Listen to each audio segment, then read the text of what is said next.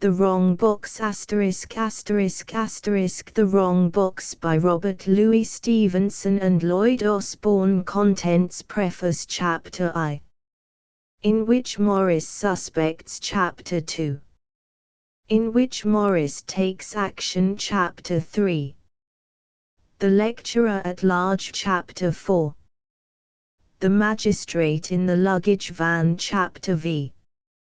Mr. Gideon Forsyth and the gigantic box. Chapter 6.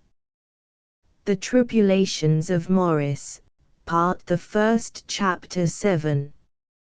In which William Dent Pitman takes legal advice. Chapter 8. In which Michael Finsbury enjoys a holiday. Chapter 9. Glorious conclusion of Michael Finsbury's holiday. Chapter X. Gideon Forsyth and the Broadwood Grand. Chapter 11.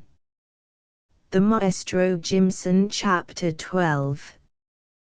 Positively the last appearance of the Broadwood Grand. Chapter 13. The Tribulations of Morris, Part the Second. Chapter 14. William Bent Pitman hears of something to his advantage. Chapter 15. The Return of the Great Vance. Chapter 16. Final adjustment of the leather business. Preface. Nothing like a little judicious levity, says Michael Finsbury in the text, nor can any better excuse be found for the volume in the reader's hand. The authors can but add that one of them is old enough to be ashamed of himself, and the other young enough to learn better. RLSLO. Chapter I. In which Morris suspects how very little does the amateur, dwelling at home at ease, comprehend the labors and perils of the author, and, when he smilingly skims the surface of a work of fiction, how little does he consider the hours of toil, consultation of authorities, researches in the Bodleian, correspondence with learned and illegible Germans, in one word, the vast scaffolding that was first built up and then knocked down, to while away an hour for him in a railway train. Thus I might begin this tale with a biography of Tunty, birthplace, parentage, genius probably inherited from his mother, remarkable instance of precocity, etc., and a complete treatise on the system to which he bequeathed his name. The material is all beside me in a pigeon-hole, but I scorn to appear vainglorious. Tunty is dead, and I never saw anyone who even pretended to regret him. And, as for the tontine system, a word will suffice for all the purposes of this unvarnished narrative. A number of sprightly youths, the more the merrier, put up a certain sum of money, which is then funded in a pool under trustees.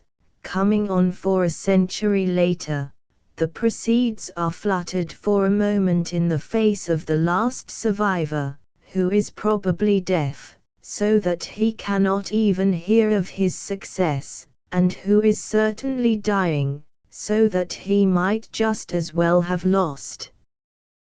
The peculiar poetry and even humor of the scheme is now apparent, since it is one by which nobody concerned can possibly profit, but its fine, sportsmanlike character ended it to our grandparents.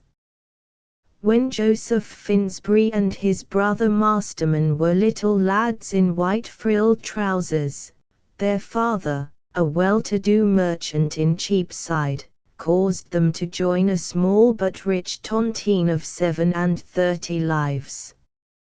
£1,000 was the entrance fee, and Joseph Finsbury can remember to this day the visit to the lawyers, where the members of the tontine, all children like himself, were assembled together, and sat in turn in the big office chair, and signed their names with the assistance of a kind old gentleman in spectacles and Wellington boots. He remembers playing with the children afterwards on the lawn at the back of the lawyer's house, and a battle royal that he had with a brother tontiner who had kicked his shins. The sound of war called forth the lawyer from where he was dispensing cake and wine to the assembled parents in the office, and the combatants were separated, and Joseph's spirit, for he was the smaller of the two, commended by the gentleman in the Wellington boots, who vowed he had been just such another at the same age. Joseph wondered to himself if he had worn at that time little Wellingtons and a little bald head, and when, in bed at night, he grew tired of telling himself stories of sea fights, he used to dress himself up as the old gentleman, and entertain other little boys and girls with cake and wine. In the year 1840 the 37 were all alive. In 1850 their number had decreased by 6. In 1856 and 1857 business was more lively, for the Crimea and the Mutiny carried off no less than 9. There remained in 1870 but 5 of the original members, and at the date of my story, including the 2 Finsburys, but 3. By this time Masterman was in his 73rd year. He had long complained of the effects of age, had long since retired from business, and now lived in absolute seclusion under the roof of his son Michael, the well-known solicitor. Joseph, on the other hand, was still up and about, and still presented but a semi-venerable figure on the streets in which he loved to wander. This was the more to be deplored because Masterman had led, even to the least particular, a model British life. Industry, regularity, respectability, and a preference for the 4% are understood to be the very foundations of a green old age. All these Masterman had eminently displayed, and here he was, ab agendo, at 73, while Joseph, barely 2 years younger, and in the most excellent preservation, had disgraced himself through life by idleness and eccentricity. Embarked in the leather trade, he had early wearied of business, for which he was supposed to have small parts. A taste for general information, not promptly checked, had soon begun to sap his manhood. There is no passion more debilitating to the mind, unless, perhaps, it be that itch of public speaking which it not infrequently accompanies or begets. The two were conjoined in the case of Joseph, the acute stage of this double malady, that in which the patient delivers gratuitous lectures, soon declared itself with severity, and not many years had passed over his head before he would have travelled 30 miles to address an infant school. He was no student. His reading was confined to elementary textbooks and the daily papers. He did not even fly as high as cyclopedias. Life, he would say, was his volume. His lectures were not meant, he would declare, for college professors. They were addressed direct to the great heart of the people, and the heart of the people must certainly be sounder than its head, for his lucubrations were received with favor. That entitled How to Live Cheerfully on £40 a Year, created a sensation among the unemployed. Education, its aims, objects, purposes, and desirability, gained him the respect of the shallow-minded. As for his celebrated essay on life insurance regarded in its relation to the masses, read before the Working Men's Mutual Improvement Society, I Love Dogs, it was received with a literal ovation by an unintelligent audience of both sexes, and so marked was the effect that he was next year elected honorary president of the institution, an office of less than no emolument, since the holder was expected to come down with a donation, but one which highly satisfied his self-esteem. While Joseph was thus building himself up a reputation among the more cultivated portion of the ignorant, his domestic life was suddenly overwhelmed by orphans. The death of his younger brother Jacob saddled him with the charge of 2 boys, Morris and John, and in the course of the same year his family was still further swelled by the addition of a little girl, the daughter of John Henry Hazeltine, Esquire, a gentleman of small property and fewer friends. He had met Joseph only once, at a lecture hall in Holloway, but from that formative experience he returned home to make a new will, and consign his daughter and her fortune to the lecturer. Joseph had a kindly disposition, and yet it was not without reluctance that he accepted this new responsibility, advertised for a nurse, and purchased a second-hand perambulator. Morris and John he made more readily welcome, not so much because of the tie of consanguinity as because the leather business, in which he hastened to invest their fortune of £30,000, had recently exhibited inexplicable symptoms of decline. A young but capable Scot was chosen as manager to the enterprise, and the cares of business never again afflicted Joseph Finsbury. Leaving his charges in the hands of the capable Scot, who was married, he began his extensive travels on the continent and in Asia Minor. With a polyglot testament in one hand and a phrase book in the other, he groped his way among the speakers of 11 European languages. The first of these guides is hardly applicable to the purposes of the philosophic traveler, and even the second is designed more expressly for the tourist than for the expert in life. But he pressed interpreters into his service, whenever he could get their services for nothing, and by one means and another filled many notebooks with the results of his researches. In these wanderings he spent several years, and only returned to England when the increasing age of his charges needed his attention. The 2 lads had been placed in a good but economical school, where they had received a sound commercial education, which was somewhat awkward, as the leather business was by no means in a state to court enquiry. In fact, when Joseph went over his accounts preparatory to surrendering his trust, he was dismayed to discover that his brother's fortune had not increased by his stewardship, even by making over to his 2 wards every penny he had in the world. There would still be a deficit of £7,800. When these facts were communicated to the 2 brothers in the presence of a lawyer, Maurice Finsbury threatened his uncle with all the terrors of the law, and was only prevented from taking extreme steps by the advice of the professional man. "You cannot get blood from a stone," observed the lawyer. And Maurice saw the point and came to terms with his uncle.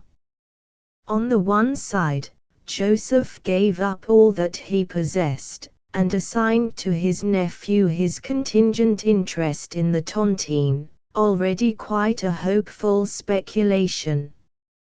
On the other, Morris agreed to harbour his uncle and Miss Hazeltine, who had come to grief with the rest, and to pay to each of them £1 a month as pocket money. The allowance was amply sufficient for the old man. It scarce appears how Miss Hazeltine contrived to dress upon it, but she did, and, what is more, she never complained. She was, indeed, sincerely attached to her incompetent guardian. He had never been unkind, his age spoke for him loudly.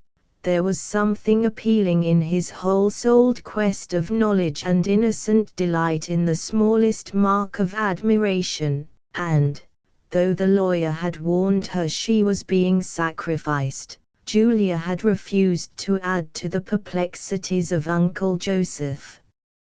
In a large, dreary house in John Street, Bloomsbury, these four dwelled together, a family in appearance, in reality a financial association. Julia and Uncle Joseph were, of course, slaves. John, a gentleman with a taste for the banjo, the music hall, the Gaiety bar, and the sporting papers, must have been anywhere a secondary figure, and the cares and delights of empire devolved entirely upon Morris. That these are inextricably intermixed is one of the commonplaces with which the bland essayist consoles the incompetent and the obscure, but in the case of Morris the bitter must have largely outweighed the sweet. He grudged no trouble to himself, he spared none to others, he called the servants in the morning, he served out the stores with his own hand. He took soundings of the sherry, he numbered the remainder biscuits, painful scenes took place over the weekly bills, and the cook was frequently impeached, and the tradespeople came and hectored with him in the back parlour upon a question of 3 farthings. The superficial might have deemed him a miser, in his own eyes he was simply a man who had been defrauded. The world owed him £7,800, and he intended that the world should pay. But it was in his dealings with Joseph that Morris's character particularly shone. His uncle was a rather gambling stock in which he had invested heavily, and he spared no pains in nursing the security. The old man was seen monthly by a physician, whether he was well or ill. His diet, his aliment, his occasional outings, now to Brighton, now to Bournemouth, were doled out to him like pap to infants. In bad weather he must keep the house. In good weather, by 9:30, he must be ready in the hall. Morris would see that he had gloves and that his shoes were sound, and the pair would start for the leather business arm in arm. The way there was probably dreary enough, for there was no pretence of friendly feeling. Morris had never ceased to upbraid his guardian with his defalcation and to lament the burthen of Miss Hazeltine, and Joseph, though he was a mild enough soul, regarded his nephew with something very near akin to hatred. But the way there was nothing to the journey back, for the mere sight of the place of business, as well as every detail of its transactions, was enough to poison life for any Finsbury. Joseph's name was still over the door, it was he who still signed the cheques. But this was only policy on the part of Morris, and designed to discourage other members of the tontine. In reality the business was entirely his, and he found it an inheritance of sorrows. He tried to sell it, and the offers he received were quite derisory. He tried to extend it, and it was only the liabilities he succeeded in extending, to restrict it, and it was only the profits he managed to restrict. Nobody had ever made money out of that concern except the capable Scot, who retired, after his discharge, to the neighborhood of Banff and built a castle with his profits. The memory of this fallacious Caledonian Morris would revile daily, as he sat in the private office opening his mail, with old Joseph at another table, sullenly awaiting orders, or savagely affixing signatures to he knew not what. And when the man of the heather pushed cynicism so far as to send him the announcement of his second marriage, to Davida, eldest daughter of the Revd. Alexander McCraw, it was really supposed that Morris would have had a fit. Business hours, in the Finsbury leather trade, had been cut to the quick. Even Morris's strong sense of duty to himself was not strong enough to dally within those walls and under the shadow of that bankruptcy, and presently the manager and the clerks would draw a long breath, and compose themselves for another day of procrastination. Raw haste, on the authority of my Lord Tennyson, is half-sister to delay, but the business habits are certainly her uncles. Meanwhile, the leather merchant would lead his living investment back to John Street like a puppy dog, and, having there immured him in the hall, would depart for the day on the quest of seal rings, the only passion of his life. Joseph had more than the vanity of man, he had that of lecturers. He owned he was in fault, although more sinned against, by the capable Scot, than sinning, but had he steeped his hands in gore, he would still not deserve to be thus dragged at the chariot wheels of a young man, to sit a captive in the halls of his own leather business, to be entertained with mortifying comments on his whole career, to have his costume examined, his collar pulled up, the presence of his mittens verified, and to be taken out and brought home in custody, like an infant with a nurse. At the thought of it his soul would swell with venom, and he would make haste to hang up his hat and coat and the detested mittens, and slink upstairs to Julia and his notebooks.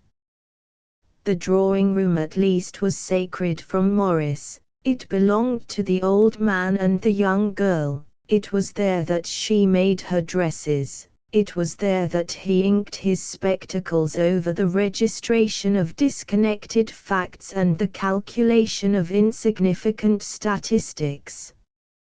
Here he would sometimes lament his connection with the tontine. If it were not for that, he cried one afternoon, he would not care to keep me. I might be a free man, Julia. And I could so easily support myself by giving lectures. To be sure you could, said she, and I think it one of the meanest things he ever did to deprive you of that amusement. There were those nice people at the Isle of Cats, wasn't it, who wrote and asked you so very kindly to give them an address. I did think he might have let you go to the Isle of Cats. He is a man of no intelligence, cried Joseph.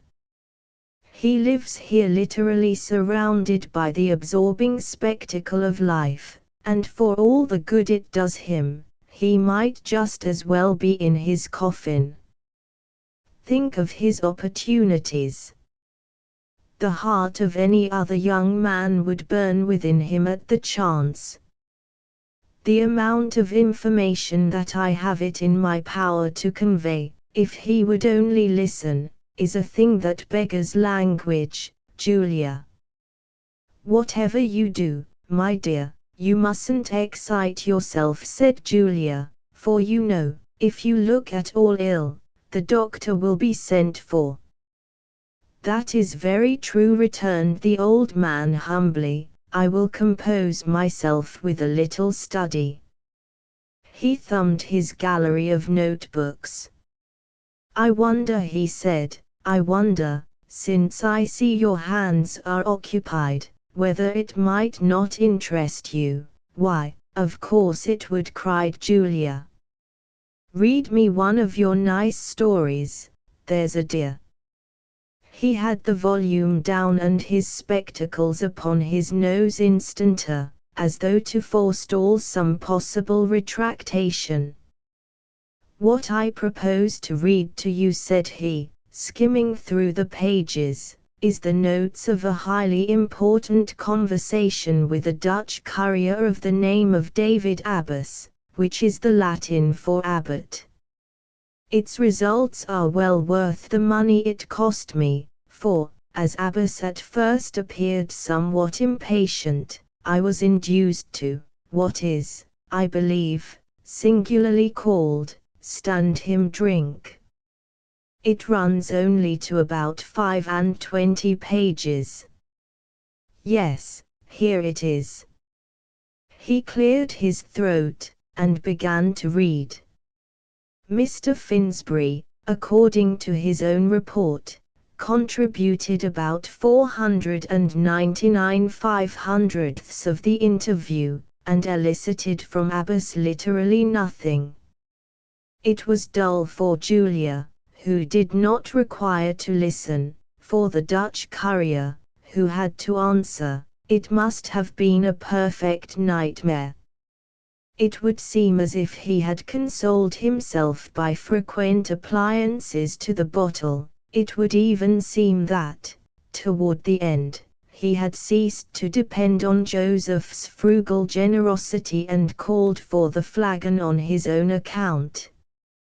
The effect, at least, of some mellowing influence was visible in the record. Abbas became suddenly a willing witness. He began to volunteer disclosures, and Julia had just looked up from her seam with something like a smile, when Morris burst into the house, eagerly calling for his uncle, and the next instant plunged into the room, waving in the air the evening paper. It was indeed with great news that he came charged. The demise was announced of Lieutenant General Sir Glasgow Biggar, KCSI, KCMG, etc., and the prize of the tontine now lay between the Finsbury brothers. Here was Morris's opportunity at last. The brothers had never, it is true, been cordial. When word came that Joseph was in Asia Minor, Masterman had expressed himself with irritation. "I call it simply indecent," he had said. "Mark my words, we shall hear of him next at the North Pole." And these bitter expressions had been reported to the traveller on his return.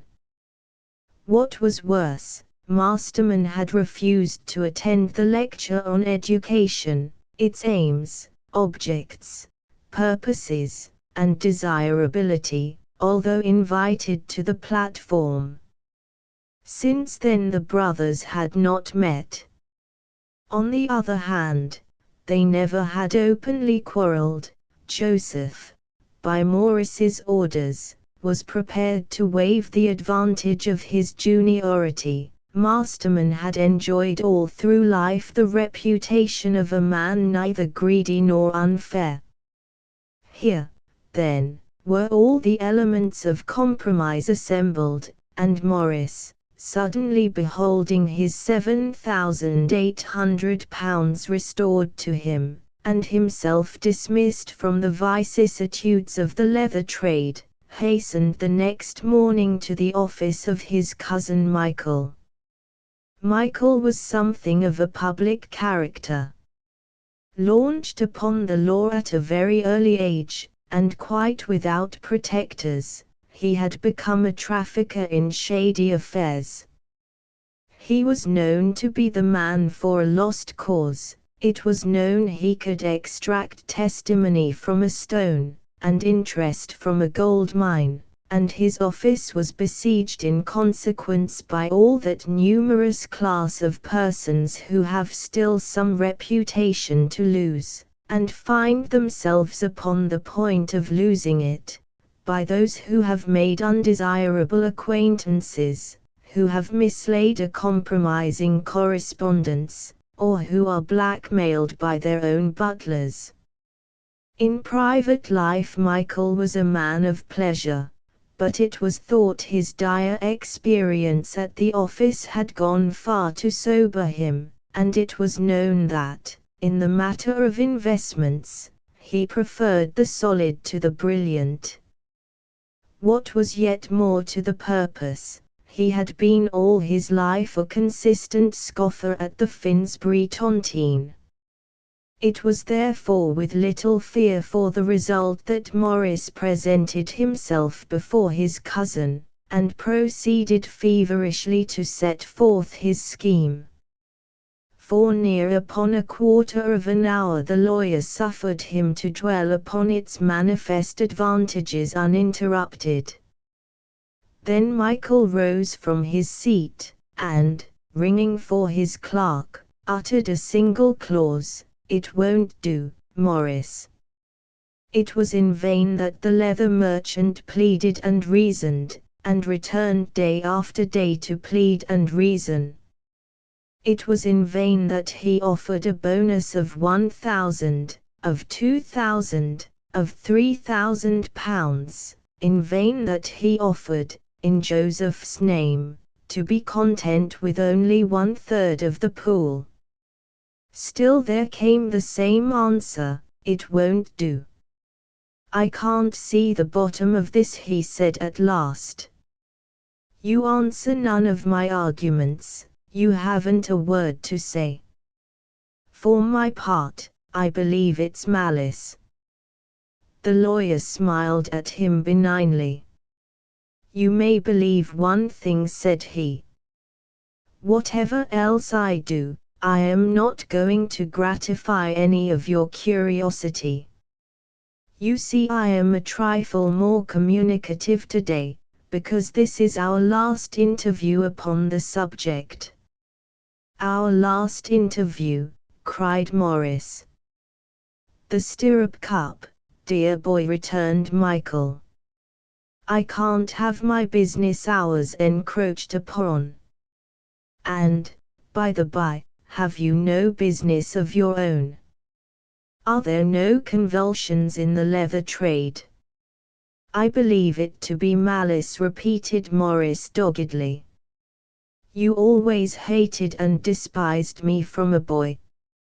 "No, no, not hated," returned Michael soothingly.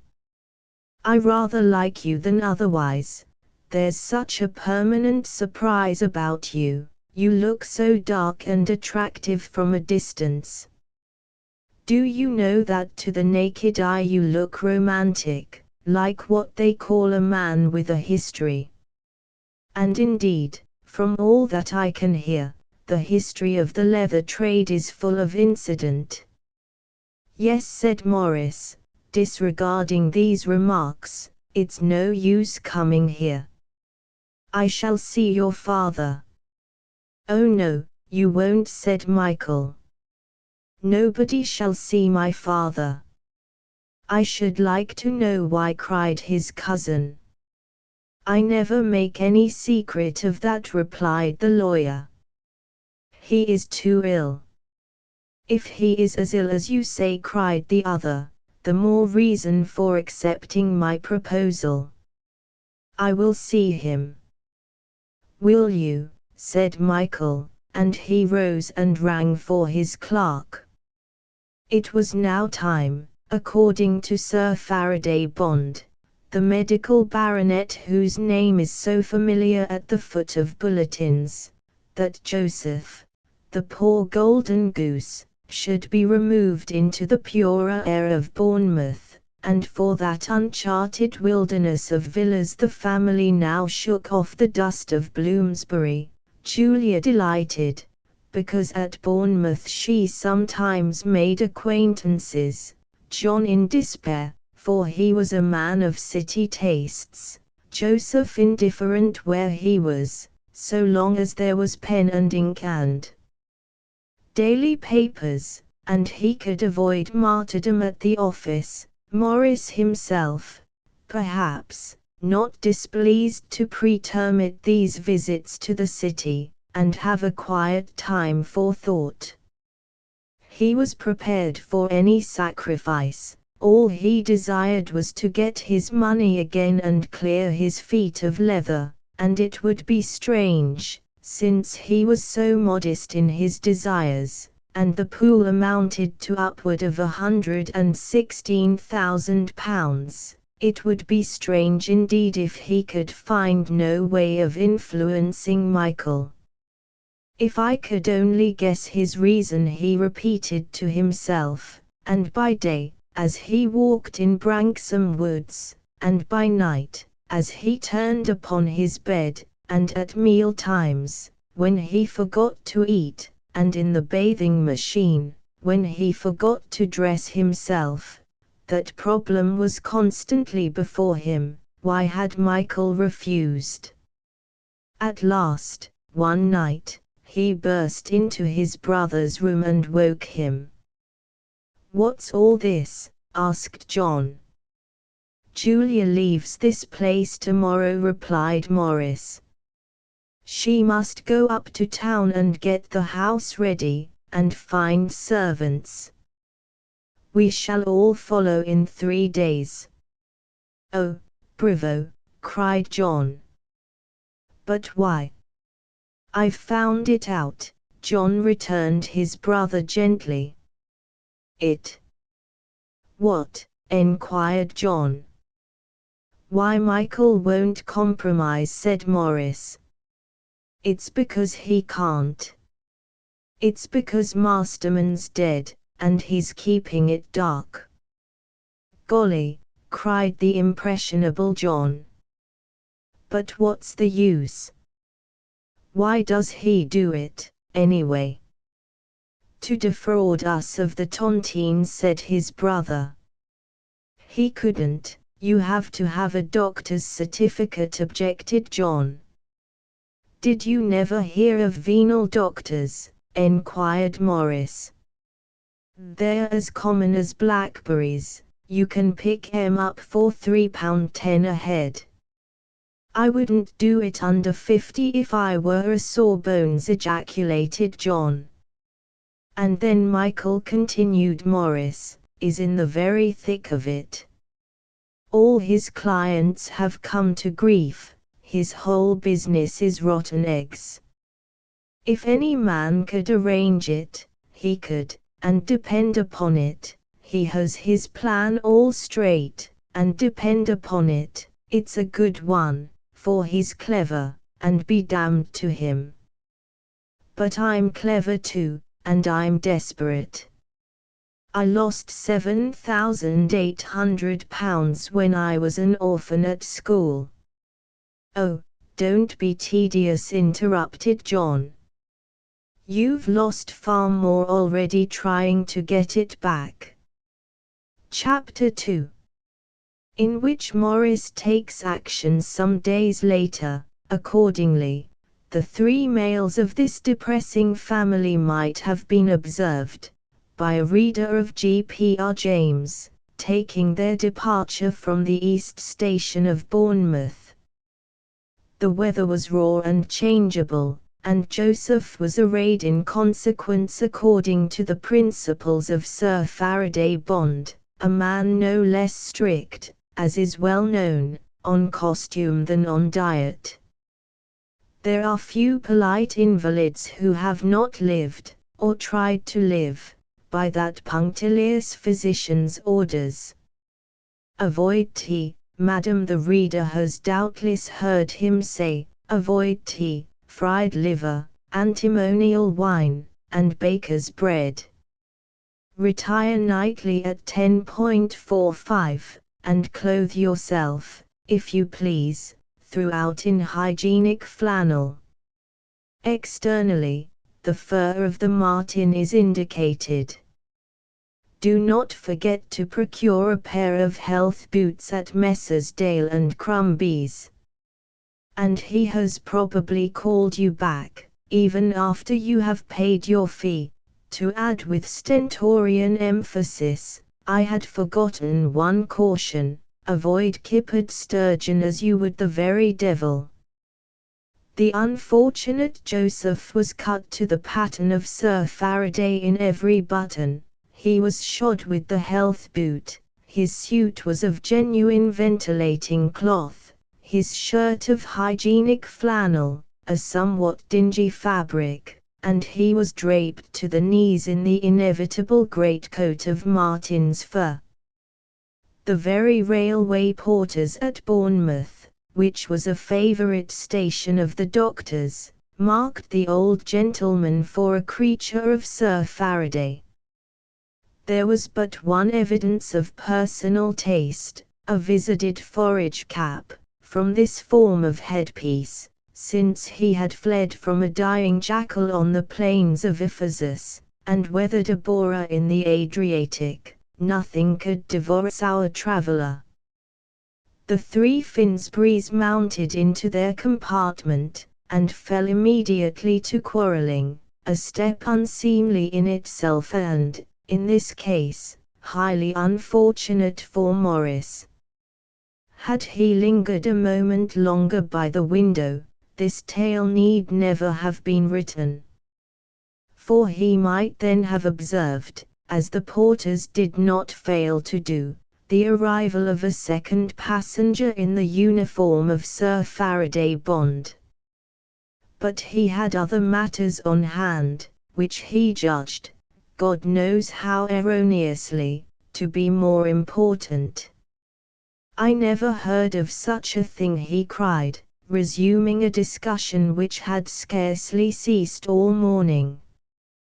The bill is not yours, it is mine. It is payable to me, returned the old gentleman, with an air of bitter obstinacy.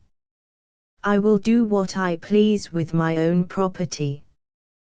The bill was one for £800, which had been given him at breakfast to endorse, and which he had simply pocketed. Hear him, Johnny, cried Morris. His property, the very clothes upon his back, belong to me. Let him alone, said John. I am sick of both of you. That is no way to speak of your uncle, sir, cried Joseph. I will not endure this disrespect.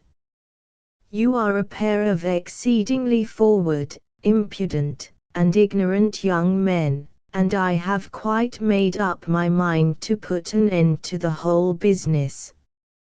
Oh, Skittles, said the graceful John. But Morris was not so easy in his mind. This unusual act of insubordination had already troubled him, and these mutinous words now sounded ominously in his ears. He looked at the old gentleman uneasily. Upon one occasion, many years before, when Joseph was delivering a lecture, the audience had revolted in a body. Finding their entertainer somewhat dry, they had taken the question of amusement into their own hands, and the lecturer, along with the board schoolmaster, the Baptist clergyman, and a working man's candidate, who made up his bodyguard, was ultimately driven from the scene. Morris had not been present on that fatal day. If he had, he would have recognized a certain fighting glitter in his uncle's eye, and a certain chewing movement of his lips, as old acquaintances. But even to the inexpert these symptoms breathed of something dangerous. Well, well, said Morris. I have no wish to bother you further till we get to London. Joseph did not so much as look at him in answer. With tremulous hands he produced a copy of the British Mechanic, and ostentatiously buried himself in its perusal. "I wonder what can make him so cantankerous," reflected the nephew. "I don't like the look of it at all." And he dubiously scratched his nose. The train traveled forth into the world, bearing along with it the customary freight of obliterated voyagers, and along with these old Joseph, affecting immersion in his paper, and John slumbering over the columns of the pink UN, and Morris revolving in his mind a dozen grudges, and suspicions, and alarms. It passed Christ Church by the sea, Herne with its pine woods, Ringwood on its mazy river. A little behind time, but not much for the southwestern, it drew up at the platform of a station, in the midst of the New Forest, the real name of which, in case the railway company might have the law of me, I shall veil under the alias of Browndean. Many passengers put their heads to the window, and among the rest an old gentleman on whom I willingly dwell, for I am nearly done with him now, and, in the whole course of the present narrative, I am not in the least likely to meet another character so decent. His name is immaterial, not so his habits. He had passed his life wandering in a tweed suit on the continent of Europe, and years of Galignani's messenger having at length undermined his eyesight, he suddenly remembered the rivers of Assyria and came to London to consult an oculist. From the oculist to the dentist, and from both to the physician, the step appears inevitable. Presently he was in the hands of Sir Faraday, robed in ventilating cloth and sent to Bournemouth, and to that domineering baronet, who was his only friend upon his native soil, he was now returning to report. The case of these tweed-suited wanderers is unique. We have all seen them entering the table d'hôte, at Spezia, or Grdtz, or Venice, with a genteel melancholy and a faint appearance of having been to India and not succeeded. In the offices of many hundred hotels they are known by name, and yet, if the whole of this wandering cohort were to disappear tomorrow, their absence would be wholly unremarked. How much more, if only one, say this one in the ventilating cloth, should vanish. He had paid his bills at Bournemouth, his worldly effects were all in the van in 2 portmanteaux, and these after the proper interval would be sold as unclaimed baggage to a Jew. Sir Faraday's butler would be a half-crown poorer at the year's end, and the hotel keepers of Europe about the same date would be mourning a small but quite observable decline in profits. And that would be literally all. Perhaps the old gentleman thought something of the sort, for he looked melancholy enough as he pulled his bare, grey head back into the carriage, and the train smoked under the bridge, and forth, with ever-quickening speed, across the mingled heaths and woods of the New Forest. Not many hundred yards beyond Browndean, however, a sudden jarring of brakes set everybody's teeth on edge, and there was a brutal stoppage. Maurice Finsbury was aware of a confused uproar of voices, and sprang to the window. Women were screaming, men were tumbling from the windows on the track, the guard was crying to them to stay where they were. At the same time the train began to gather way and move very slowly backward toward Browndean, and the next moment, all these various sounds were blotted out in the apocalyptic whistle and the thundering onslaught of the Down Express. The actual collision Maurice did not hear. Perhaps he fainted. He had a wild dream of having seen the carriage double up and fall to pieces like a pantomime trick, and sure enough, when he came to himself, he was lying on the bare earth and under the open sky. His head ached savagely, he carried his hand to his brow, and was not surprised to see it red with blood. The air was filled with an intolerable, throbbing roar, which he expected to find die away with the return of consciousness, and instead of that it seemed but to swell the louder and to pierce the more cruelly through his ears. It was a raging, bellowing thunder, like a boiler riveting factory. And now curiosity began to stir, and he sat up and looked about him. The track at this point ran in a sharp curve about a wooded hillock. All of the near side was heaped with the wreckage of the Bournemouth train, that of the express was mostly hidden by the trees, and just at the turn, under clouds of vomiting steam and piled about with cairns of living coal, lay what remained of the two engines, one upon the other. On the heathy margin of the line were many people running to and fro, and crying aloud as they ran, and many others lying motionless like sleeping tramps. Morris suddenly drew an inference. There has been an accident, thought he, and was elated at his perspicacity. Almost at the same time his eye lighted on John, who lay close by as white as paper. Poor old John, poor old cove, he thought, the schoolboy expression popping forth from some forgotten treasury, and he took his brother's hand in his with childish tenderness. It was perhaps the touch that recalled him. At least John opened his eyes, sat suddenly up, and after several ineffectual movements of his lips, "What's the row?" said he, in a phantom voice. The din of that devil's smithy still thundered in their ears. "Let us get away from that," Morris cried, and pointed to the vomit of steam that still spouted from the broken engines.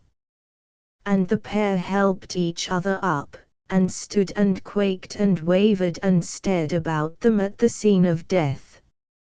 Just then they were approached by a party of men who had already organized themselves for the purposes of rescue. "Are you hurt?" cried one of these, a young fellow with the sweat streaming down his pallid face, and who, by the way he was treated, was evidently the doctor. Morris shook his head, and the young man, nodding grimly, handed him a bottle of some spirit. "Take a drink of that," he said, "your friend looks as if he needed it badly." "We want every man we can get," he added. "There's terrible work before us, and nobody should shirk. If you can do no more, you can carry a stretcher." The doctor was hardly gone before Morris, under the spur of the dram, awoke to the full possession of his wits. "My God!" he cried. "Uncle Joseph!" "Yes," said John, "where can he be?" "He can't be far off. I hope the old party isn't damaged." "Come and help me to look," said Morris, with a snap of savage determination strangely foreign to his ordinary bearing, and then, for one moment, he broke forth. "If he's dead," he cried, and shook his fist at heaven. To and fro the brothers hurried, staring in the faces of the wounded, or turning the dead upon their backs. They must have thus examined 40 people, and still there was no word of Uncle Joseph. But now the course of their search brought them near the center of the collision, where the boilers were still blowing off steam with a deafening clamor. It was a part of the field not yet gleaned by the rescuing party. The ground, especially on the margin of the wood, was full of inequalities, here a pit, there a hillock surmounted with a bush of furze. It was a place where many bodies might lie concealed, and they beat it like pointers after game. Suddenly Morris, who was leading, paused and reached forth his index with a tragic gesture. John followed the direction of his brother's hand. In the bottom of a sandy hole lay something that had once been human. The face had suffered severely, and it was unrecognizable, but that was not required. The snowy hair, the coat of marten, the ventilating cloth, the hygienic flannel, everything down to the health boots from Messrs. Dale and Crumbies, identified the body as that of Uncle Joseph. Only the forage cap must have been lost in the convulsion, for the dead man was bareheaded. "The poor old beggar," said John, with a touch of natural feeling. "I would give £10 if we hadn't chivied him in the train." But there was no sentiment in the face of Morris as he gazed upon the dead. Gnawing his nails, with introverted eyes, his brow marked with the stamp of tragic indignation and tragic intellectual effort, he stood there silent. Here was a last injustice. He had been robbed while he was an orphan at school, he had been lashed to a decadent leather business, he had been saddled with Miss Hazeltine, his cousin had been defrauding him of the tontine, and he had borne all this, we might almost say, with dignity, and now they had gone and killed his uncle. "Here," he said suddenly, "take his heels, we must get him into the woods. I'm not going to have anybody find this." "Oh, fudge," said John, "where's the use?" "Do what I tell you," spurted Morris, as he took the corpse by the shoulders. "Am I to carry him myself?" They were close upon the borders of the wood. In 10 or 12 paces they were under cover, and a little further back, in a sandy clearing of the trees, they laid their burthen down, and stood and looked at it with loathing. "What do you mean to do?" whispered John. "Bury him, to be sure," responded Morris, and he opened his pocket knife and began feverishly to dig. "You'll never make a hand of it with that," objected the other. "If you won't help me, you cowardly shirk," screamed Morris, "you can go to the devil." "It's the childishest folly," said John, "but no man shall call me a coward," and he began to help his brother grudgingly. The soil was sandy and light, but matted with the roots of the surrounding furze. Gorse tore their hands, and as they baled the sand from the grave, it was often discolored with their blood. An hour passed of unremitting energy upon the part of Morris, of lukewarm help on that of John, and still the trench was barely 9 inches in depth. Into this the body was rudely flung, sand was piled upon it, and then more sand must be dug, and gorse had to be cut to pile on that, and still from one end of the sordid mound a pair of feet projected and caught the light upon their patent leather toes. But by this time the nerves of both were shaken, even Morris had enough of his grisly task, and they skulked off like animals into the thickest of the neighboring covert. "It's the best that we can do," said Morris, sitting down. "And now," said John, "perhaps you'll have the politeness to tell me what it's all about." "Upon my word," cried Morris, if you do not understand for yourself, I almost despair of telling you." "Oh, of course it's some rot about the tontine," returned the other. "But it's the merest nonsense. We've lost it, and there's an end." "I tell you," said Morris, "Uncle Masterman is dead." "I know it, there's a voice that tells me so." "Well, and so is Uncle Joseph," said John. "He's not dead, unless I choose," returned Morris. "And come to that," cried John, "if you're right, and Uncle Masterman's been dead ever so long, all we have to do is to tell the truth and expose Michael." "You seem to think Michael is a fool," sneered Morris. "Can't you understand he's been preparing this fraud for years? He has the whole thing ready, the nurse, the doctor, the undertaker, all bought, the certificate all ready, but the date. Let him get wind of this business, and you mark my words, Uncle Masterman will die in 2 days and be buried in a week. But see here, Johnny, what Michael can do, I can do. If he plays a game of bluff, so can I. If his father is to live forever, by God, so shall my uncle." "It's illegal, ain't it?" said John. "A man must have some moral courage," replied Morris with dignity. "And then suppose you're wrong? Suppose Uncle Masterman's alive and kicking?" "Well, even then," responded the plotter, "we are no worse off than we were before, in fact, we're better. Uncle Masterman must die some day. As long as Uncle Joseph was alive, he might have died any day, but we're out of all that trouble now.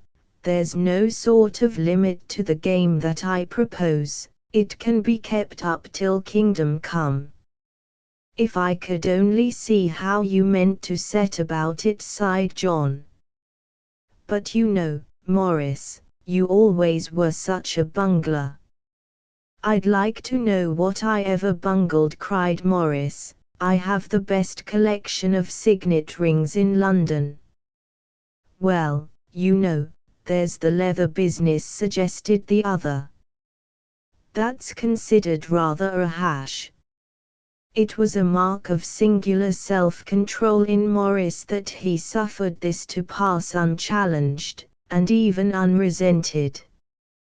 "About the business in hand," said he, "once we can get him up to Bloomsbury, there's no sort of trouble. We bury him in the cellar, which seems made for it, and then all I have to do is to start out and find a venal doctor." "Why can't we leave him where he is?" asked John. "Because we know nothing about the country," retorted Morris. "This would may be a regular lover's walk. Turn your mind to the real difficulty. How are we to get him up to Bloomsbury?" Various schemes were mooted and rejected. The railway station at Browndean was, of course, out of the question, for it would now be a centre of curiosity and gossip, and, of all things, they would be least able to dispatch a dead body without remark. John feebly proposed getting an ale cask and sending it as beer, but the objections to this course were so overwhelming that Morris scorned to answer. The purchase of a packing case seemed equally hopeless, for why should 2 gentlemen without baggage of any kind require a packing case? They would be more likely to require clean linen. "We are working on wrong lines," cried Morris at last. "The thing must be gone about more carefully.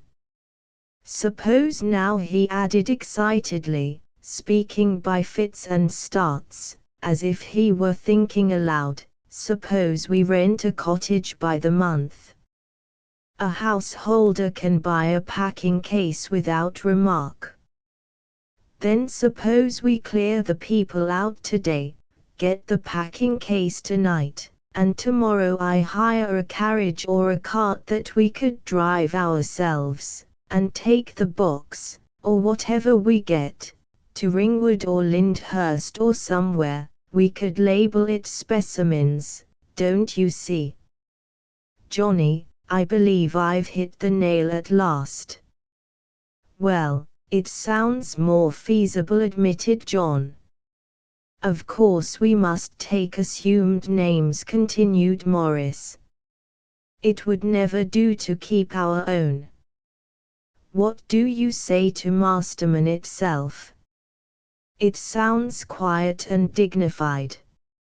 I will not take the name of Masterman, returned his brother. You may, if you like.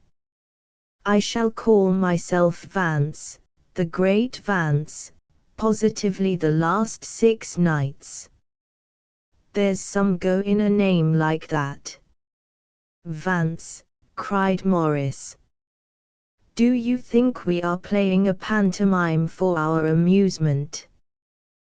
There was never anybody named Vance who wasn't a music hall singer.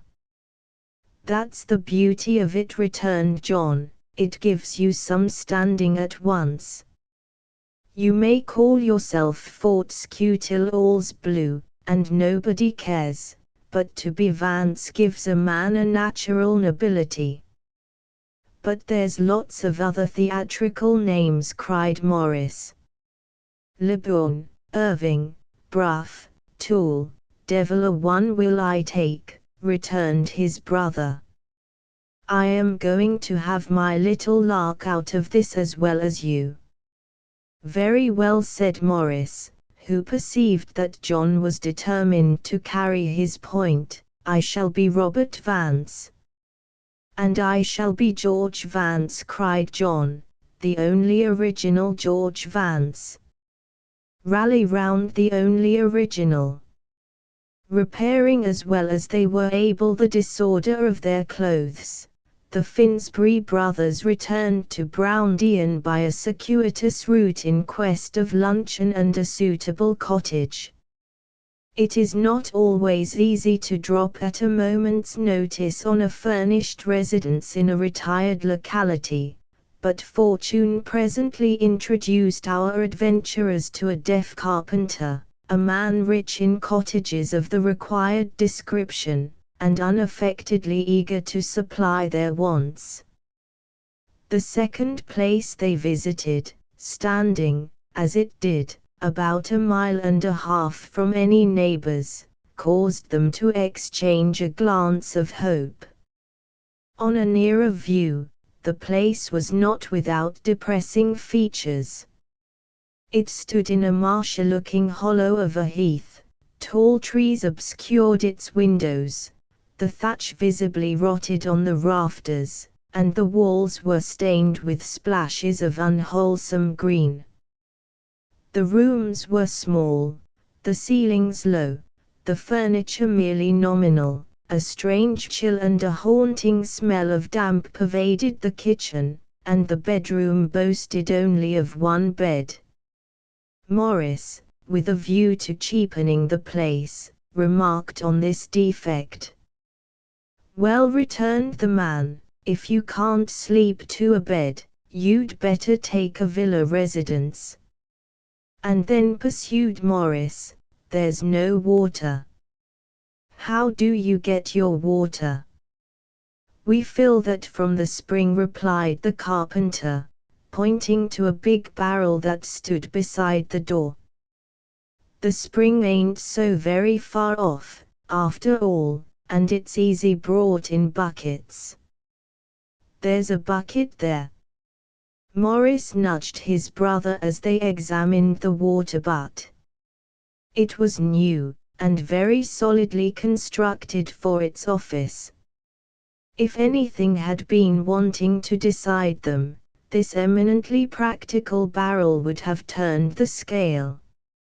A bargain was promptly struck, the month's rent was paid upon the nail, and about an hour later the Finsbury brothers might have been observed returning to the blighted cottage, having along with them the key, which was the symbol of their tenancy, a spirit lamp, with which they fondly told themselves they would be able to cook, a pork pie of suitable dimensions, and a quart of the worst whisky in Hampshire. Nor was this all they had effected. Already, under the plea that they were landscape painters, they had hired for dawn on the morrow a light but solid two-wheeled cart, so that when they entered in their new character, they were able to tell themselves that the back of the business was already broken. John proceeded to get tea, while Morris, foraging about the house, was presently delighted by discovering the lid of the water butt upon the kitchen shelf. Here, then, was the packing case complete, in the absence of straw, the blankets, which he himself, at least, had not the smallest intention of using for their present purpose, would exactly take the place of packing, and Morris, as the difficulties began to vanish from his path, rose almost to the brink of exultation. There was, however, one difficulty not yet faced, one upon which his whole scheme depended. Would John consent to remain alone in the cottage? He had not yet dared to put the question. It was with high good humor that the pair sat down to the deal table, and proceeded to fall to on the pork pie.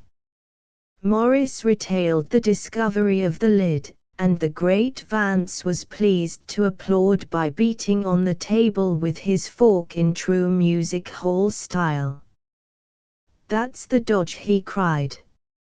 "I always said a water butt was what you wanted for this business."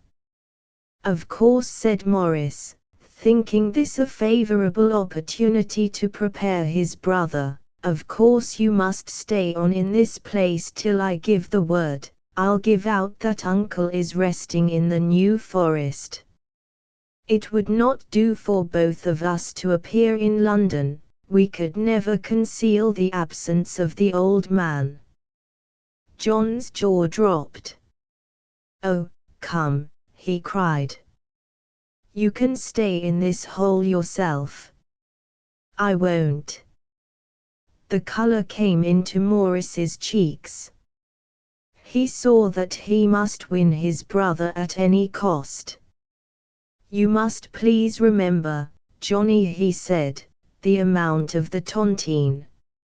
If I succeed, we shall have each 50,000 to place to our bank account, and nearer 60.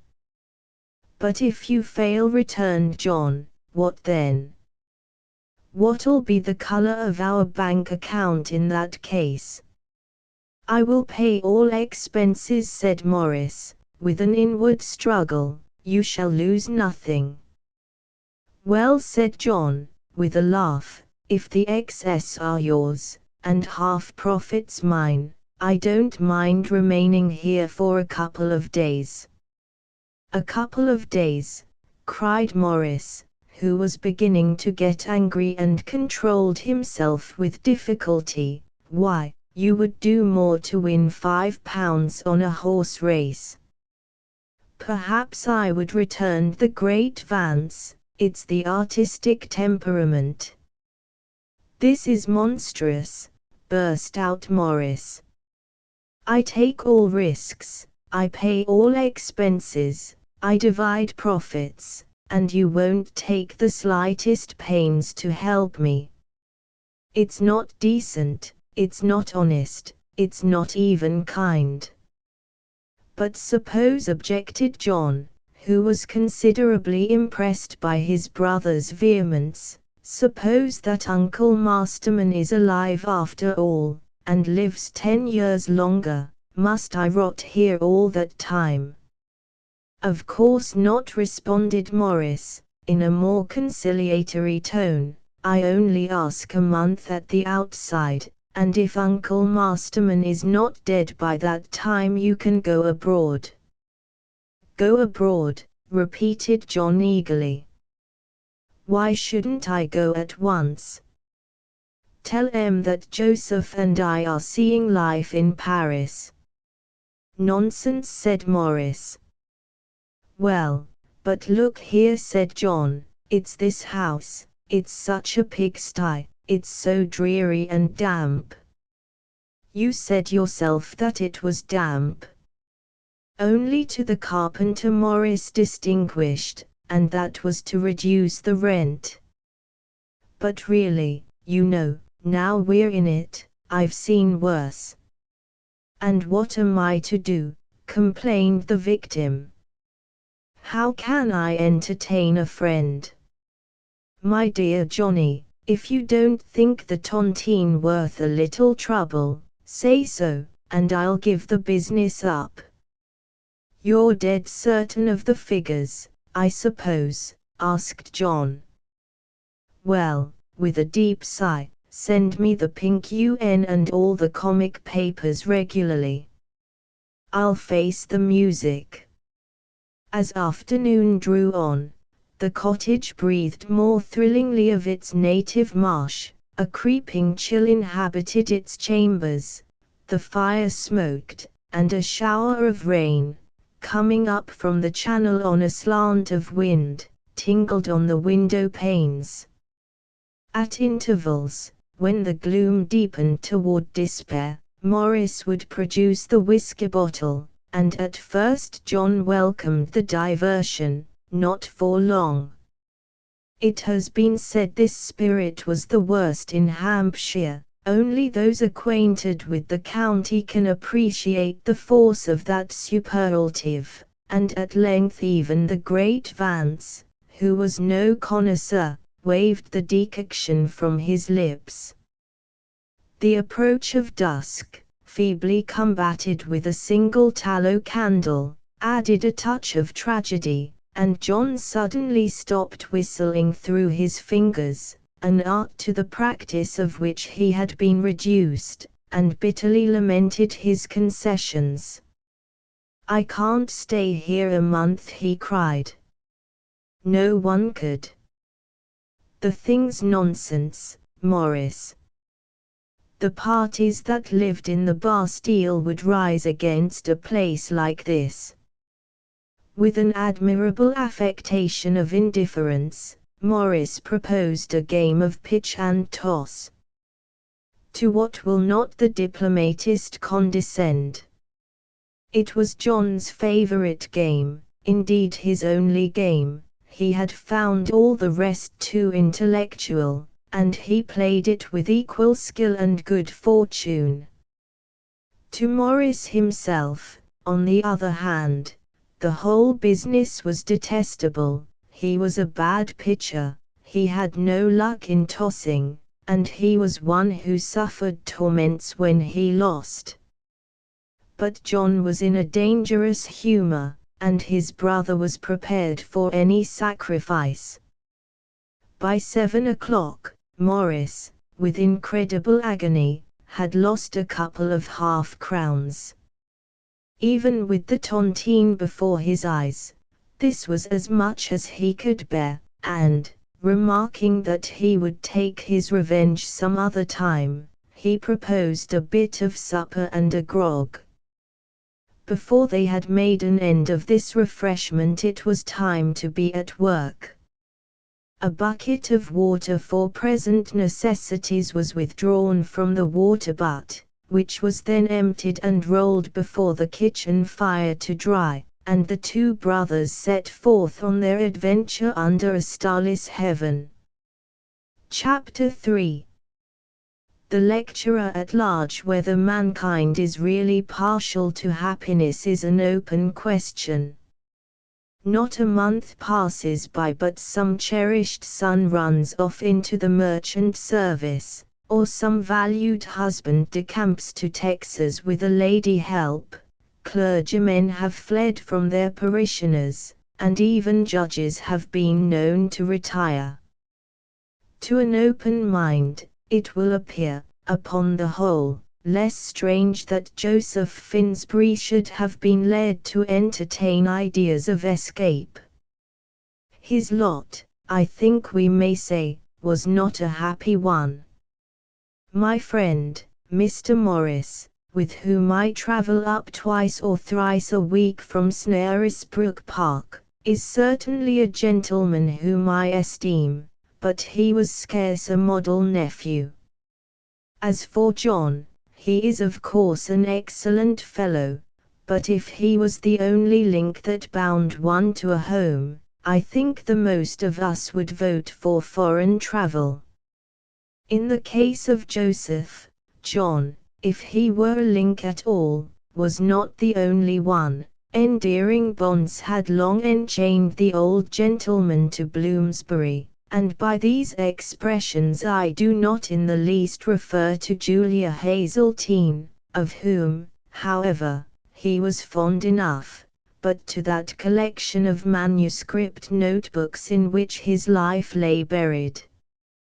That he should ever have made up his mind to separate himself from these collections, and go forth upon the world with no other resources than his memory supplied, is a circumstance highly pathetic in itself, and but little creditable to the wisdom of his nephews.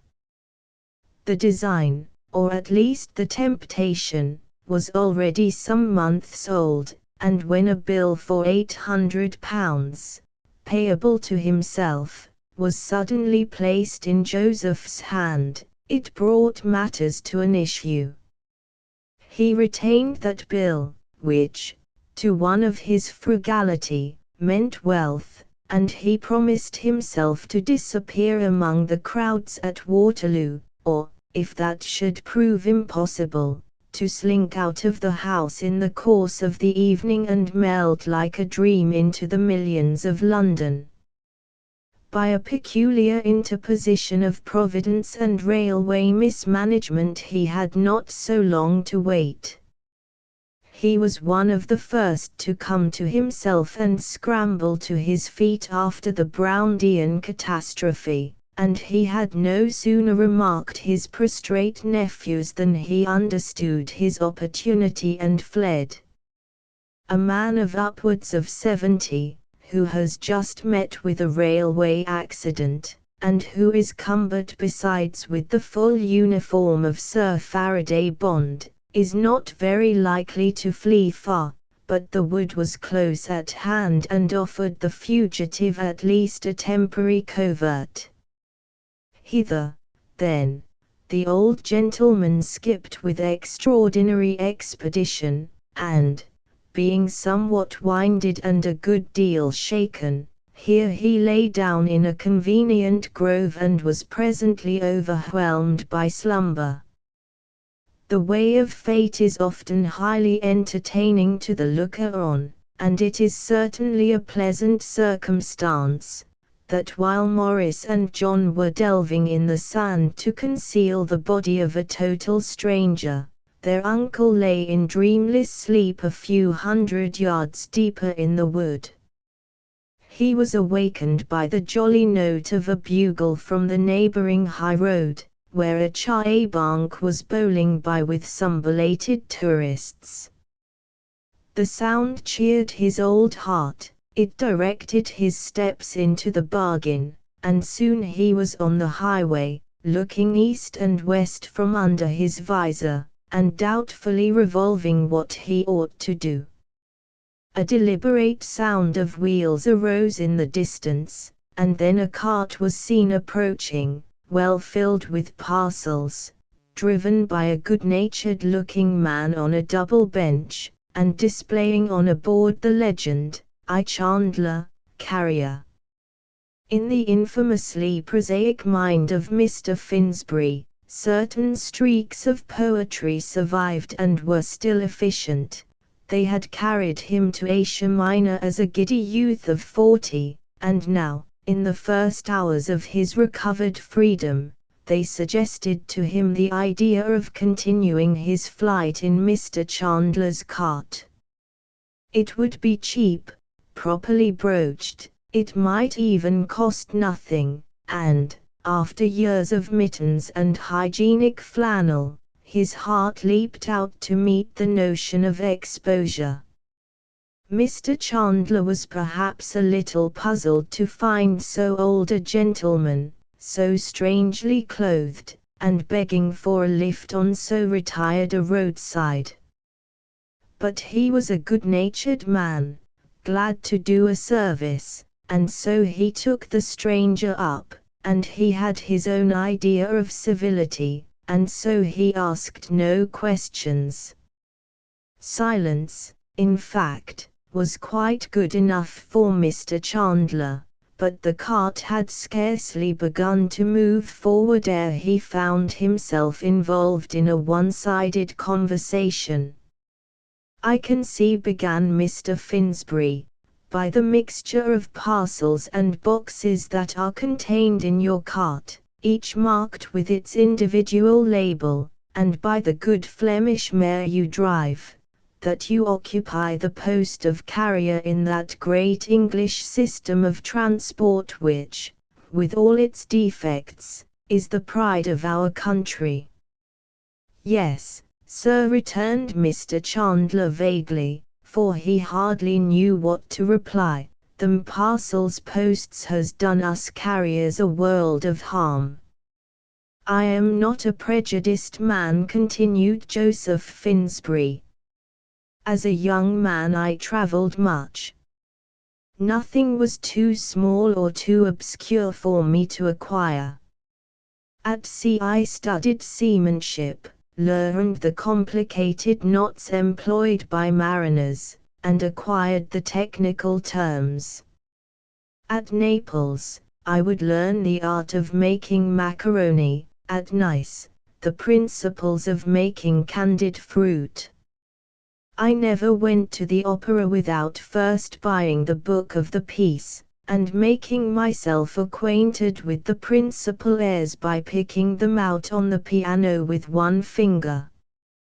"You must have seen a deal, sir," remarked the carrier, touching up his horse. "I wish I could have had your advantages." "Do you know how often the word whip occurs in the Old Testament?" continued the old gentleman. 100 and, if I remember exactly, 47 times. "Do it indeed, sir," said Mr. Chandler. "I never should have thought it. The Bible contains 3,501,249 letters. Of verses I believe there are upward of 18,000. There have been many editions of the Bible. Wycliffe was the first to introduce it into England about the year 1300. The Paragraph Bible, as it is called, is a well-known edition, and is so called because it is divided into paragraphs. The Breeches Bible is another well-known instance, and gets its name either because it was printed by one Breeches, or because the place of publication bore that name. The carrier remarked dryly that he thought that was only natural, and turned his attention to the more congenial task of passing a cart of hay. It was a matter of some difficulty, for the road was narrow, and there was a ditch on either hand. "I perceive," began Mr. Finsbury, when they had successfully passed the cart, "that you hold your reins with one hand. You should employ two." "Well, I like that," cried the carrier contemptuously. "Why? You do not understand," continued Mr. Finsbury. "What I tell you is a scientific fact, and reposes on the theory of the lever, a branch of mechanics. There are some very interesting little shilling books upon the field of study, which I should think a man in your station would take a pleasure to read. But I am afraid you have not cultivated the art of observation. At least we have now driven together for some time, and I cannot remember that you have contributed a single fact. This is a very false principle, my good man. For instance, I do not know if you observed that, as you passed the hay cart man, you took your left. Of course I did, cried the carrier, who was now getting belligerent. He'd have the law on me if I hadn't. In France, now resumed the old man, and also, I believe, in the United States of America, you would have taken the right. I would not, cried Mr. Chandler indignantly. I would have taken the left. I observe again, continued Mr. Finsbury, scorning to reply, that you mend the dilapidated parts of your harness with string. I have always protested against this carelessness and slovenliness of the English poor. In an essay that I once read before an appreciative audience, it ain't string, said the carrier sullenly, it's pack thread. I have always protested, resumed the old man, that in their private and domestic life, as well as in their laboring career, the lower classes of this country are improvident, thriftless, and extravagant. A stitch in time. Who the devil are the lower classes? Cried the carrier. You are the lower classes yourself. If I thought you were a blooming aristocrat, I shouldn't have given you a lift.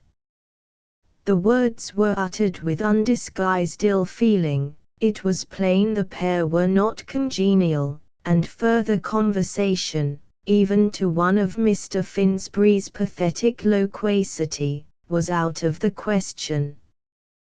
With an angry gesture, he pulled down the brim of the forage cap over his eyes, and, producing a notebook and a blue pencil from one of his innermost pockets, soon became absorbed in calculations. On his part the carrier fell to whistling with fresh zest, and if, now and again, he glanced at the companion of his drive, it was with mingled feelings of triumph and alarm. Triumph because he had succeeded in arresting that prodigy of speech, and alarm lest, by any accident, it should begin again.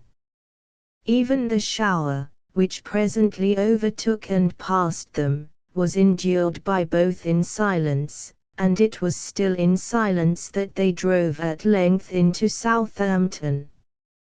Dusk had fallen. The shop windows glimmered forth into the streets of the old seaport. In private houses lights were kindled for the evening meal, and Mr. Finsbury began to think complacently of his night's lodging. He put his papers by, cleared his throat, and looked doubtfully at Mr. Chandler. "Will you be civil enough," said he, "to recommend me to an inn?" Mr. Chandler pondered for a moment. "Well," he said at last, "I wonder how about the Tregonwell Arms. The Tregonwell Arms will do very well," returned the old man, "if it's clean and cheap, and the people civil." "I wasn't thinking so much of you," returned Mr. Chandler thoughtfully. "I was thinking of my friend Watts as keeps the house. He's a friend of mine, you see, and he helped me through my trouble last year. And I was thinking, would it be fair like on Watts to saddle him with an old party like you, who might be the death of him with general information?" "Would it be fair to the house?" enquired Mr. Chandler, with an air of candid appeal. "Mark me," cried the old gentleman with spirit. "It was kind in you to bring me here for nothing, but it gives you no right to address me in such terms. Here's a shilling for your trouble, and, if you do not choose to set me down at the Tregonwell Arms, I can find it for myself." Chandler was surprised and a little startled. Muttering something apologetic, he returned the shilling, drove in silence through several intricate lanes and small streets, drew up at length before the bright windows of an inn, and called loudly for Mr. Watts. "Is that you, Jim?" cried a hearty voice from the stableyard. "Come in and warm yourself." "I only stopped here," Mr. Chandler explained, "to let down an old gent that wants food and lodging. Mind, I warn you agin him, he's worse nor a temperance lecturer." Mr. Finsbury dismounted with difficulty, for he was cramped with his long drive, and the shaking he had received in the accident.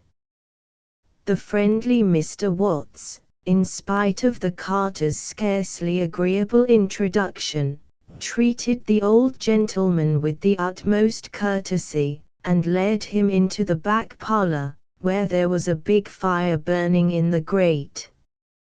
Presently a table was spread in the same room, and he was invited to seat himself before a stewed fowl, somewhat the worse for having seen service before, and a big pewter mug of ale from the tap.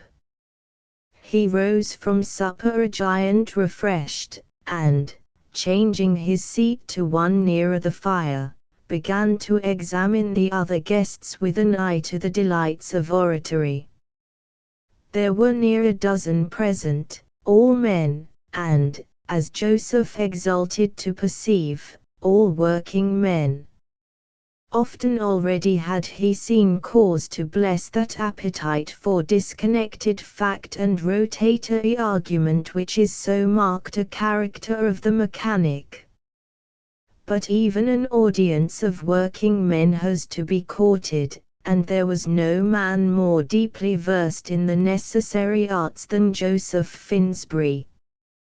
He placed his glasses on his nose, drew from his pocket a bundle of papers, and spread them before him on a table.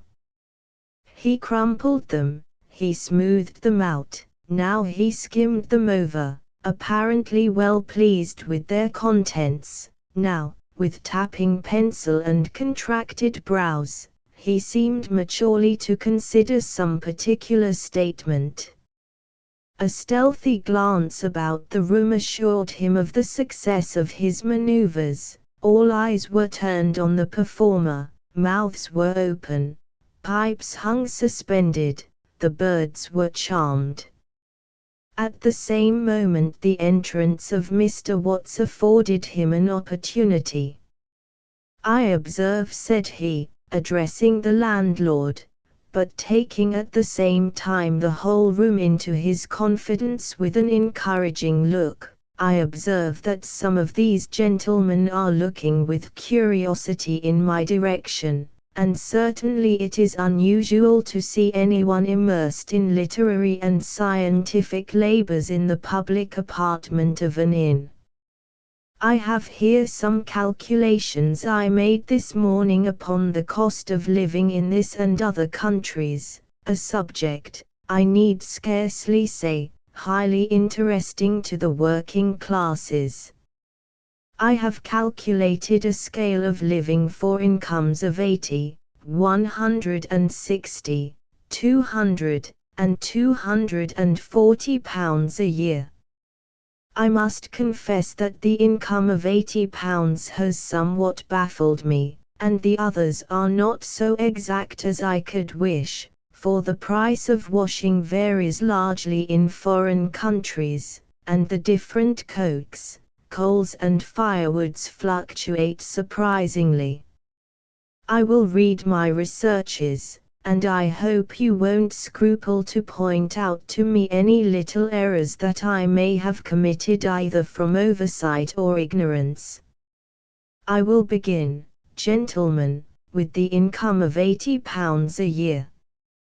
Whereupon the old gentleman, with less compassion than he would have had for brute beasts, delivered himself of all his tedious calculations. As he occasionally gave 9 versions of a single income, placing the imaginary person in London, Paris, Baghdad, Spitzbergen, Basora, Heligoland, the Scilly Islands, Brighton, Cincinnati, and Nizhny Novgorod, with an appropriate outfit for each locality, it is no wonder that his hearers look back on that evening as the most tiresome they ever spent. Long before Mr. Finsbury had reached Nizhny Novgorod with the income of £160, the company had dwindled and faded away to a few old topers and the bored but affable Watts. There was a constant stream of customers from the outer world, but so soon as they were served they drank their liquor quickly and departed with the utmost celerity for the next public house. By the time the young man with £200 a year was vegetating in the Scilly Islands, Mr. Watts was left alone with the economist, and that imaginary person had scarce commenced life at Brighton before the last of his pursuers desisted from the chase. Mr. Finsbury slept soundly after the manifold fatigues of the day. He rose late, and, after a good breakfast, ordered the bill. Then it was that he made a discovery which has been made by many others, both before and since, that it is one thing to order your bill, and another to discharge it. The items were moderate and, what does not always follow, the total small, but, after the most sedulous review of all his pockets, 1 and 9pence halfpenny appeared to be the total of the old gentleman's available assets. He asked to see Mr. Watts. "Here is a bill on London for £800, said Mr. Finsbury, as that worthy appeared. "I am afraid, unless you choose to discount it yourself, it may detain me a day or two till I can get it cashed." Mr. Watts looked at the bill, turned it over, and dog's-eared it with his fingers. "It will keep you a day or two," he said, repeating the old man's words. "You have no other money with you?" "Some trifling change," responded Joseph. "Nothing to speak of." "Then you can send it me, I should be pleased to trust you." "To tell the truth," answered the old gentleman, "I am more than half inclined to stay. I am in need of funds." "If a loan of 10 shillings would help you, it is at your service," responded Watts, with eagerness. "No, I think I would rather stay," said the old man, "and get my bill discounted." "You shall not stay in my house," cried Mr. Watts. "This is the last time you shall have a bed at the Tregonwell Arms. "I insist upon remaining," replied Mr. Finsbury, with spirit. "I remain by Act of Parliament, turn me out if you dare." "Then pay your bill," said Mr. Watts. "Take that," cried the old man, tossing him the negotiable bill. "It is not legal tender," replied Mr. Watts. "You must leave my house at once. You cannot appreciate the contempt I feel for you, Mr. Watts," said the old gentleman, resigning himself to circumstances. "But you shall feel it in one way. I refuse to pay my bill." "I don't care for your bill," responded Mr. Watts. "What I want is your absence." "That you shall have," said the old gentleman, "and, taking up his forage cap as he spoke, he crammed it on his head. "Perhaps you are too insolent," he added, "to inform me of the time of the next London train." "It leaves in 3/4 of an hour," returned the innkeeper with alacrity. "You can easily catch it." Joseph's position was one of considerable weakness. On the one hand, it would have been well to avoid the direct line of railway, since it was there he might expect his nephews to lie in wait for his recapture. On the other, it was highly desirable, it was even strictly needful, to get the bill discounted ere it should be stopped. To London, therefore, he decided to proceed on the first train, and there remained but one point to be considered: how to pay his fare. Joseph's nails were never clean, he ate almost entirely with his knife. I doubt if you could say he had the manners of a gentleman, but he had better than that, a touch of genuine dignity. Was it from his stay in Asia Minor? Was it from a strain in the Finsbury blood sometimes alluded to by customers? At least, when he presented himself before the station master, his salaam was truly oriental. Palm trees appeared to crowd about the little office, and the simoom or the bulbul, but I leave this image to persons better acquainted with the East. His appearance, besides, was highly in his favour. The uniform of Sir Faraday, however inconvenient and conspicuous, was, at least, a costume in which no swindler could have hoped to prosper, and the exhibition of a valuable watch and a bill for £800 completed what deportment had begun. A quarter of an hour later, when the train came up, Mr. Finsbury was introduced to the guard and installed in a first-class compartment, the station master smilingly assuming all responsibility. As the old gentleman sat waiting the moment of departure, he was the witness of an incident strangely connected with the fortunes of his house. A packing case of cyclopean bulk was borne along the platform by some dozen of tottering porters, and ultimately, to the delight of a considerable crowd, hoisted on board the van. It is often the cheering task of the historian to direct attention to the designs and, if it may be reverently said, the artifices of Providence. In the luggage van, as Joseph was borne out of the station of Southampton East upon his way to London, the egg of his romance lay, so to speak, unhatched. The huge packing case was directed to lie at Waterloo till called for, and addressed to one William Dent Pitman, and the very next article, a goodly barrel jammed into the corner of the van, bore the superscription, M. Finsbury, 16 John Street, Bloomsbury. Carriage paid. In this juxtaposition, the train of powder was prepared, and there was now wanting only an idle hand to fire it off. Chapter 4.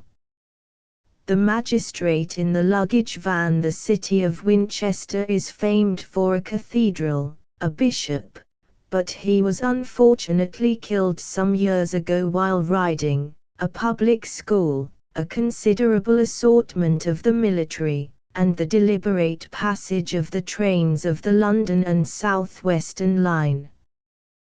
These and many similar associations would have doubtless crowded on the mind of Joseph Finsbury, but his spirit had at that time flitted from the railway compartment to a heaven of populous lecture halls and endless oratory.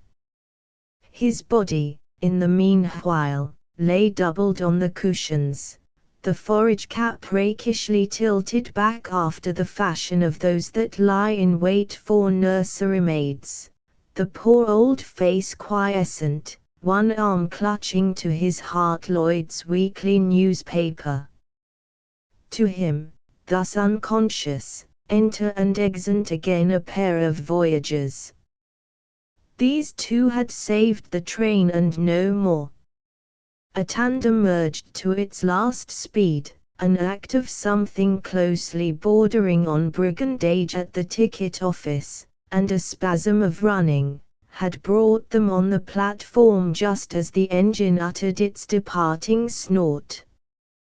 There was but one carriage easily within their reach, and they had sprung into it, and the leader and elder already had his feet upon the floor, when he observed Mr. Finsbury. "Good God!" he cried. "Uncle Joseph! This'll never do!" And he backed out, almost upsetting his companion, and once more closed the door upon the sleeping patriarch. The next moment the pair had jumped into the baggage van. "What's the row about your Uncle Joseph?" enquired the younger traveller, mopping his brow. "Does he object to smoking?" "I don't know that there's anything the row with him," returned the other. "He's by no means the first comer, my Uncle Joseph, I can tell you. Very respectable old gentleman, interested in leather, been to Asia Minor, no family, no assets, and a tongue, my dear Wickham, sharper than a serpent's tooth." "Cantankerous old party, eh?" suggested Wickham.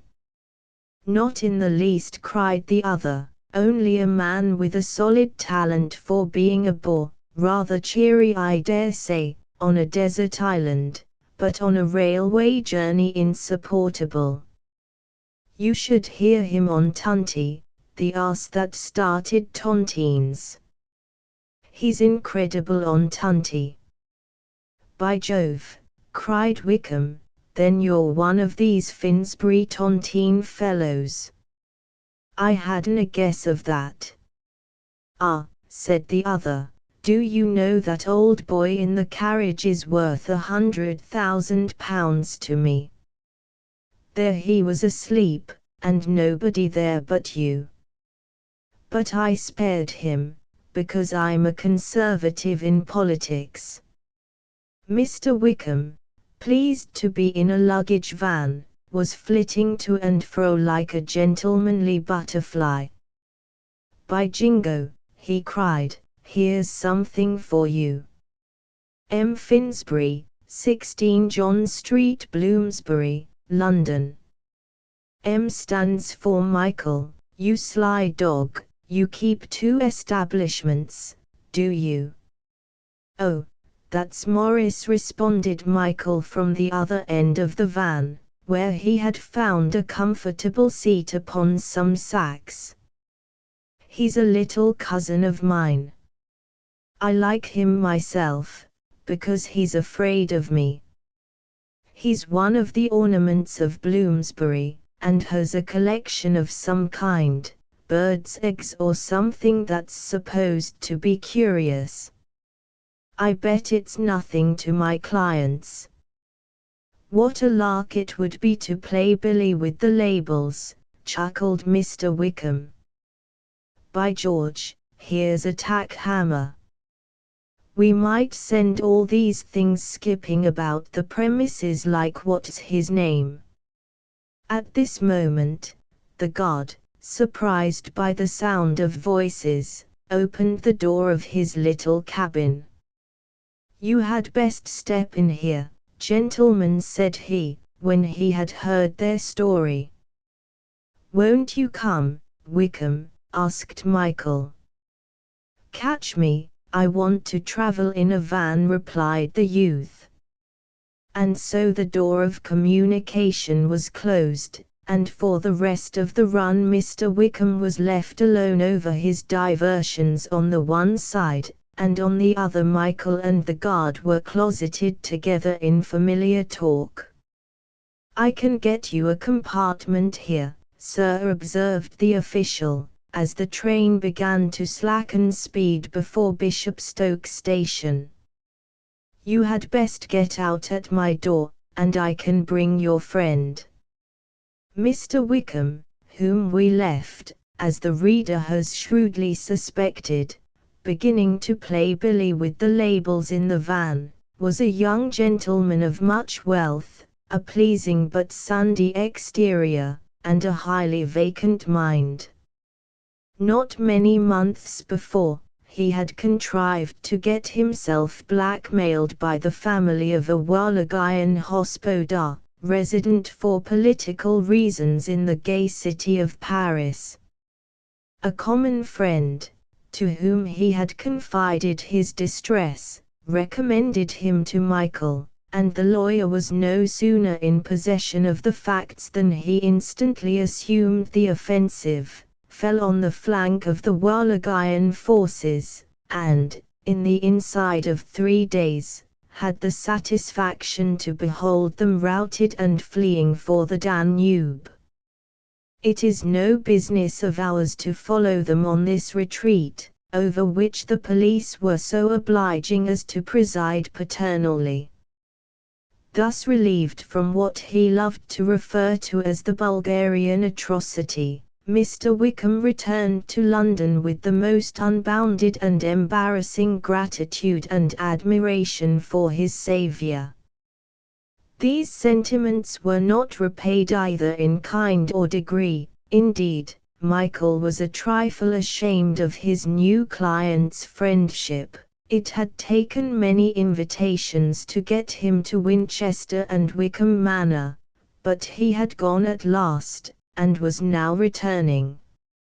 It has been remarked by some judicious thinker, possibly J.F. Smith, that Providence despises to employ no instrument, however humble, and it is now plain to the dullest that both Mr. Wickham and the Wallachian hospodar were liquid lead and wedges in the hand of destiny.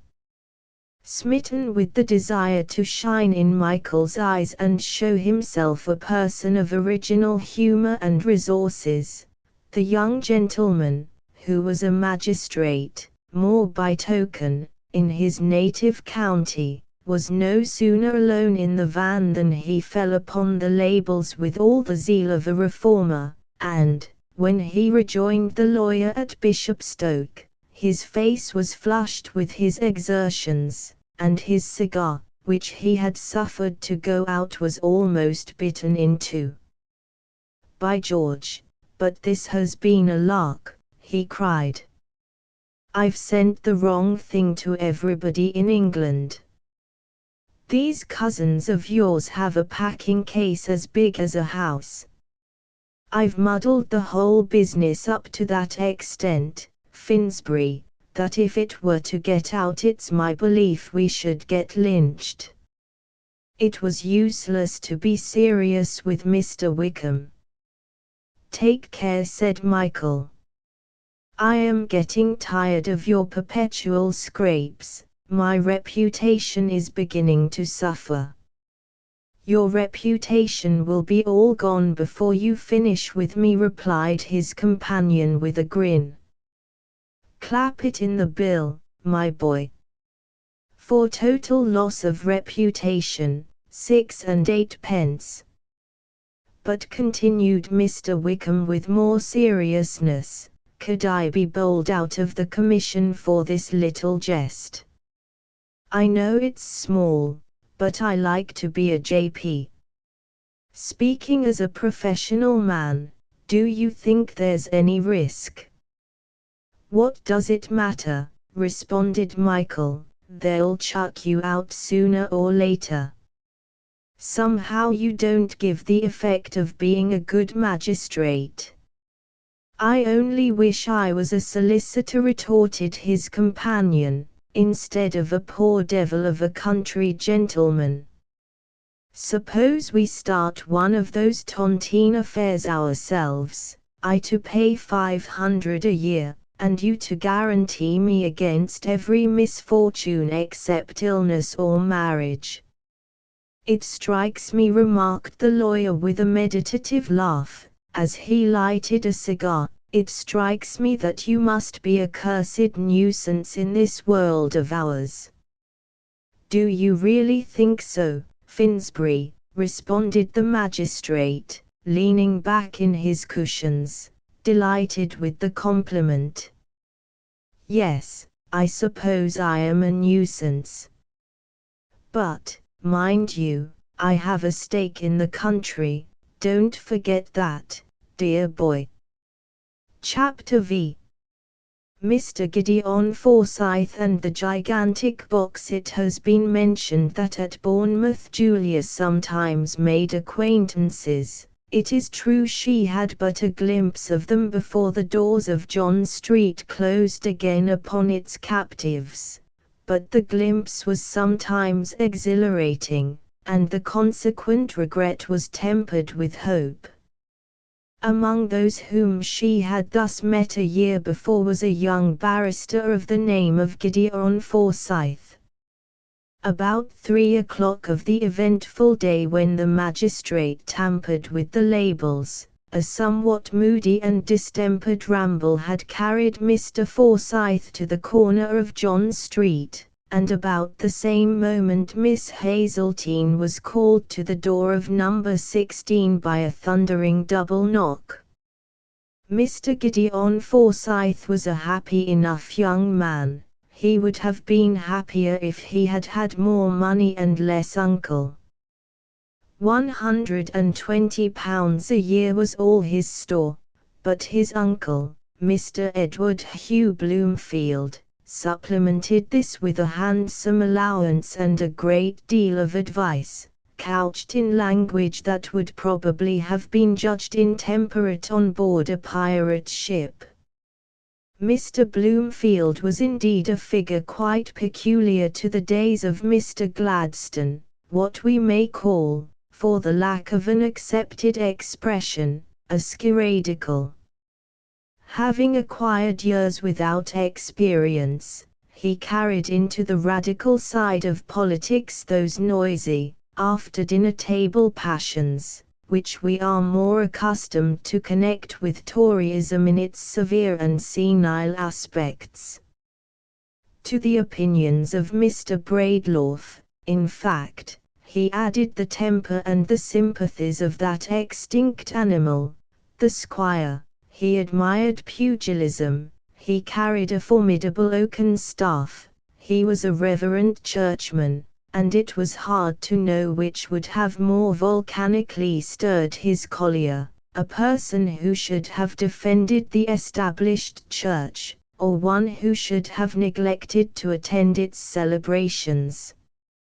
He had besides some levelling catchwords, justly dreaded in the family circle, and when he could not go so far as to declare a step un-English, he might still, and with hardly less effect, denounce it as unpractical. It was under the ban of this lesser excommunication that Gideon had fallen. His views on the study of law had been pronounced unpractical, and it had been intimated to him, in a vociferous interview punctuated with the oaken staff, that he must either take a new start and get a brief or two, or prepare to live on his own money. No wonder if Gideon was moody. He had not the slightest wish to modify his present habits, but he would not stand on that, since the recall of Mr. Bloomfield's allowance would revolutionize them still more radically. He had not the least desire to acquaint himself with law, he had looked into it already, and it seemed not to repay attention, but upon this also he was ready to give way. In fact, he would go as far as he could to meet the views of his uncle, the skiradical. But there was one part of the program that appeared independent of his will. How to get a brief. There was the question. And there was another and a worse. Suppose he got one, should he prove the better man? Suddenly he found his way barred by a crowd. A garishly illuminated van was backed against the curb, from its open stern, half resting on the street, half supported by some glistening athletes. The end of the largest packing case in the county of Middlesex might have been seen protruding, while, on the steps of the house, the burly person of the driver and the slim figure of a young girl stood as upon a stage, disputing. "It is not for us," the girl was saying. "I beg you to take it away, it couldn't get into the house, even if you managed to get it out of the van." "I shall leave it on the pavement, then, and M. Finsbury can arrange with the vestry as he likes," said the vanman. "But I am not M. Finsbury," expostulated the girl. "It doesn't matter who you are," said the vanman. "You must allow me to help you, Miss Hazeltine," said Gideon, putting out his hand. Julia gave a little cry of pleasure. "Oh, Mr. Forsyth," she cried, "I am so glad to see you. We must get this horrid thing, which can only have come here by mistake, into the house. The man says we'll have to take off the door, or knock two of our windows into one, or be fined by the vestry or custom house or something for leaving our parcels on the pavement." The men by this time had successfully removed the box from the van, had plumped it down on the pavement, and now stood leaning against it, or gazing at the door of number 16, in visible physical distress and mental embarrassment. The windows of the whole street had filled, as if by magic, with interested and entertained spectators. With as thoughtful and scientific an expression as he could assume, Gideon measured the doorway with his cane, while Julia entered his observations in a drawing book. He then measured the box, and, upon comparing his data, found that there was just enough space for it to enter. Next, throwing off his coat and waistcoat, he assisted the men to take the door from its hinges. And lastly, all bystanders being pressed into the service, the packing case mounted the steps upon some 15 pairs of wavering legs, scraped, loudly grinding, through the doorway, and was deposited at length, with a formidable convulsion, in the far end of the lobby, which it almost blocked. The artisans of this victory smiled upon each other as the dust subsided. It was true they had smashed a bust of Apollo and ploughed the wall into deep ruts, but, at least, they were no longer one of the public spectacles of London. "Well, sir," said the vanman, "I never see such a job." Gideon eloquently expressed his concurrence in this sentiment by pressing a couple of sovereigns in the man's hand. "Make it 3, sir, and I'll stand some to everybody here," cried the latter, and, this having been done, the whole body of volunteer porters swarmed into the van, which drove off in the direction of the nearest reliable public house. Gideon closed the door on their departure, and turned to Julia. Their eyes met. The most uncontrollable mirth seized upon them both, and they made the house ring with their laughter. Then curiosity awoke in Julia's mind, and she went and examined the box, and more especially the label. "This is the strangest thing that ever happened," she said, with another burst of laughter. It is certainly Morris's handwriting, and I had a letter from him only this morning, telling me to expect a barrel. Is there a barrel coming too, do you think, Mr. Forsyth? Statuary with care, fragile, read Gideon aloud from the painted warning on the box. Then you were told nothing about this? No, responded Julia. Oh, Mr. Forsyth, don't you think we might take a peep at it? Yes, indeed, cried Gideon. Just let me have a hammer. Come down, and I'll show you where it is, cried Julia. The shelf is too high for me to reach, and, opening the door of the kitchen stair, she bade Gideon follow her. They found both the hammer and a chisel, but Gideon was surprised to see no sign of a servant. He also discovered that Miss Hazeltine had a very pretty little foot and ankle, and the discovery embarrassed him so much that he was glad to fall at once upon the packing case. He worked hard and earnestly, and dealt his blows with the precision of a blacksmith, Julia the while standing silently by his side, and regarding rather the workman than the work. He was a handsome fellow, she told herself. She had never seen such beautiful arms. And suddenly, as though he had overheard these thoughts, Gideon turned and smiled to her. She, too, smiled and colored, and the double change became her so prettily that Gideon forgot to turn away his eyes, and, swinging the hammer with a will, discharged a smashing blow on his own knuckles. With admirable presence of mind he crushed down an oath and substituted the harmless comment, "Butterfingers." But the pain was sharp, his nerve was shaken, and after an abortive trial he found he must desist from further operations. In a moment Julia was off to the pantry. In a moment she was back again with a basin of water and a sponge, and had begun to bathe his wounded hand. "I am dreadfully sorry," said Gideon apologetically. "If I had had any manners I should have opened the box first and smashed my hand afterward. It feels much better," he added. "I assure you it does.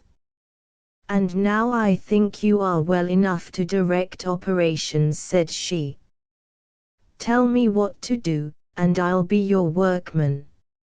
"A very pretty workman," said Gideon, rather forgetting himself. She turned and looked at him, with a suspicion of a frown, and the indiscreet young man was glad to direct her attention to the packing case. The bulk of the work had been accomplished, and presently Julia had burst through the last barrier and disclosed a zone of straw. In a moment they were kneeling side by side, engaged like haymakers. The next they were rewarded with a glimpse of something white and polished, and the next again laid bare an unmistakable marble leg. "He is surely a very athletic person," said Julia. "I never saw anything like it," responded Gideon. "His muscles stand out like penny rolls." Another leg was soon disclosed, and then what seemed to be a third. This resolved itself, however, into a knotted club resting upon a pedestal. "It is a Hercules," cried Gideon. "I might have guessed that from his calf. I'm supposed to be rather partial to statuary, but when it comes to Hercules, the police should interfere.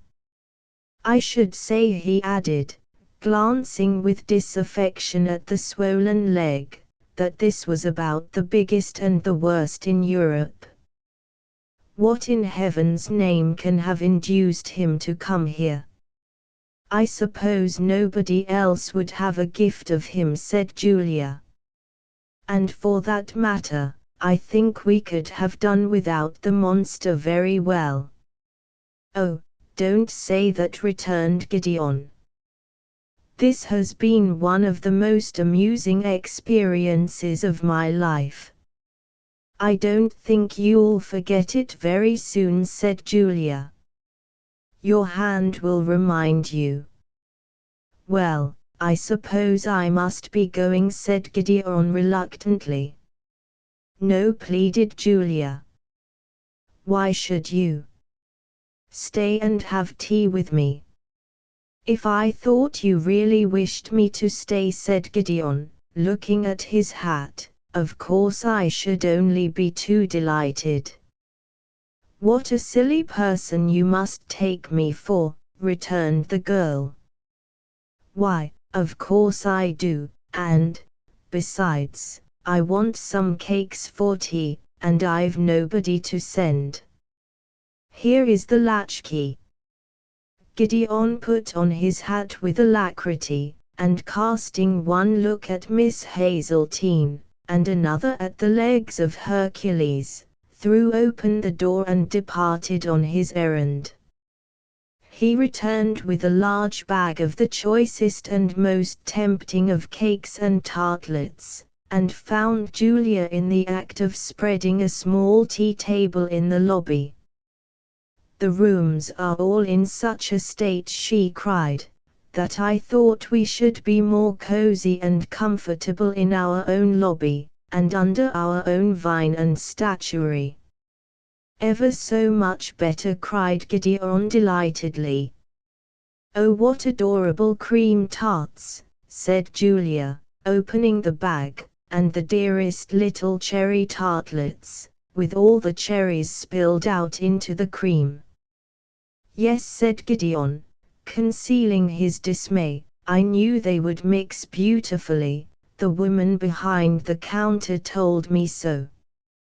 Now, said Julia, as they began their little festival, I am going to show you Maurice's letter. Read it aloud, please. Perhaps there's something I have missed. Gideon took the letter, and spreading it out on his knee, read as follows: Dear Julia, I write you from Browndean, where we are stopping over for a few days. Uncle was much shaken in that dreadful accident, of which, I dare say, you have seen the account.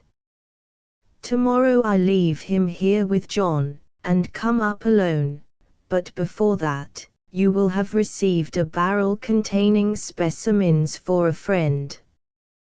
Do not open it on any account, but leave it in the lobby till I come. Yours in haste, M. Finsbury. P.S. Be sure and leave the barrel in the lobby. No, said Gideon, there seems to be nothing about the monument, and he nodded, as he spoke, at the marble legs.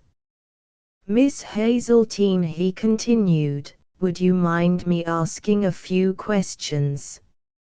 Certainly not, replied Julia, and if you can make me understand why Maurice has sent a statue of Hercules instead of a barrel containing specimens for a friend, I shall be grateful till my dying day.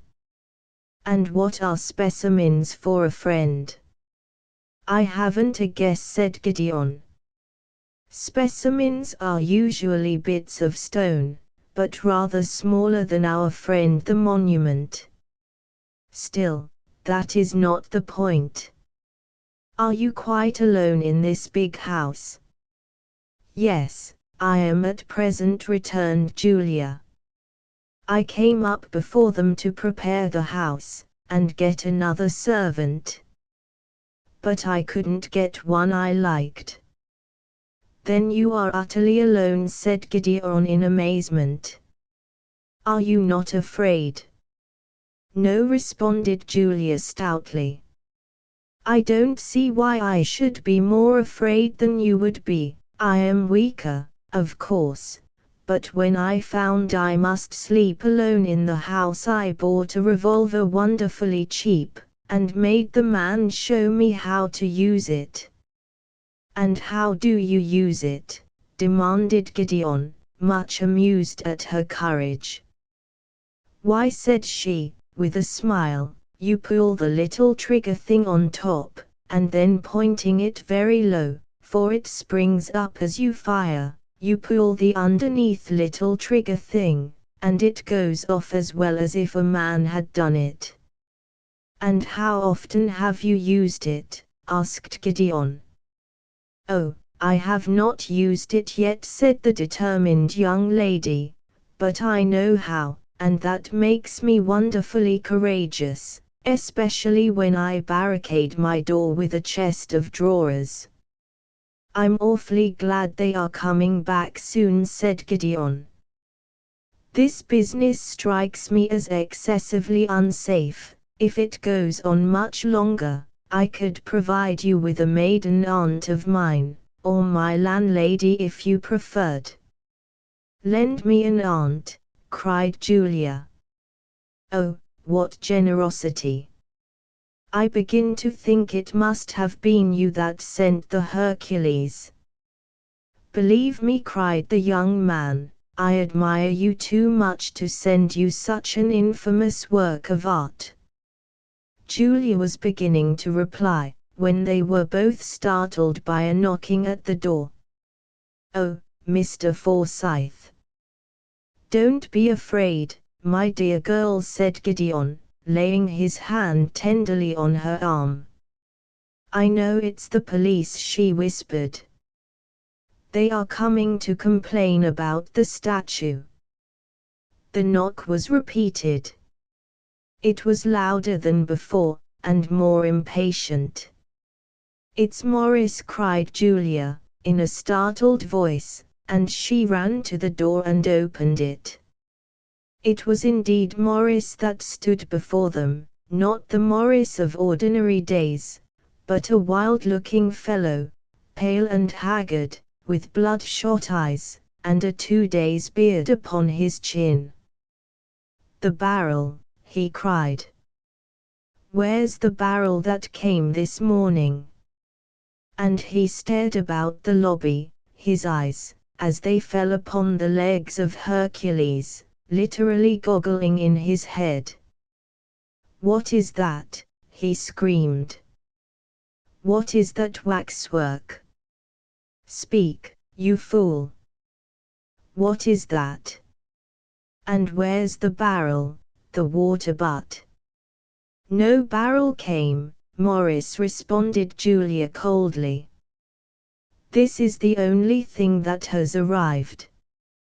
"This!" shrieked the miserable man. "I never heard of it."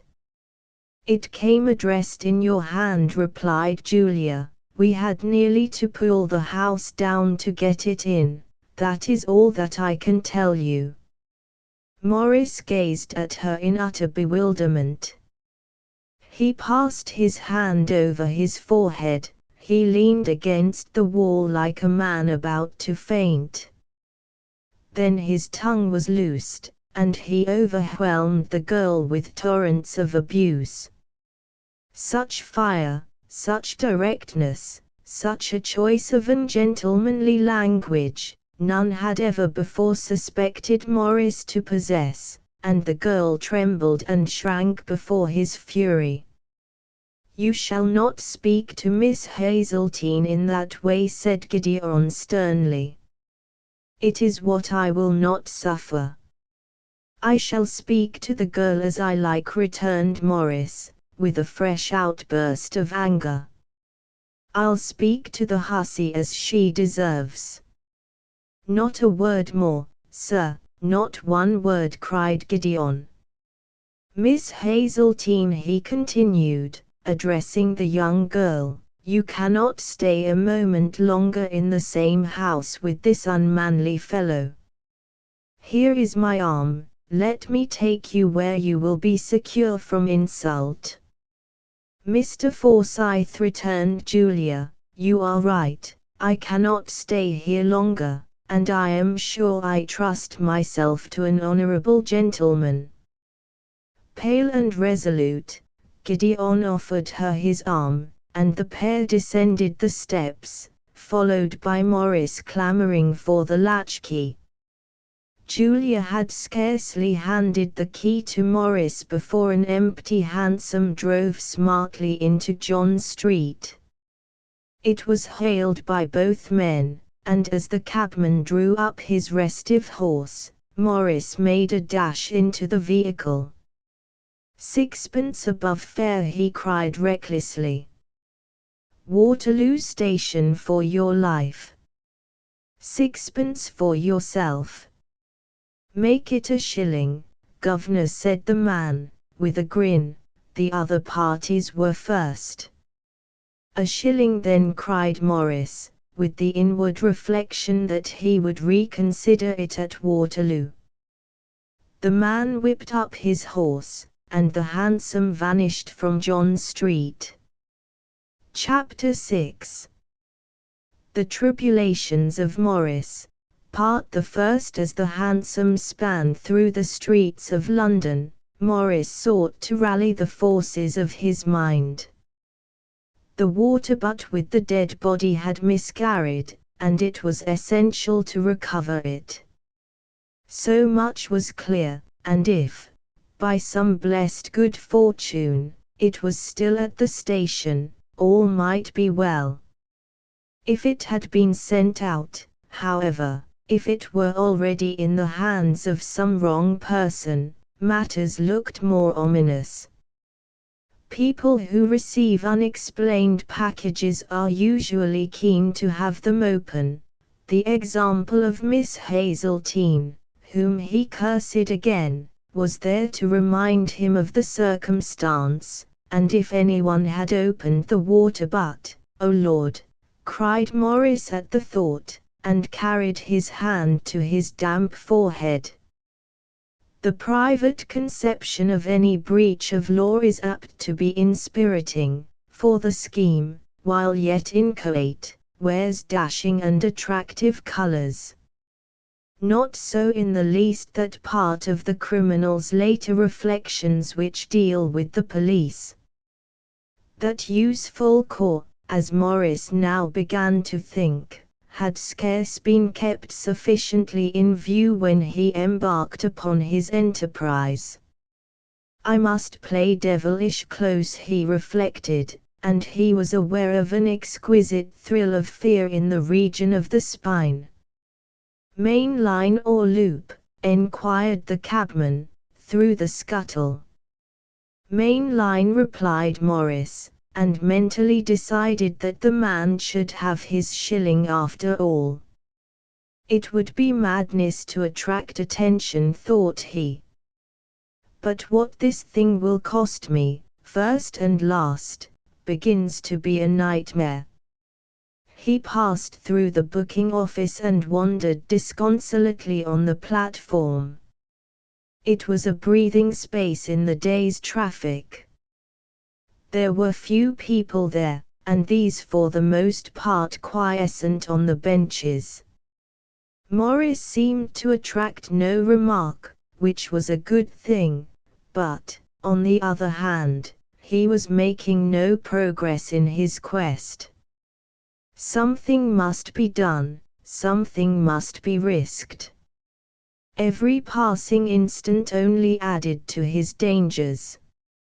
Summoning all his courage, he stopped a porter, and asked him if he remembered receiving a barrel by the morning train.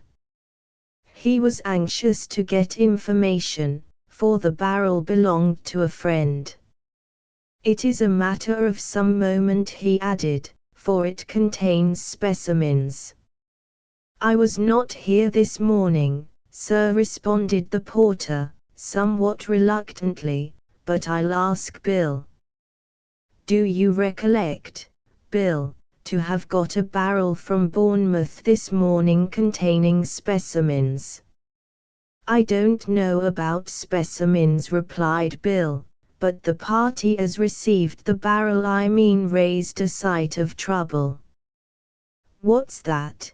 cried Morris, in the agitation of the moment pressing a penny into the man's hand. You see, sir, the barrel arrived at 1:30.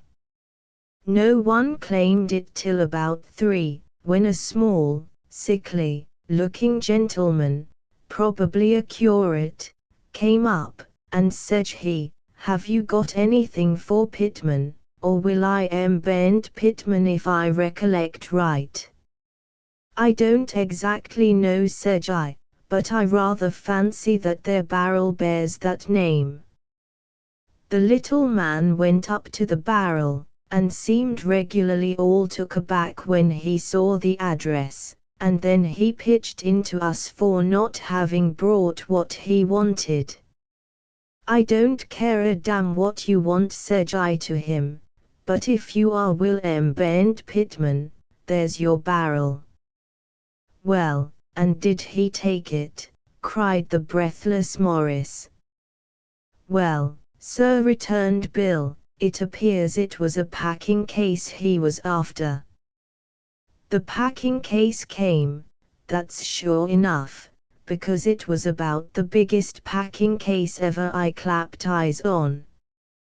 And this Pitman, he seemed a good deal cut up, and he had the superintendent out, and they got hold of the vanman, him as took the packing case.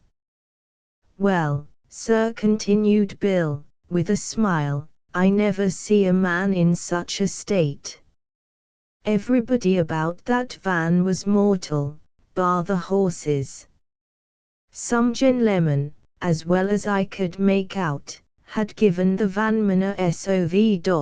And so that was where the trouble come in, you see. But what did he say? Gasped Morris. I don't know as he said much, sir, said Bill. But he offered to fight this Pitman for a pot of beer. He had lost his book, too, and the receipts, and his men were all as mortal as himself. Oh, they were all like, and Bill paused for a simile, like lords. The superintendent sacked them on the spot. Oh, come, but that's not so bad, said Morris, with a bursting sigh. He couldn't tell where he took the packing case, then.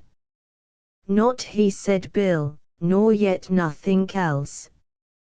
And what did Pitman do? Asked Morris. Oh, he went off with the barrel in a four-wheeler, very trembling like, replied Bill. I don't believe he's a gentleman as has good health. Well, so the barrel's gone, said Morris, half to himself. You may depend on that, sir, returned the porter. But you had better see the superintendent. Not in the least, it's of no account, said Morris. It only contained specimens. And he walked hastily away.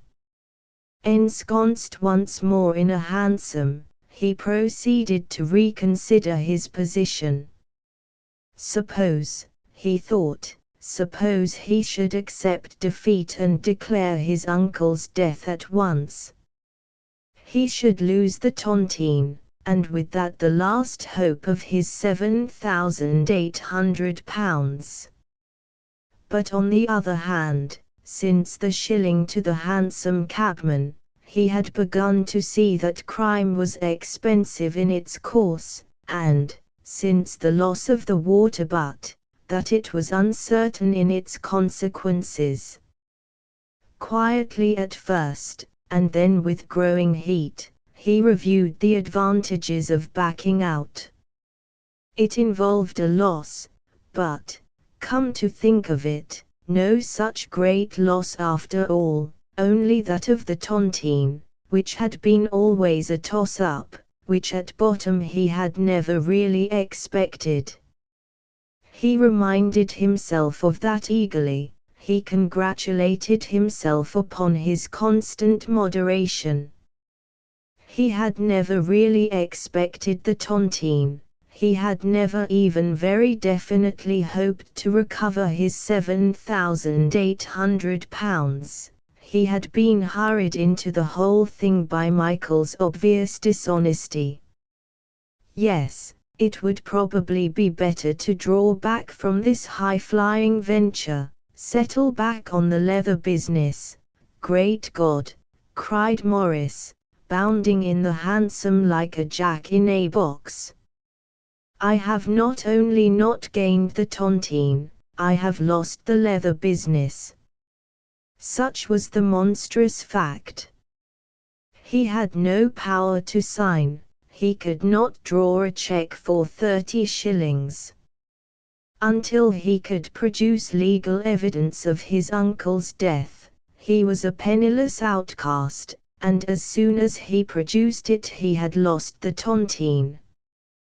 There was no hesitation on the part of Morris, to drop the tontine like a hot chestnut. To concentrate all his forces on the leather business and the rest of his small but legitimate inheritance, was the decision of a single instant. And the next, the full extent of his calamity was suddenly disclosed to him. Declare his uncle's death. He couldn't. Since the body was lost, Joseph had, in a legal sense, become immortal. There was no created vehicle big enough to contain Morris and his woes. He paid the hansom off and walked on he knew not whither. I seem to have gone into this business with too much precipitation, he reflected, with a deadly sigh. I fear it seems too ramified for a person of my powers of mind.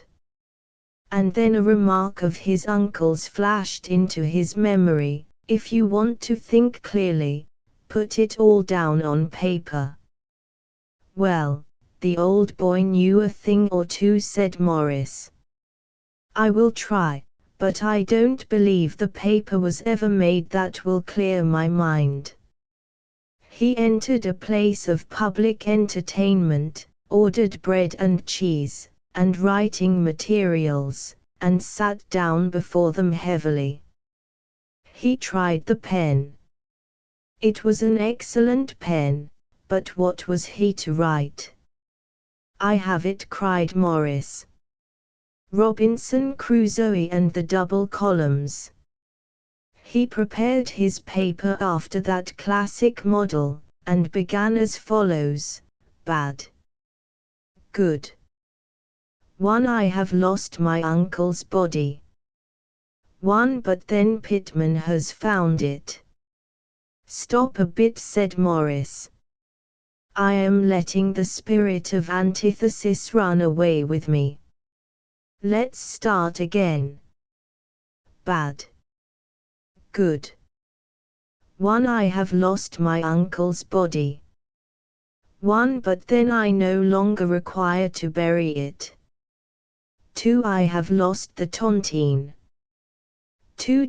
But I may still save that if Pitman disposes of the body, and if I can find a physician who will stick at nothing. 3. I have lost the leather business and the rest of my uncle's succession. 3. But not if Pitman gives the body up to the police. Oh, but in that case I go to gaol. I had forgot that, thought Morris. Indeed, I don't know that I had better dwell on that hypothesis at all. It's all very well to talk of facing the worst, but in a case of this kind a man's first duty is to his own nerve. Is there any answer to number 3? Is there any possible good side to such a beastly bungle? There must be, of course, or where would be the use of this double-entry business? And, by George, I have it, he exclaimed, it's exactly the same as the last. And he hastily rewrote the passage: bad. Good. 3. I have lost the leather business and the rest of my uncle's succession. 3. But not if I can find a physician who will stick at nothing. This venal doctor seems quite a desideratum, he reflected. I want him first to give me a certificate that my uncle is dead, so that I may get the leather business, and then that he's alive. But here we are again at the incompatible interests. And he returned to his tabulation. Bad. Good. 4. I have almost no money. 4. But there is plenty in the bank. 5. Yes, but I can't get the money in the bank. 5. But, well, that seems unhappily to be the case. 6. I have left the bill for £800 in Uncle Joseph's pocket. 6. But if Pitman is only a dishonest man, the presence of this bill may lead him to keep the whole thing dark and throw the body into the new cut. 7. Yes, but if Pitman is dishonest and finds the bill, he will know who Joseph is, and he may blackmail me. 7. Yes, but if I am right about Uncle Masterman, I can blackmail Michael. 8. But I can't blackmail Michael, which is, besides, a very dangerous thing to do, until I find out. 8. Worse luck. 9. The leather business will soon want money for current expenses, and I have none to give. 9. But the leather business is a sinking ship. 10. Yes, but it's all the ship I have. 10. A fact. 11. John will soon want money, and I have none to give. 11. 12. And the venal doctor will want money down. 12. 13. And if Pitman is dishonest and don't send me to gaol, he will want a fortune. 13. Oh, this seems to be a very one-sided business, exclaimed Morris. There's not so much in this method as I was led to think. He crumpled the paper up and threw it down, and then, the next moment, picked it up again and ran it over. It seems it's on the financial point that my position is weakest, he reflected. Is there positively no way of raising the wind? In a vast city like this, and surrounded by all the resources of civilization, it seems not to be conceived. Let us have no more precipitation. Is there nothing I can sell? My collection of signet. But at the thought of scattering these loved treasures the blood leaped into Morris's cheek. I would rather die, he exclaimed, and, cramming his hat upon his head, strode forth into the streets. I must raise funds, he thought. My uncle being dead, the money in the bank is mine, or would be mine but for the cursed injustice that has pursued me ever since I was an orphan in a commercial academy. I know what any other man would do, any other man in Christendom would forge, although I don't know why I call it forging, either, when Joseph's dead, and the funds are my own. When I think of that, when I think that my uncle is really as dead as mutton, and that I can't prove it, my gorge rises at the injustice of the whole affair. I used to feel bitterly about that £7,800, it seems a trifle now. Dear me, why, the day before yesterday I was comparatively happy. And Morris stood on the sidewalk and heaved another sobbing sigh. Then there's another thing, he resumed, can I? Am I able? Why didn't I practice different handwritings while I was young? How a fellow regrets those lost opportunities when he grows up. But there's one comfort, it's not morally wrong. I can try it on with a clear conscience, and even if I was found out, I wouldn't greatly care, morally, I mean. And then, if I succeed, and if Pittman is staunch, there's nothing to do but find a venal doctor, and that ought to be simple enough in a place like London. By all accounts the town's alive with them. It wouldn't do, of course, to advertise for a corrupt physician, that would be impolitic.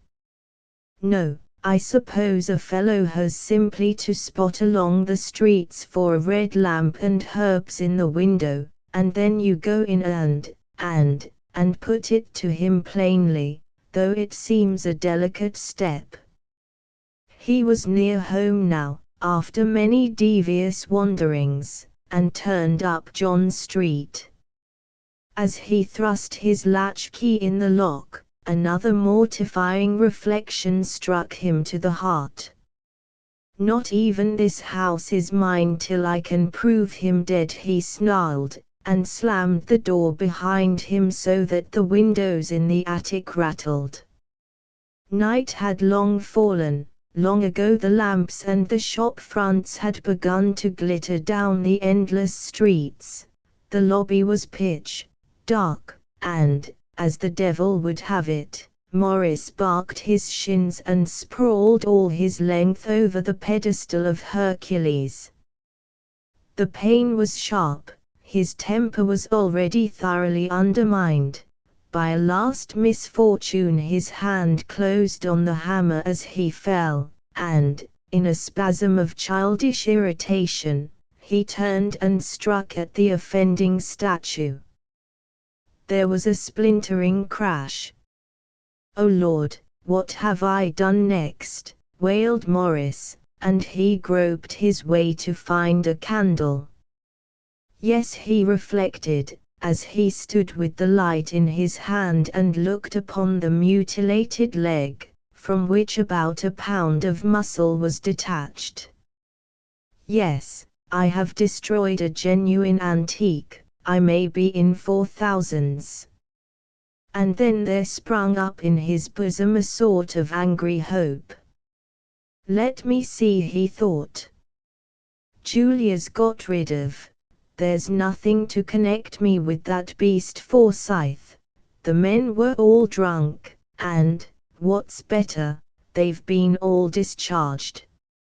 Oh, come, I think this is another case of moral courage. I'll deny all knowledge of the thing.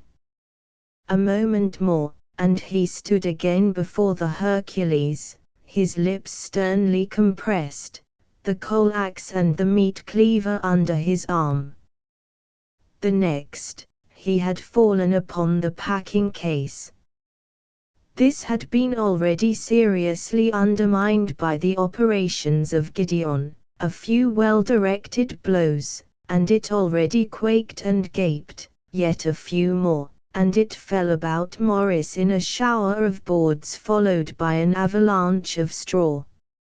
And now the leather merchant could behold the nature of his task, and at the first sight his spirit quailed.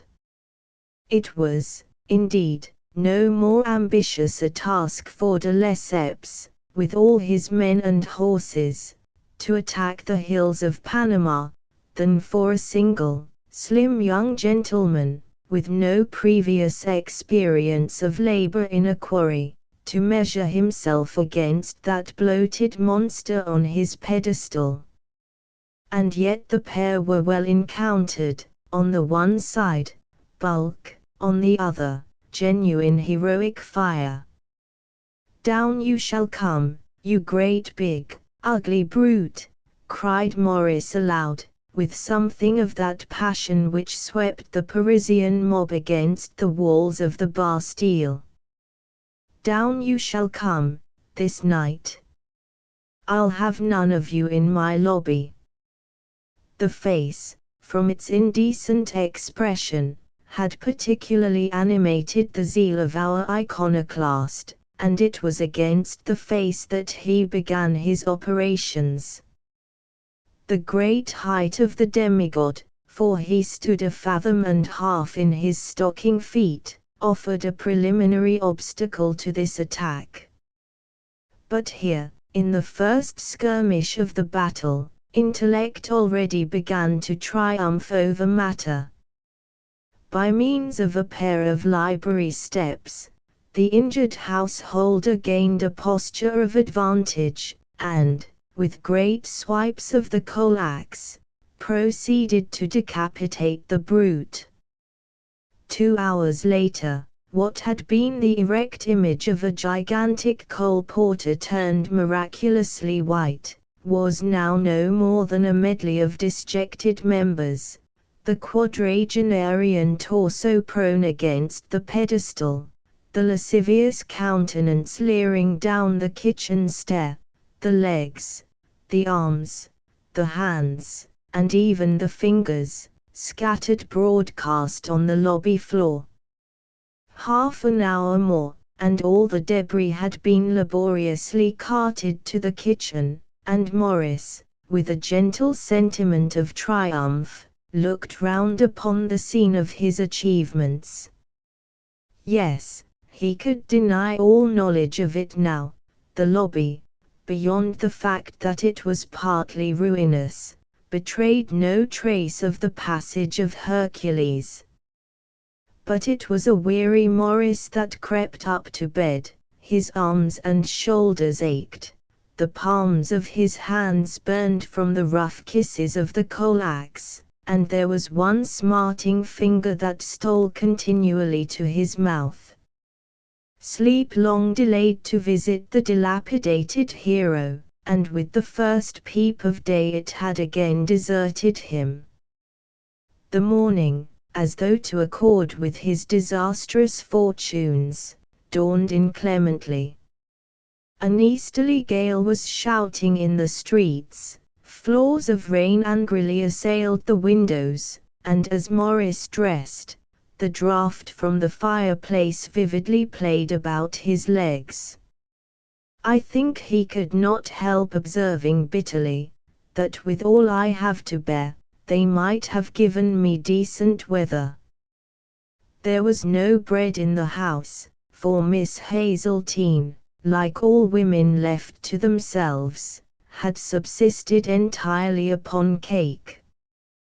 But some of this was found, and, along with what the poets call a glass of fair, cold water, made up a semblance of a morning meal, and then down he sat undauntedly to his delicate task.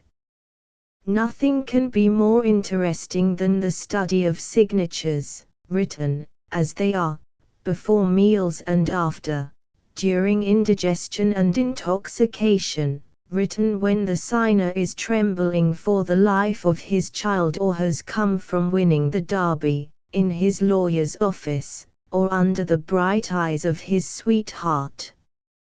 To the vulgar, these seem never the same, but to the expert, the bank clerk, or the lithographer, they are constant quantities, and as recognizable as the North Star to the night watch on deck.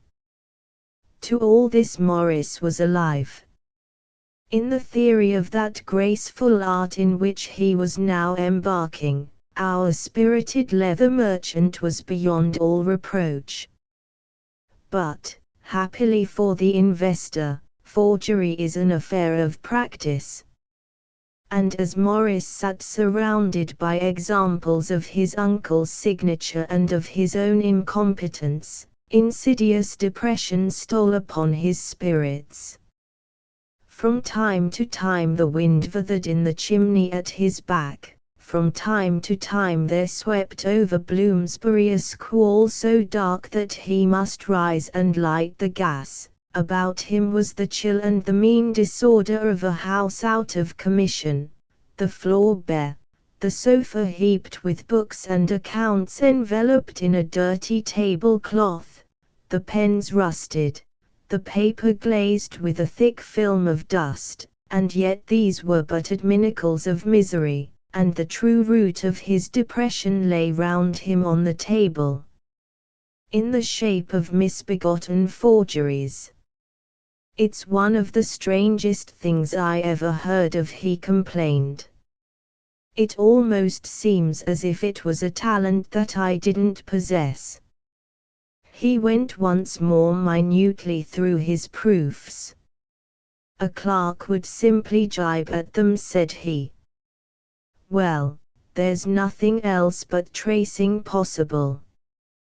He waited till a squall had passed and there came a blink of scowling daylight. Then he went to the window, and in the face of all John Street traced his uncle's signature. It was a poor thing at the best. "But it must do," said he, as he stood gazing woefully on his handiwork. "He's dead, anyway." And he filled up the check for a couple of hundred and sallied forth for the Anglo-Patagonian Bank. There, at the desk at which he was accustomed to transact business, and with as much indifference as he could assume, Morris presented the forged check to the big, red-bearded Scots teller.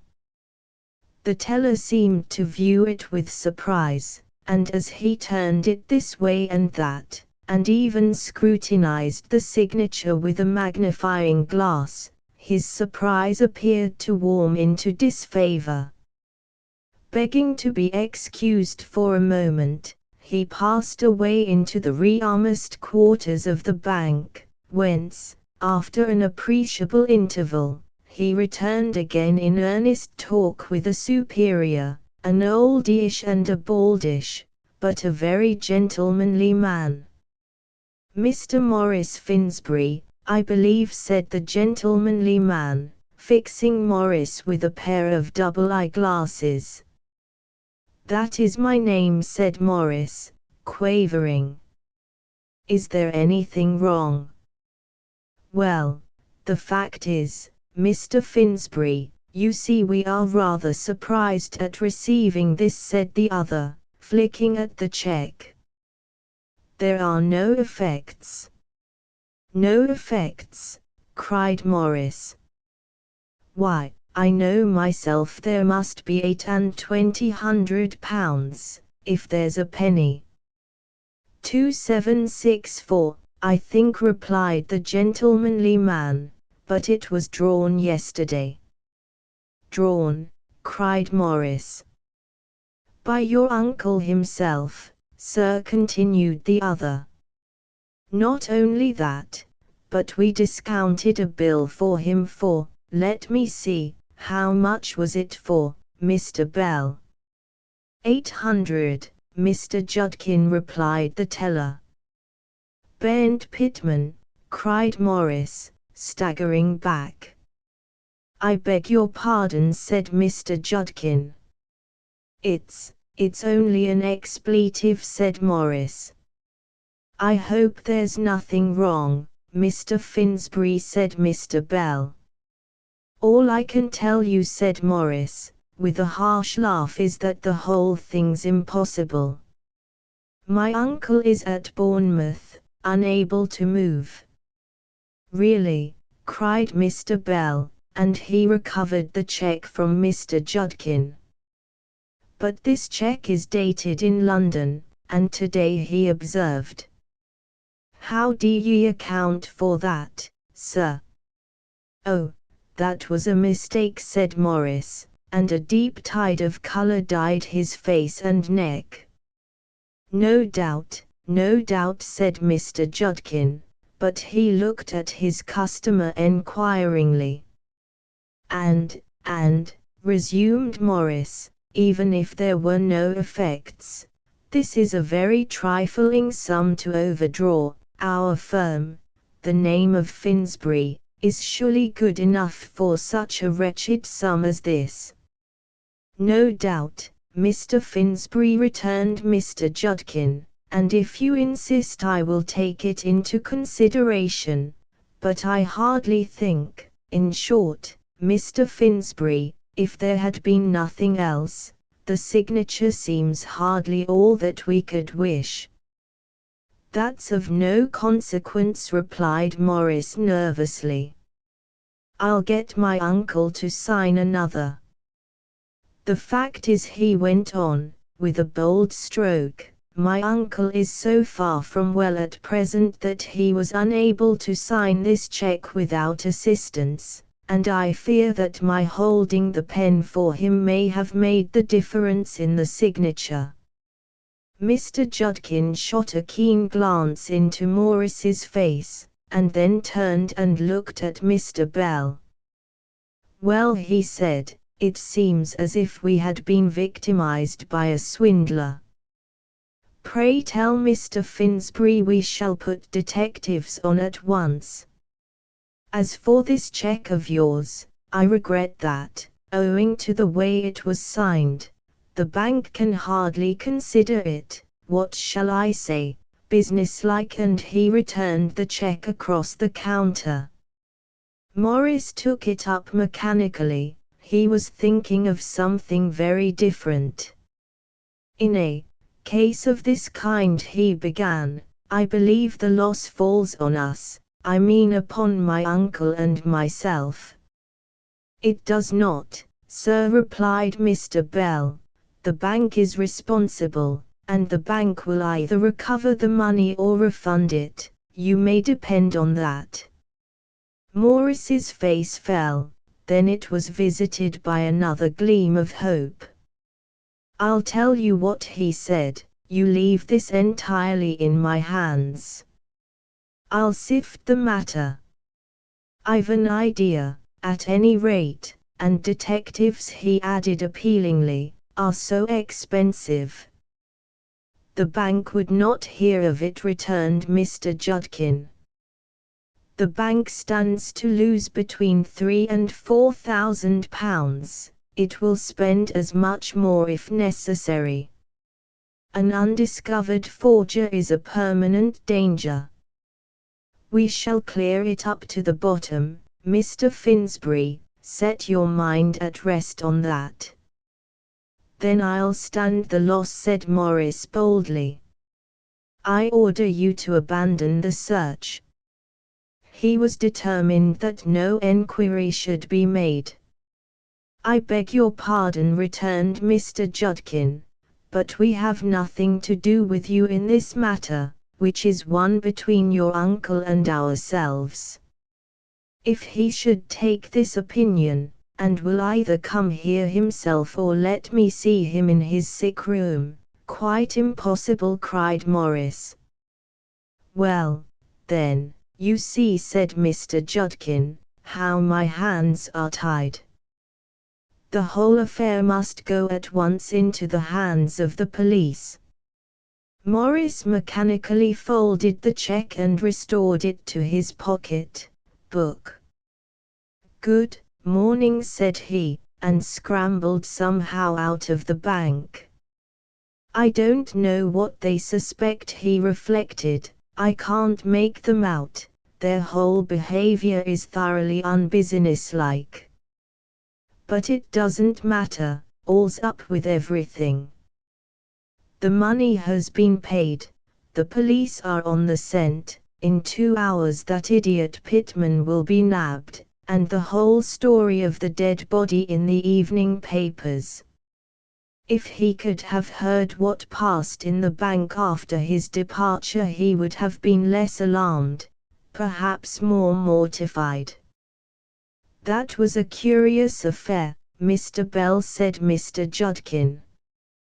"Yes, sir," said Mr. Bell, "but I think we have given him a fright." "Oh, we shall hear no more of Mr. Morris Finsbury," returned the other. "It was a first attempt, and the house have dealt with us so long that I was anxious to deal gently. But I suppose, Mr. Bell, there can be no mistake about yesterday. It was old Mr. Finsbury himself." "There could be no possible doubt of that," said Mr. Bell with a chuckle. He explained to me the principles of banking. Well, well, said Mr. Judkin. The next time he calls, ask him to step into my room. It is only proper he should be warned. Chapter 7, in which William Dent Pitman takes legal advice. Norfolk Street, King's Road, jocularly known among Mr. Pitman's lodgers as Norfolk Island, is neither a long, a handsome, nor a pleasing thoroughfare. Dirty, undersized maids of all work issue from it in pursuit of beer, or linger on its sidewalk listening to the voice of love. The cat's meat man passes twice a day. An occasional organ grinder wanders in and wanders out again, disgusted. In holiday time the street is the arena of the young bloods of the neighborhood, and the householders have an opportunity of studying the manly art of self-defense. And yet Norfolk Street has one claim to be respectable, for it contains not a single shop, unless you count the public house at the corner, which is really in the King's Road. The door of number 7 bore a brass plate inscribed with the legend W. D. Pitman, artist. It was not a particularly clean brass plate, nor was number 7 itself a particularly inviting place of residence. And yet it had a character of its own, such as may well quicken the pulse of the reader's curiosity. For here was the home of an artist, and a distinguished artist too, highly distinguished by his ill success, which had never been made the subject of an article in the illustrated magazines. No wood engraver had ever reproduced a corner in the back drawing-room or the studio mantelpiece of number 7. No young lady author had ever commented on the unaffected simplicity with which Mr. Pitman received her in the midst of his treasures. It is an omission I would gladly supply, but our business is only with the backward parts and abject rear of this aesthetic dwelling. Here was a garden, boasting a dwarf fountain, that never played, in the center, a few grimy-looking flowers in pots, 2 or 3 newly planted trees which the spring of Chelsea visited without noticeable consequence, and 2 or 3 statues after the antique, representing satyrs and nymphs in the worst possible style of sculptured art.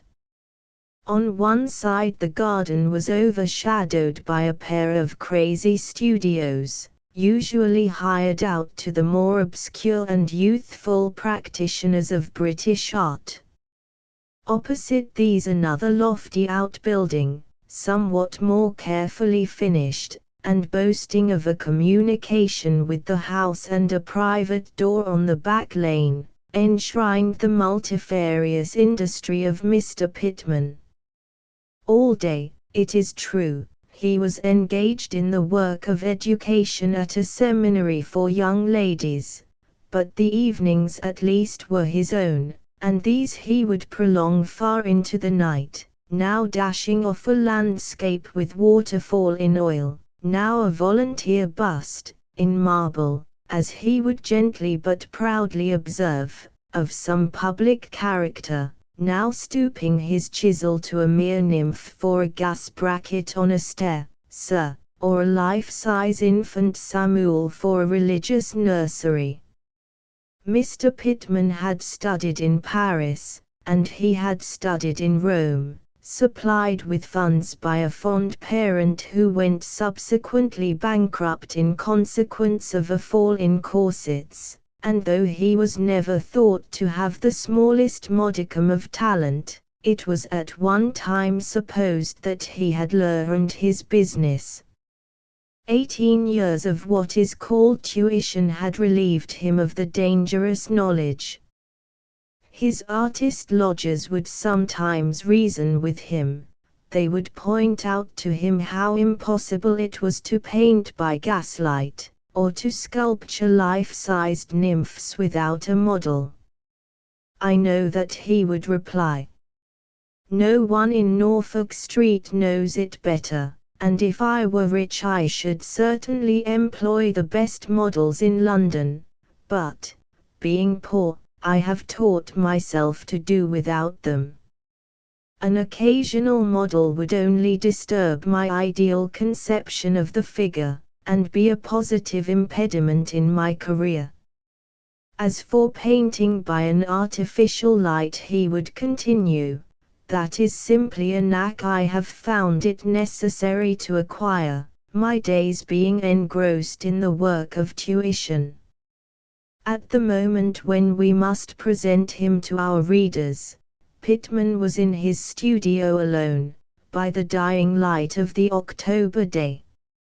He sat, sure enough with unaffected simplicity, in a Windsor chair, his low-crowned black felt hat by his side, a dark, weak, harmless, pathetic little man, clad in the hue of mourning, his coat longer than is usual with the laity, his neck enclosed in a collar without a parting, his neckcloth pale in hue and simply tied, the whole outward man, except for a pointed beard, tentatively clerical.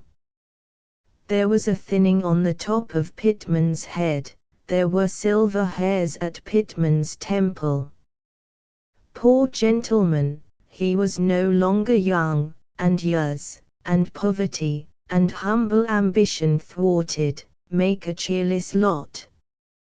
In front of him, in the corner by the door, there stood a portly barrel, and let him turn them where he might, it was always to the barrel that his eyes and his thoughts returned. Should I open it? Should I return it? Should I communicate with Mr. Cernetopolis at once? He wondered. No, he concluded finally, nothing without Mr. Finsbury's advice. And he arose and produced a shabby leathern desk. It opened without the formality of unlocking, and displayed the thick cream-colored notepaper on which Mr. Pitman was in the habit of communicating with the proprietors of schools and the parents of his pupils. He placed the desk on the table by the window, and taking a saucer of Indian ink from the chimney-piece, laboriously composed the following letter. "My dear Mr. Finsbury," it ran, "would it be presuming on your kindness if I asked you to pay me a visit here this evening?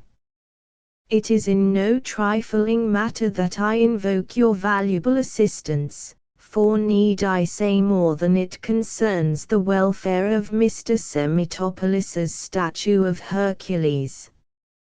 I write you in great agitation of mind, for I have made all enquiries, and greatly fear that this work of ancient art has been mislaid. I labor besides under another perplexity, not unconnected with the first.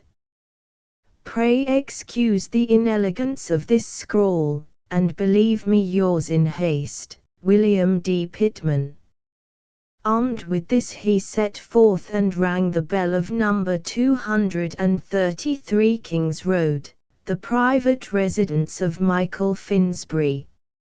He had met the lawyer at a time of great public excitement in Chelsea. Michael, who had a sense of humor and a great deal of careless kindness in his nature, followed the acquaintance up, and, having come to laugh, remained to drop into a contemptuous kind of friendship. By this time, which was 4 years after the first meeting, Pitman was the lawyer's dog. "No," said the elderly housekeeper, who opened the door in person, "Mr. Michael's not in yet. But ye're looking terribly poorly, Mr. Pitman. Take a glass of sherry, sir, to cheer ye up." No, I thank you, replied the artist. It is very good in you, but I scarcely feel insufficient spirits for sherry. Just give Mr. Finsbury this note, and ask him to look round to the door in the lane. You will please tell him I shall be in the studio all evening. And he turned again into the street and walked slowly homeward. A hairdresser's window caught his attention, and he stared long and earnestly at the proud, high-born, waxen lady in evening dress, who circulated in the center of the show. The artist woke in him, in spite of his troubles. It is all very well to run down the men who make these things, he cried, but there's a something, there's a haughty, indefinable something about that figure. It's what I tried for in my Empress Eugenie, he added, with a sigh. And he went home reflecting on the quality. They don't teach you that direct appeal in Paris, he thought. It's British. Come, I am going to sleep, I must wake up, I must aim higher, cried the little artist to himself. All through his tea and afterward, as he was giving his eldest boy a lesson on the fiddle, his mind dwelt no longer on his troubles, but he was rapt into the better land, and no sooner was he at liberty than he hastened with positive exhilaration to his studio.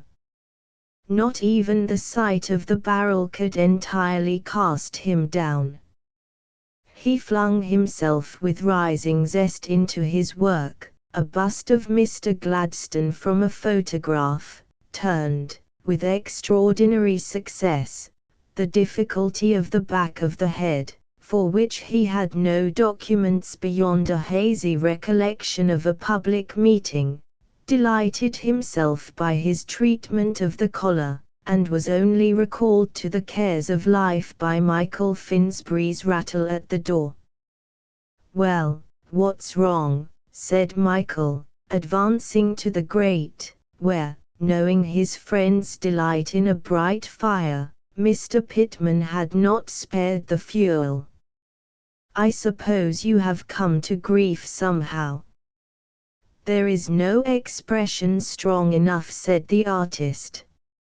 "Mr. Semitopolis's statue has not turned up, and I am afraid I shall be answerable for the money, but I think nothing of that. What I fear, my dear Mr. Finsbury, what I fear, alas that I should have to say it, is exposure." The Hercules was to be smuggled out of Italy, a thing positively wrong, a thing of which a man of my principles and in my responsible position should have taken, as I now see too late, no part whatever. "This sounds like very serious work," said the lawyer. "It will require a great deal of drink, Pitman." "I took the liberty in short, of being prepared for you," replied the artist, pointing to a kettle, a bottle of gin, a lemon, and glasses. Michael mixed himself a grog, and offered the artist a cigar. "No, thank you," said Pitman. "I used occasionally to be rather partial to it, but the smell is so disagreeable about the clothes." "All right," said the lawyer. "I am comfortable now. Unfold your tale." At some length Pitman set forth his sorrows. He had gone today to Waterloo, expecting to receive the colossal Hercules, and he had received instead a barrel not big enough to hold Discobolus, yet the barrel was addressed in the hand, with which he was perfectly acquainted, of his Roman correspondent. What was stranger still, a case had arrived by the same train, large enough and heavy enough to contain the Hercules, and this case had been taken to an address now undiscoverable. The vanman, I regret to say it, had been drinking, and his language was such as I could never bring myself to repeat. He was at once discharged by the superintendent of the line, who behaved most properly throughout, and is to make enquiries at Southampton. In the meanwhile, what was I to do?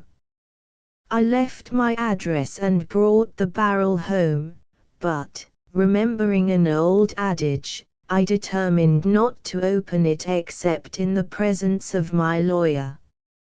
"Is that all?" asked Michael. "I don't see any cause to worry. The Hercules has stuck upon the road. It will drop in tomorrow or the day after, and as for the barrel, depend upon it, it's a testimonial from one of your young ladies, and probably contains oysters." "Oh, don't speak so loud," cried the little artist. "It would cost me my place if I were heard to speak lightly of the young ladies, and besides, why oysters from Italy, and why should they come to me addressed in Signor Riccardi's hand?" "Well, let's have a look at it," said Michael.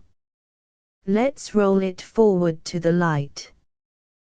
The two men rolled the barrel from the corner, and stood it on end before the fire. "It's heavy enough to be oysters," remarked Michael judiciously.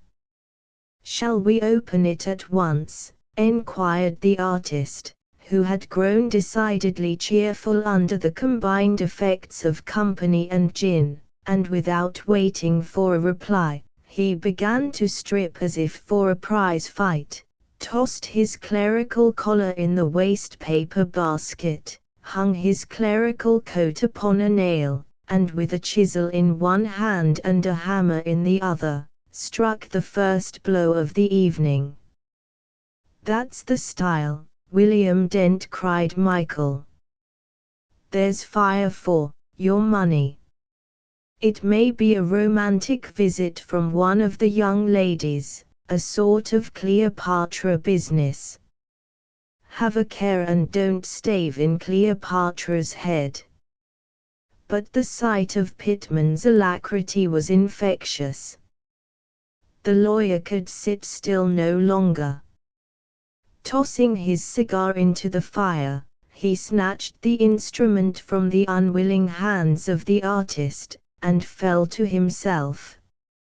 Soon the sweat stood in beads upon his large, fair brow, his stylish trousers were defaced with iron rust, and the state of his chisel testified to misdirected energies.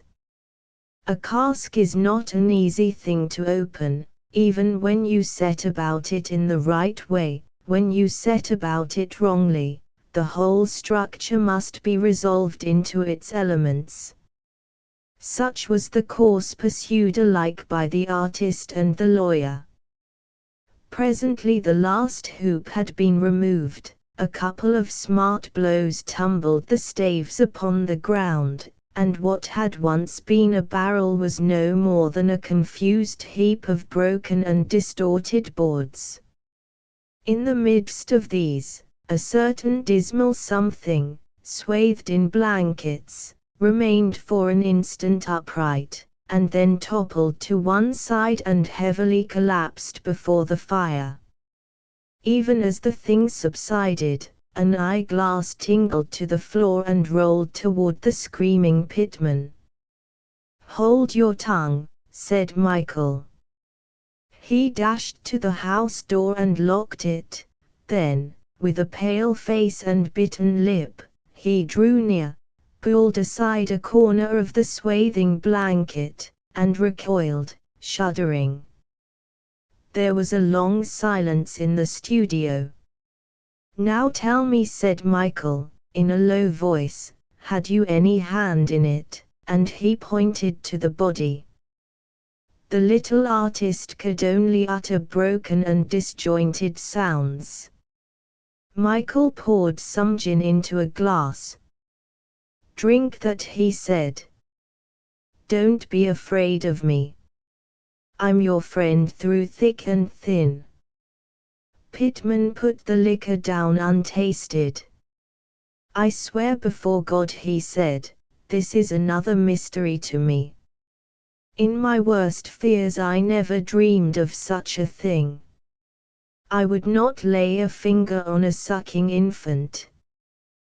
"That's all square," said Michael, with a sigh of huge relief. "I believe you, old boy."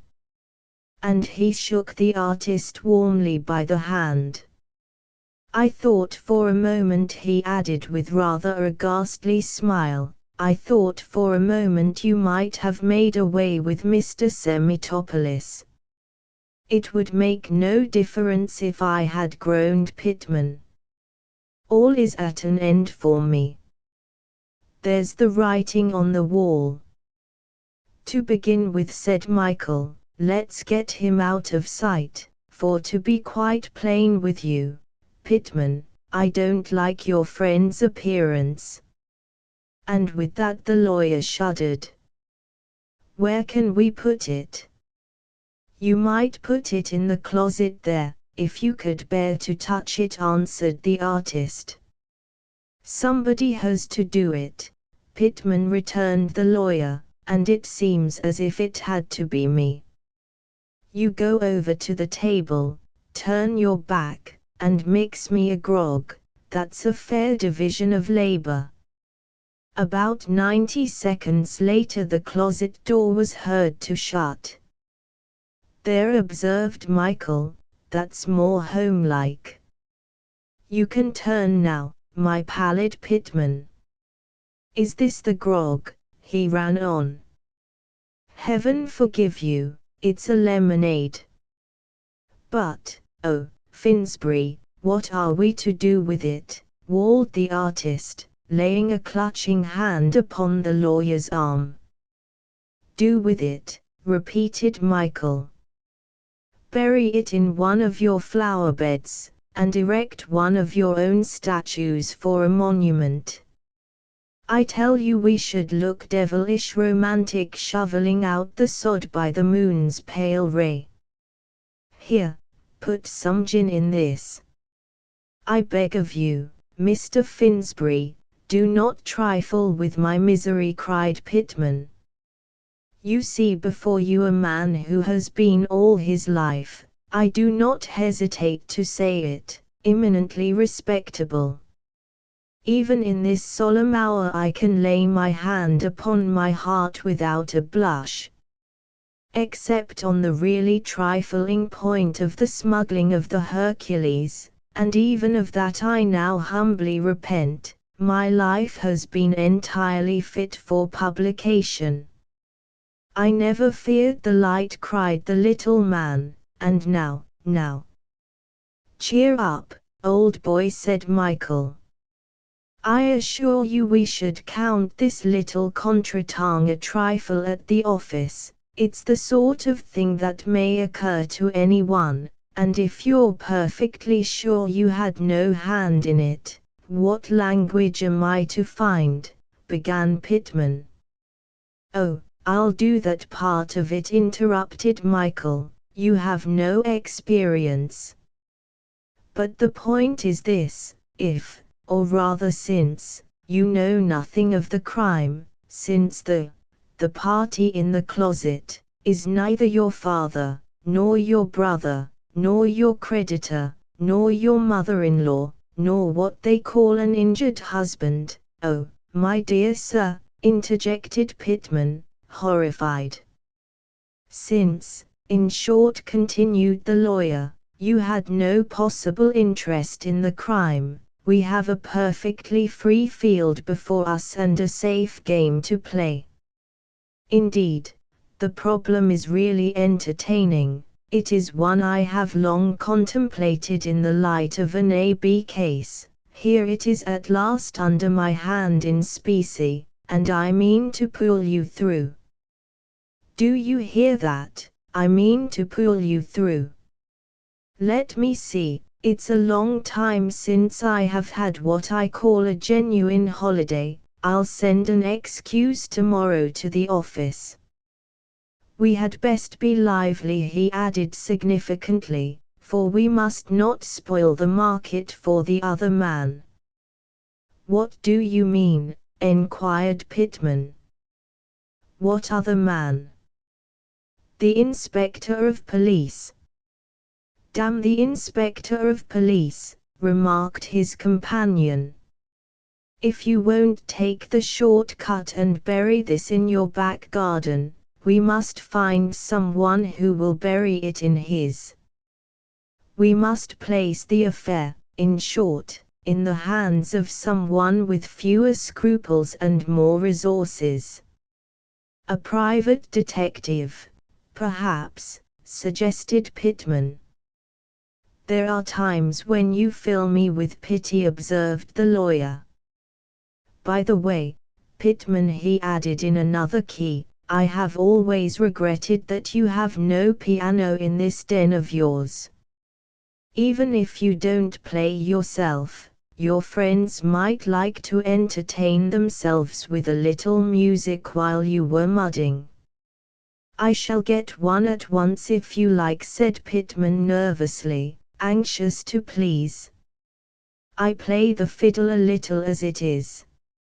I know you do, said Michael, but what's the fiddle, above all as you play it?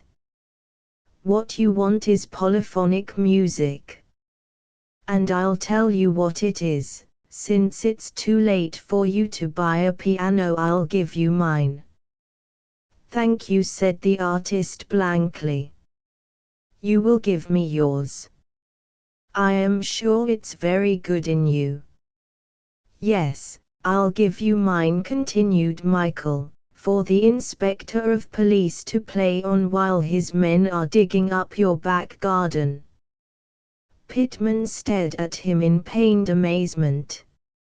No, I'm not insane, Michael went on. I'm playful, but quite coherent. See here, Pittman, follow me 1/2 minute. I mean to profit by the refreshing fact that we are really and truly innocent. Nothing but the presence of the, you know what, connects us with the crime. Once let us get rid of it, no matter how, and there is no possible clue to trace us by. Well, I give you my piano, we'll bring it round this very night. Tomorrow we rip the fittings out, deposit our friend, inside, plump the whole on a cart, and carry it to the chambers of a young gentleman whom I know by sight. Whom do you know by sight? Repeated Pittman. And what is more to the purpose, continued Michael, whose chambers I know better than he does himself. A friend of mine. I call him my friend for brevity. He is now, I understand, in Demerara and, most likely, in Gaul, was the previous occupant. I defended him, and I got him off too, all saved but honor. His assets were nil, but he gave me what he had, poor gentleman, and along with the rest, the key of his chambers. It's there that I propose to leave the piano and, shall we say, Cleopatra. It seems very wild, said Pittman. And what will become of the poor young gentleman whom you know by sight? It will do him good, said Michael cheerily. Just what he wants to steady him. But, my dear sir, he might be involved in a charge of murder, gulped the artist. Well, he'll be just where we are, returned the lawyer. He's innocent, you see. What hangs people, my dear Pittman, is the unfortunate circumstance of guilt. But indeed, pleaded Pittman, the whole scheme appears to me so wild. Would it not be safer, after all, just to send for the police and make a scandal? Enquired Michael. The Chelsea mystery, alleged innocence of Pittman. How would that do at the seminary? It would imply my discharge, admitted the drawing master. I cannot deny that. And besides, said Michael, I am not going to embark in such a business and have no fun for my money. Oh my dear sir, is that a proper spirit? Cried Pittman. Oh, I only said that to cheer you up, said the unabashed Michael. Nothing like a little judicious levity. But it's quite needless to discuss. If you mean to follow my advice, come on, and let us get the piano at once. If you don't, just drop me the word, and I'll leave you to deal with the whole thing according to your better judgment. You know perfectly well that I depend on you entirely, returned Pittman. But oh, what a night is before me with that horror in my studio.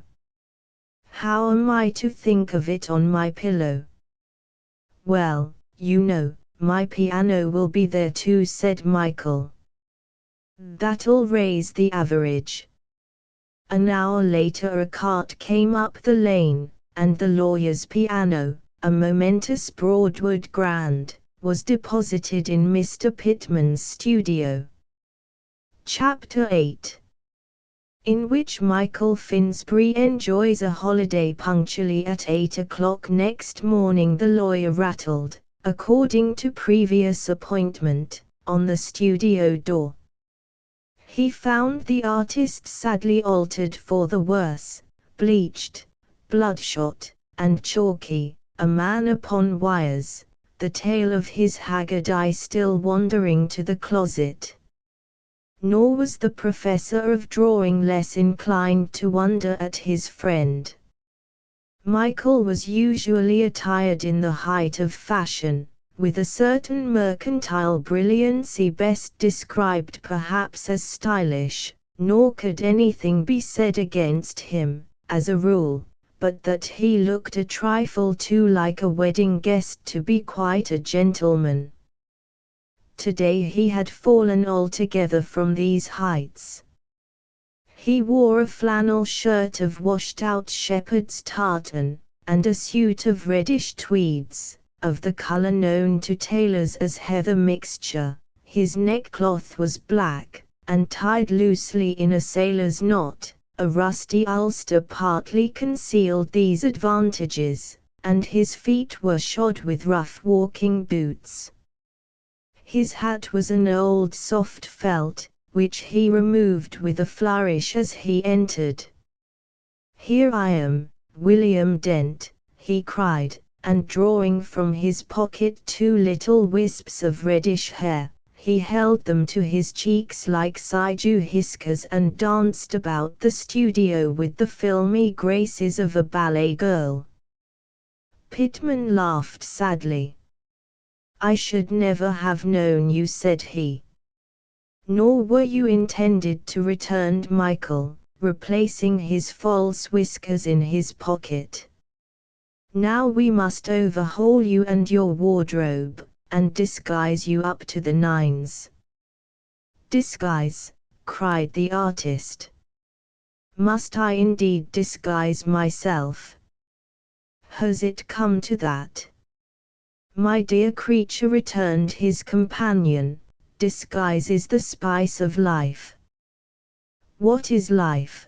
passionately exclaimed a French philosopher, "without the pleasures of disguise? I don't say it's always good taste, and I know it's unprofessional, but what's the odds, downhearted drawing master? It has to be. We have to leave a false impression on the minds of many persons, and in particular on the mind of Mr. Gideon Forsyth, the young gentleman I know by sight, if he should have the bad taste to be at home. If he be at home, faltered the artist. That would be the end of all. Won't matter returned Michael airily. Let me see your clothes, and I'll make a new man of you in a jiffy. In the bedroom, to which he was at once conducted, Michael examined Pittman's poor and scanty wardrobe with a humorous eye, picked out a short jacket of black alpaca, and presently added to that a pair of summer trousers which somehow took his fancy as incongruous. Then, with the garments in his hand, he scrutinized the artist closely. "I don't like that clerical collar," he remarked. "Have you nothing else?" The professor of drawing pondered for a moment, and then brightened. "I have a pair of low-necked shirts," he said, "that I used to wear in Paris as a student. They are rather loud." "The very thing," ejaculated Michael. "You'll look perfectly beastly. Here are spats, too," he continued, drawing forth a pair of those offensive little gaiters. "Must have spats. And now you jump into these, and whistle a tune at the window for, say, 3/4 of an hour. After that you can rejoin me on the field of glory." So saying, Michael returned to the studio. It was the morning of the easterly gale. The wind blew shrilly among the statues in the garden, and drove the rain upon the skylight in the studio ceiling.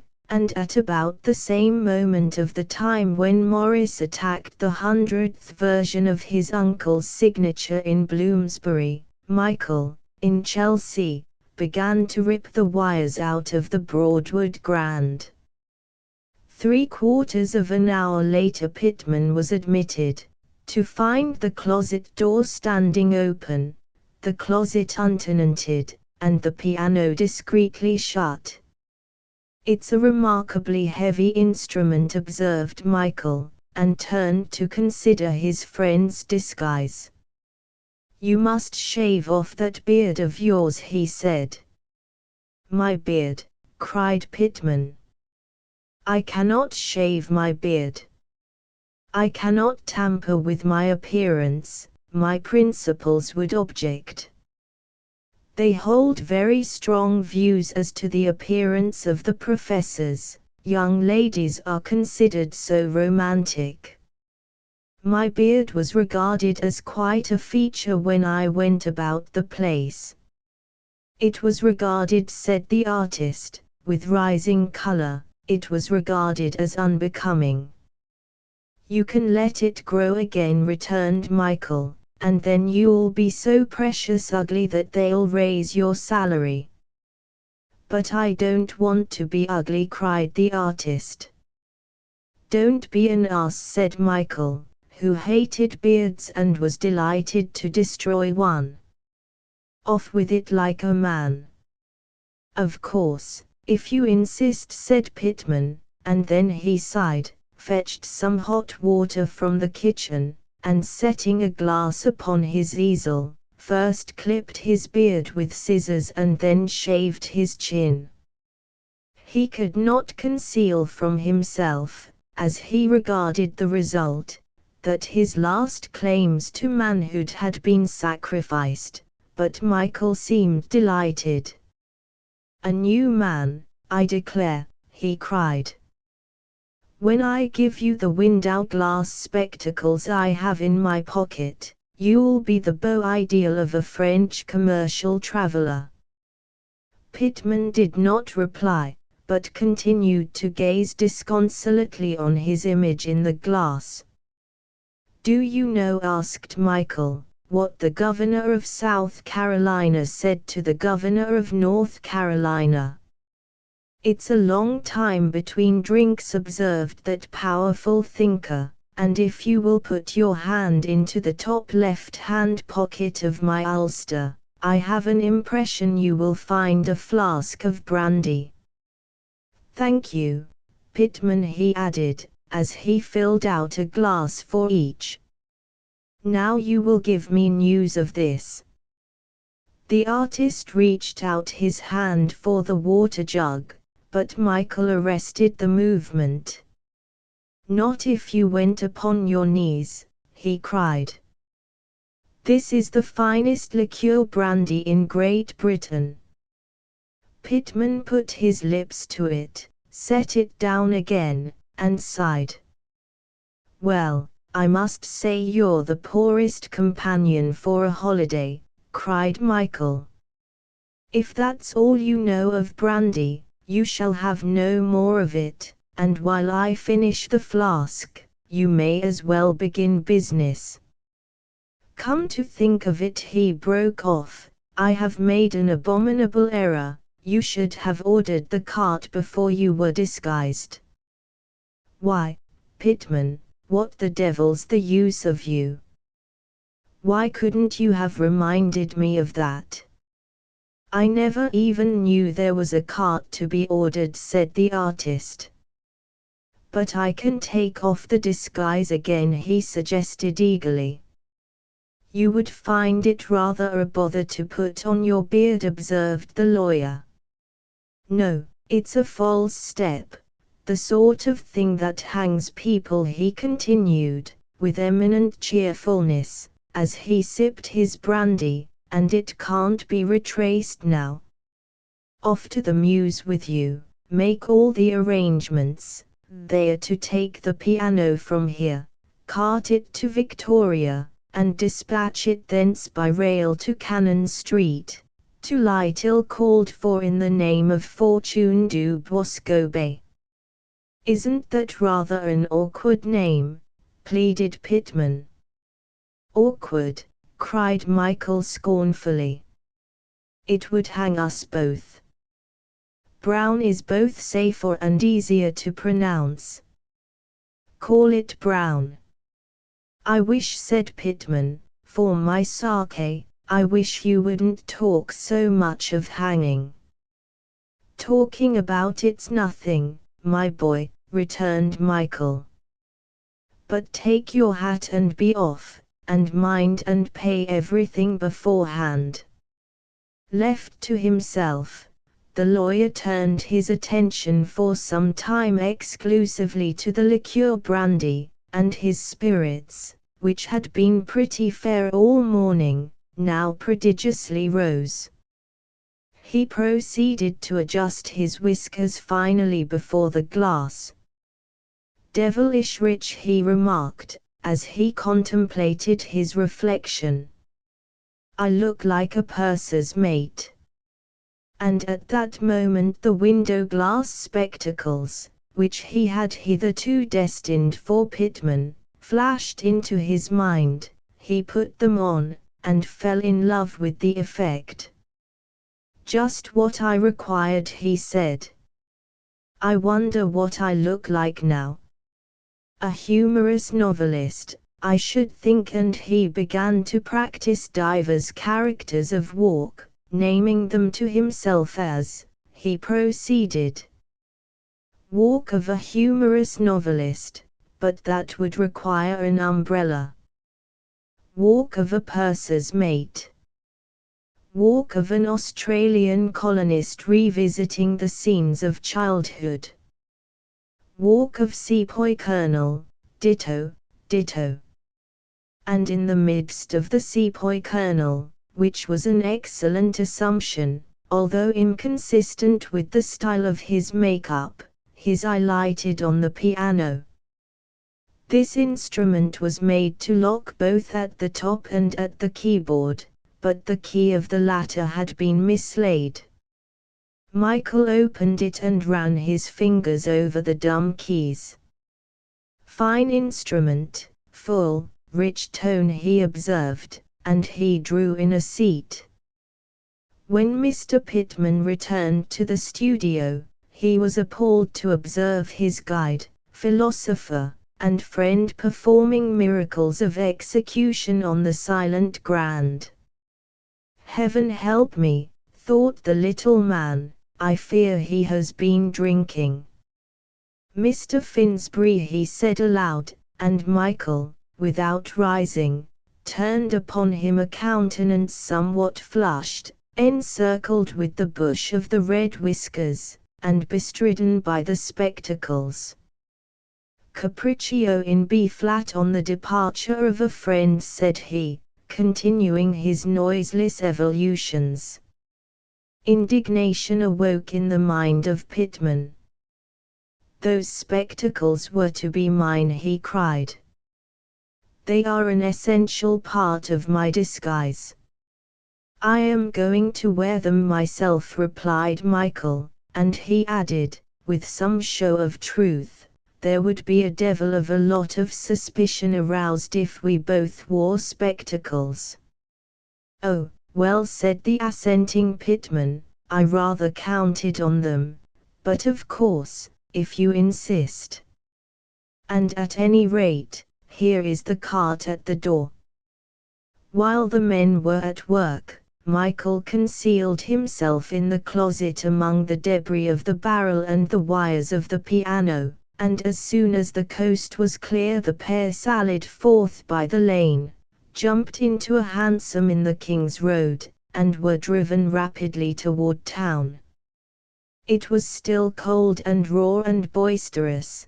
The rain beat strongly in their faces, but Michael refused to have the glass let down. He had now suddenly donned the character of Cicerone, and pointed out and lucidly commented on the sights of London, as they drove.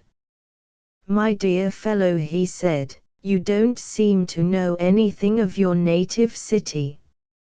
Suppose we visited the Tower? No. Well, perhaps it's a trifle out of our way. But, anyway, here, cabby, drive round by Trafalgar Square. And on that historic battlefield he insisted on drawing up, while he criticized the statues and gave the artist many curious details, quite new to history, of the lives of the celebrated men they represented. It would be difficult to express what Pitman suffered in the cab: cold, wet, terror in the capital degree, a grounded distrust of the commander under whom he served, a sense of imprudency in the matter of the low-necked shirt, a bitter sense of the decline and fall involved in the deprivation of his beard. All these were among the ingredients of the bowl. To reach the restaurant, for which they were deviously steering, was the first relief. To hear Michael bespeak a private room was a second and a still greater. Nor, as they mounted the stair under the guidance of an unintelligible alien, did he fail to note with gratitude the fewness of the persons present, or the still more cheering fact that the greater part of these were exiles from the land of France. It was thus a blessed thought that none of them would be connected with the seminary, for even the French professor, though admittedly a papist, he could scarce imagine frequenting so rakish an establishment. The alien introduced them into a small bare room with a single table, a sofa, and a dwarfish fire, and Michael called promptly for more coals and a couple of brandies and sodas. Oh, no, said Pitman, surely not, no more to drink. I don't know what you would be at, said Michael plaintively. It's positively necessary to do something, and one shouldn't smoke before meals. I thought that was understood. You seem to have no idea of hygiene. And he compared his watch with the clock upon the chimney-piece. Pitman fell into bitter musing. Here he was, ridiculously shorn, absurdly disguised, in the company of a drunken man in spectacles, and waiting for a champagne luncheon in a restaurant painfully foreign. What would his principals think, if they could see him? What if they knew his tragic and deceitful errand? From these reflections he was aroused by the entrance of the alien with the brandies and sodas. Michael took one and bade the waiter pass the other to his friend. Pittman waved it from him with his hand. "Don't let me lose all self-respect," he said. "Anything to oblige a friend," returned Michael. "But I'm not going to drink alone. Here," he added to the waiter, "you take it. And, then, touching glasses, the health of Mr. Gideon Forsyth," said he. "Mr. Gideon Forsyth," replied the waiter, and he tossed off the liquor in 4 gulps. "Have another," said Michael, with undisguised interest. "I never saw a man drink faster. It restores one's confidence in the human race." But the waiter excused himself politely, and, assisted by someone from without, began to bring in lunch. Michael made an excellent meal, which he washed down with a bottle of Heed 6 dry monopole. As for the artist, he was far too uneasy to eat, and his companion flatly refused to let him share in the champagne unless he did. "One of us must stay sober," remarked the lawyer, "and I won't give you champagne on the strength of a leg of grouse. I have to be cautious," he added confidentially. "One drunken man, excellent business; 2 drunken men, all my eye." On the production of coffee and departure of the waiter, Michael might have been observed to make portentous efforts after gravity of mien. He looked his friend in the face, one eye perhaps a trifle off, and addressed him thickly but severely. Enough of this fooling was his not inappropriate exordium. "To business. Mark me closely. I am an Australian. My name is John Dixon, though you mightn't think it from my unassuming appearance. You will be relieved to hear that I am rich, sir, very rich. You can't go into this sort of thing too thoroughly, Pittman. The whole secret is preparation, and I can get up my biography from the beginning, and I could tell it you now, only I have forgotten it." "Perhaps I'm stupid," began Pittman. "That's it," cried Michael. "Very stupid, but rich too, richer than I am. I thought you would enjoy it, Pittman, so I've arranged that you were to be literally wallowing in wealth. But then, on the other hand, you're only an American, and a maker of India rubber overshoes at that. And the worst of it is, why should I conceal it from you, the worst of it is that you're called Ezra Thomas." "Now," said Michael, with a really appalling seriousness of manner, "tell me who we are." The unfortunate little man was cross-examined till he knew these facts by heart. "There," cried the lawyer. "Our plans are laid. Thoroughly consistent, that's the great thing." "But I don't understand," objected Pittman. "Oh, you'll understand right enough when it comes to the point," said Michael, rising. "There doesn't seem any story to it," said the artist.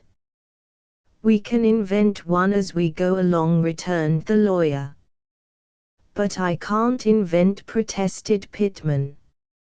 "I never could invent in all my life.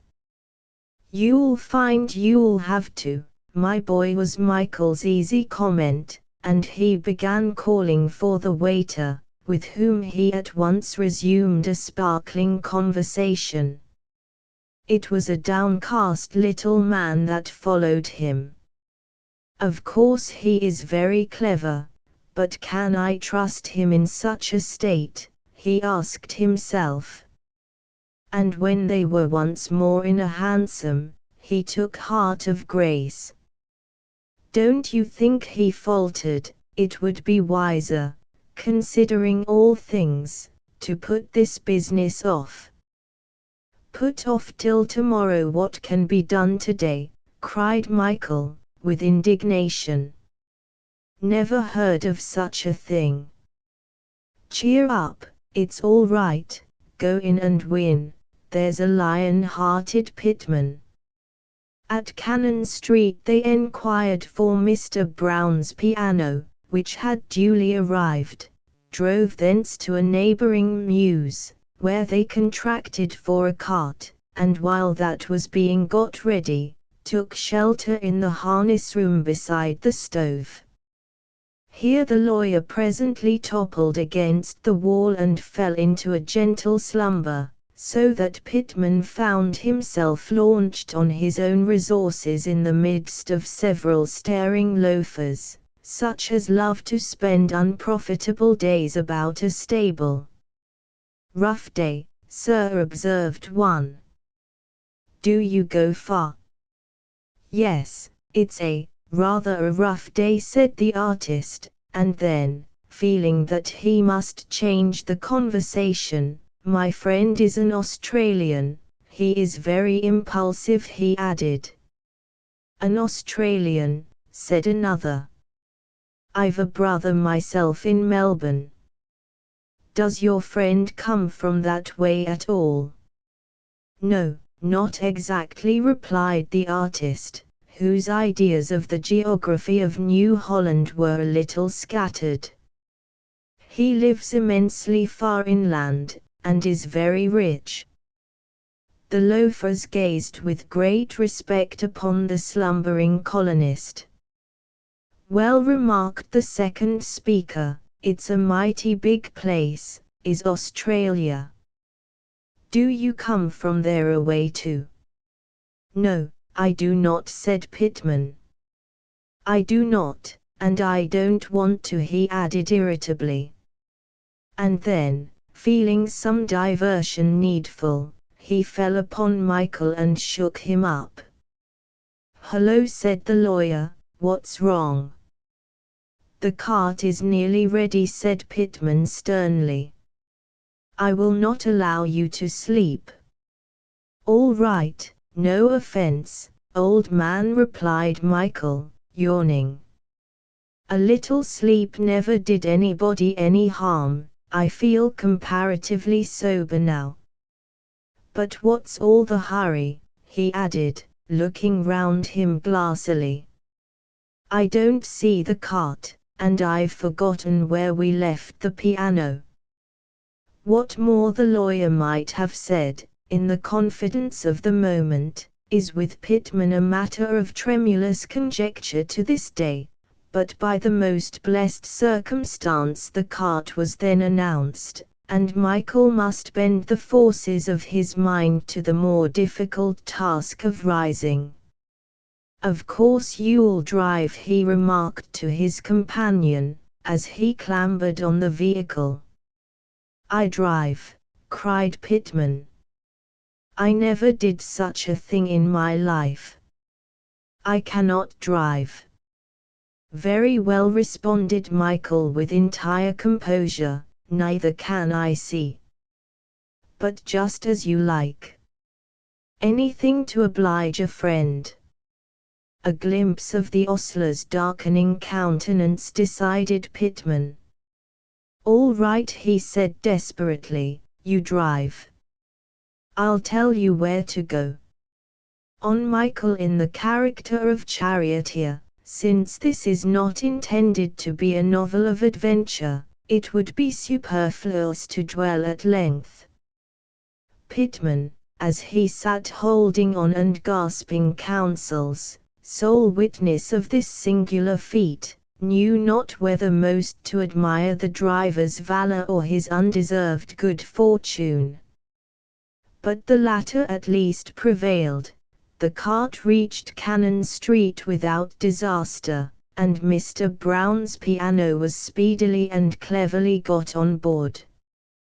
"Well, sir," said the leading porter, smiling as he mentally reckoned up a handful of loose silver, "that's a mortal heavy piano."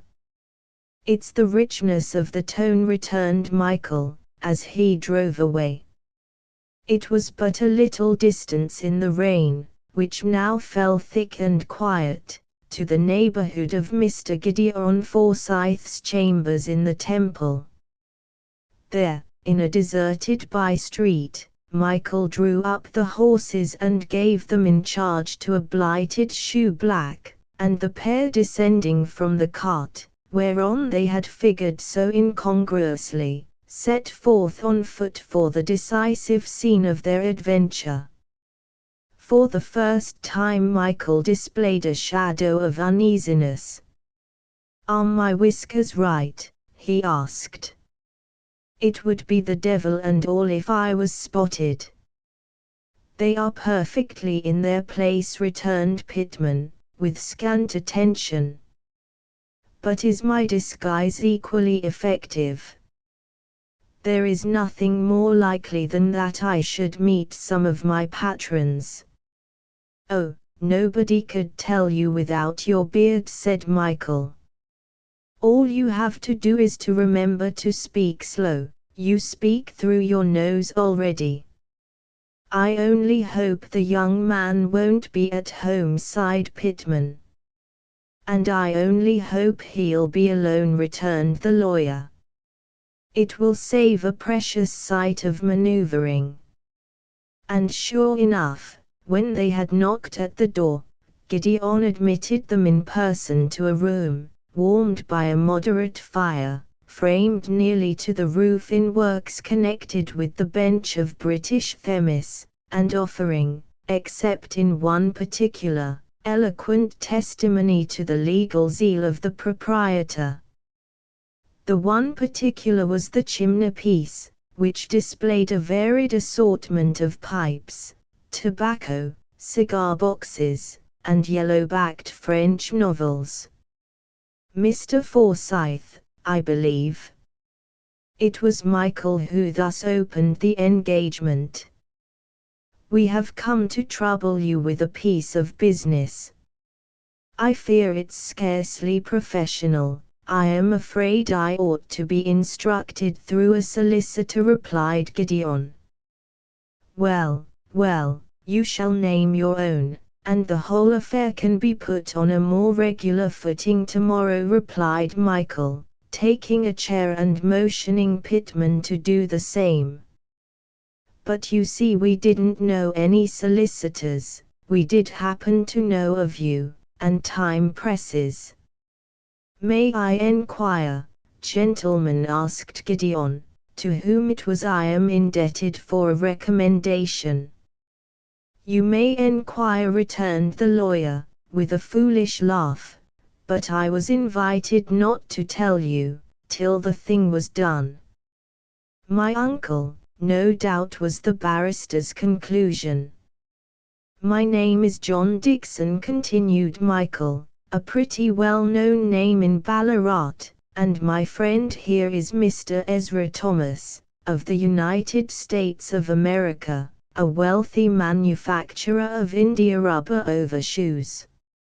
"Stop one moment till I make a note of that," said Gideon. "Anyone might have supposed he was an old practitioner."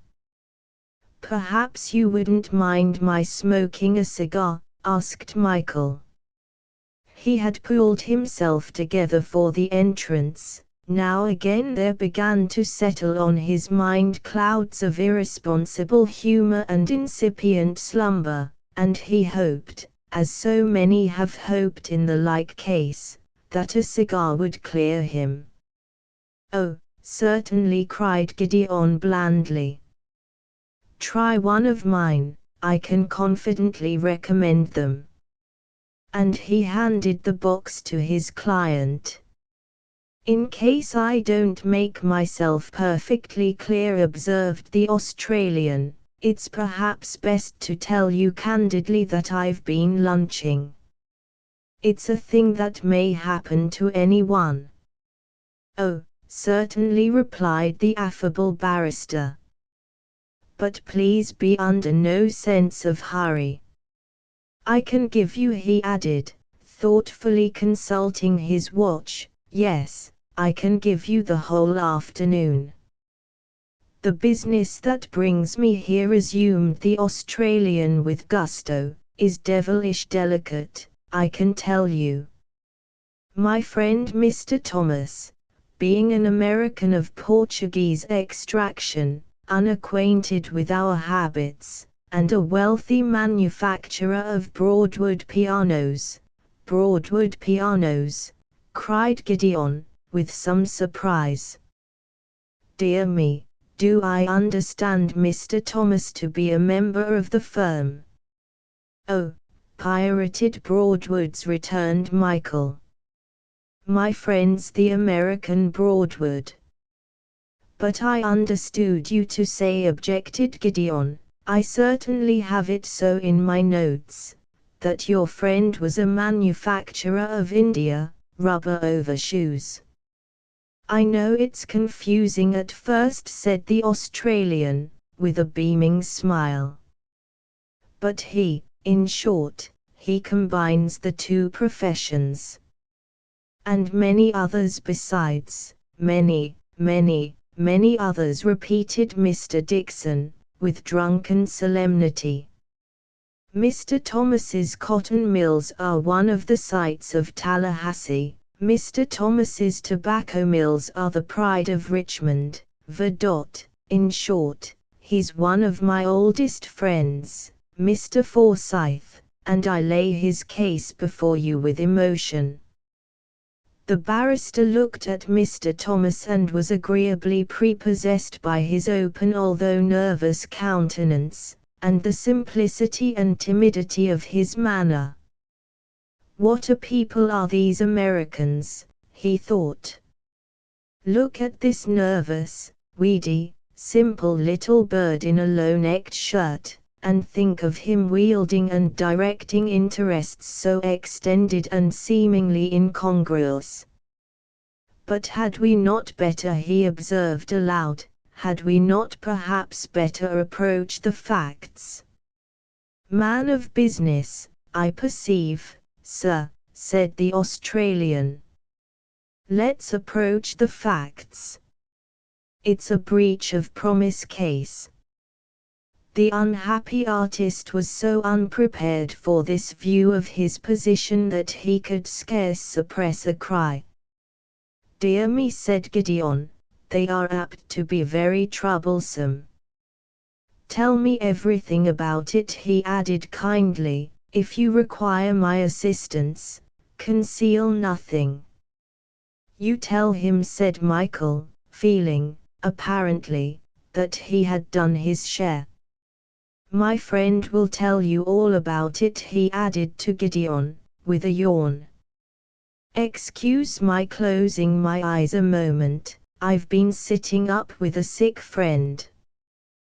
Pittman gazed blankly about the room, rage and despair seethed in his innocent spirit, thoughts of flight, thoughts even of suicide, came and went before him. And still the barrister patiently waited, and still the artist groped in vain for any form of words, however insignificant. It's a breach of promise case, he said at last, in a low voice. I am threatened with a breach of promise case. Here, in desperate quest of inspiration, he made a clutch at his beard.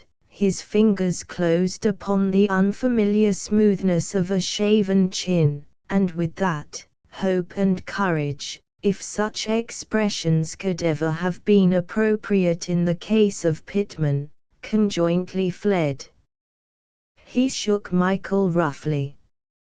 "Wake up," he cried, with genuine irritation in his tones. "I cannot do it, and you know I can't." "You must excuse my friend," said Michael. "He's no hand as a narrator of stirring incident.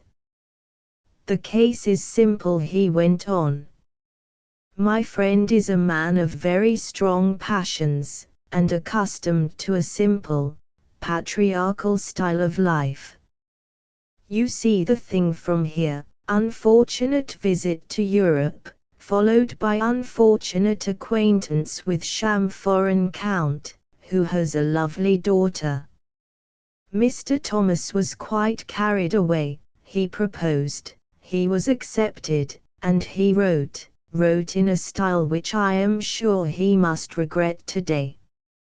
If these letters are produced in court, sir, Mr. Thomas's character is gone." "Am I to understand?" began Gideon. "My dear sir," said the Australian emphatically, "it isn't possible to understand unless you saw them."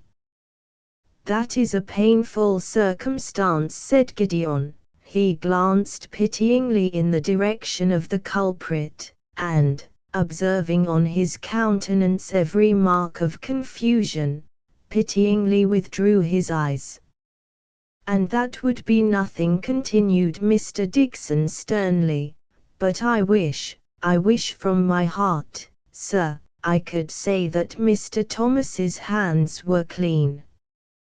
He has no excuse, for he was engaged at the time, and is still engaged, to the Belle of Constantinople. Go. My friend's conduct was unworthy of the brutes that perish." "Godot," repeated Gideon enquiringly. "A contraction in current use," said Michael. "G for Georgia, in the same way as company for company." "I was aware it was sometimes so written," returned the barrister, "but not that it was so pronounced." "Fact, I assure you," said Michael. "You now see for yourself, sir, that if this unhappy person is to be saved, some devilish sharp practice will be needed. There's money, and no desire to spare it. Mr. Thomas could write a check tomorrow for 100,000.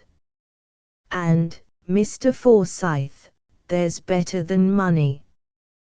The foreign Count Tarnow, he calls himself, was formerly a tobacconist in Bayswater, and passed under the humble but expressive name of Schmidt. His daughter, if she is his daughter, there's another point, make a note of that, Mr. Forsyth. His daughter at that time actually served in the shop, and she now proposes to marry a man of the eminence of Mr. Thomas.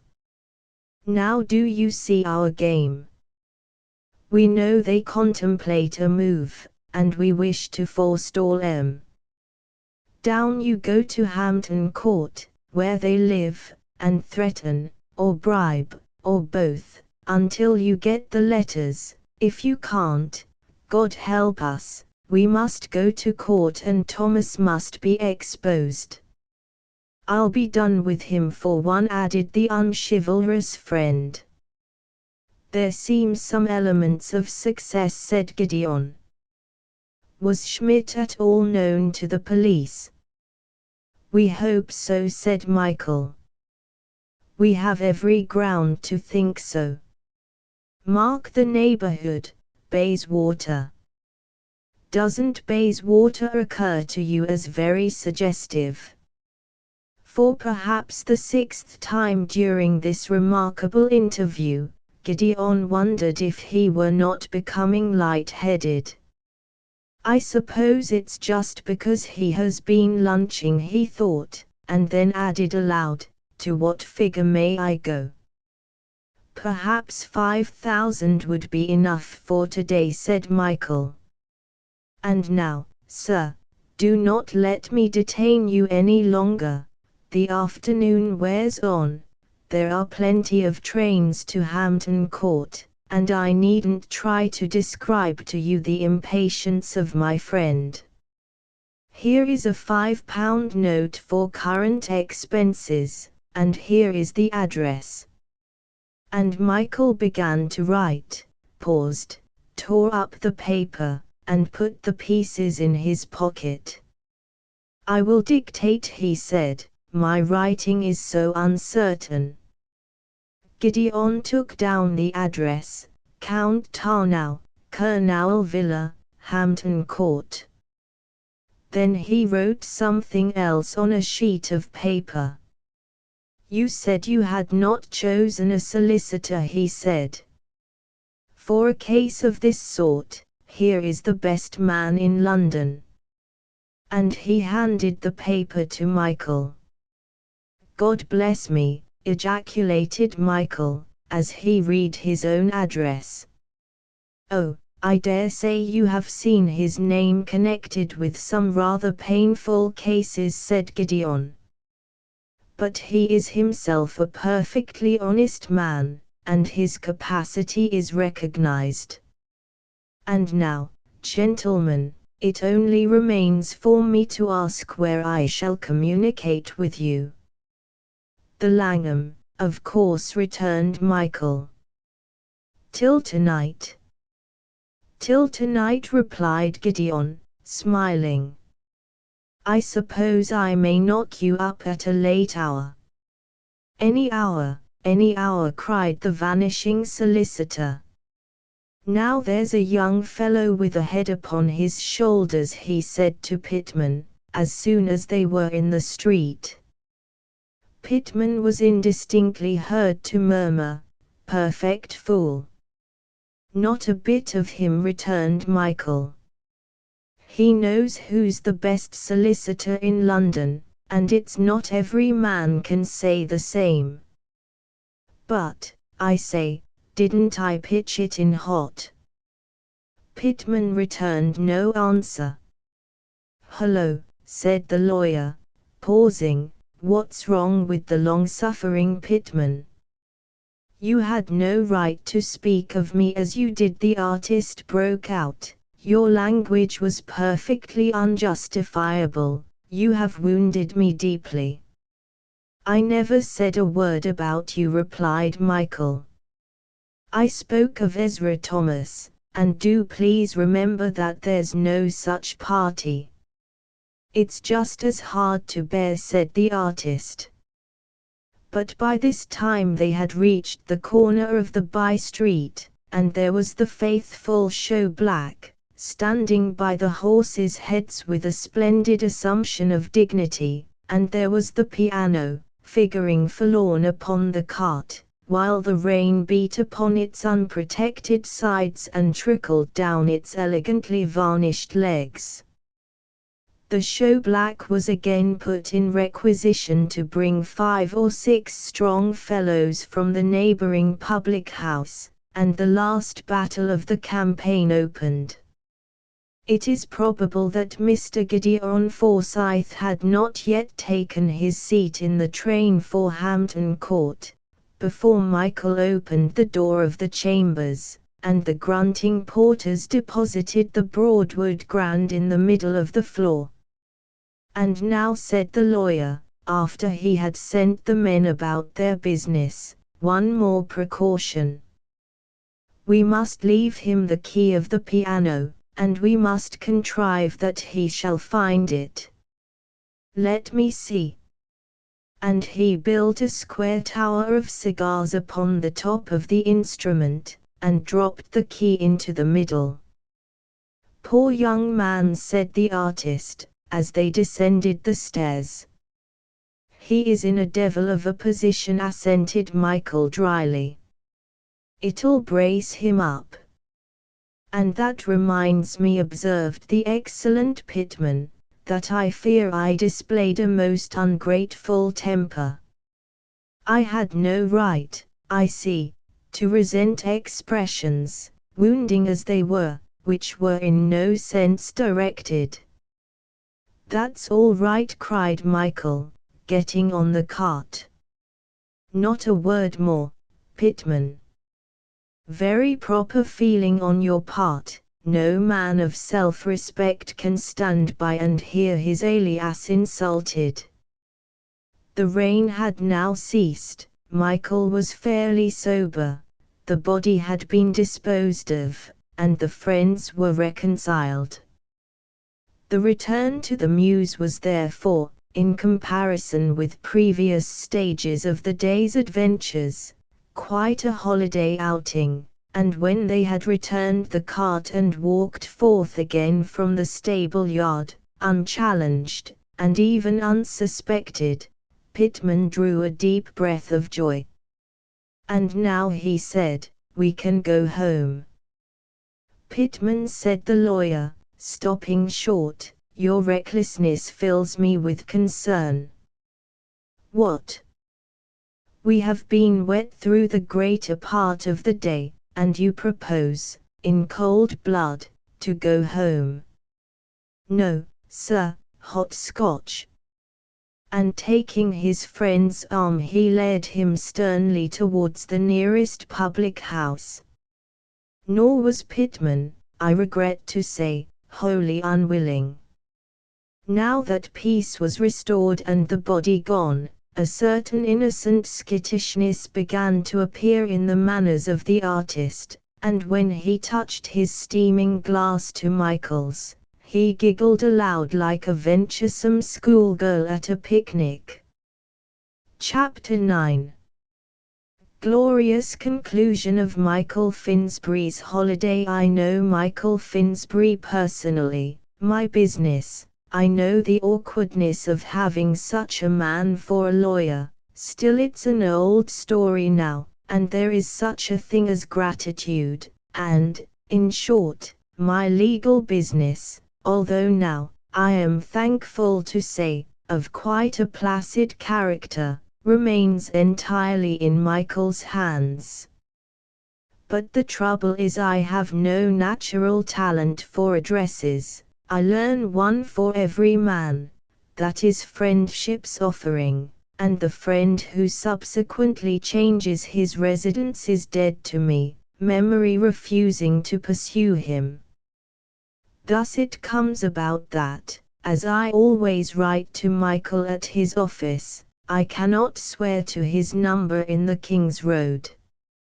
Of course, like my neighbors, I have been to dinner there.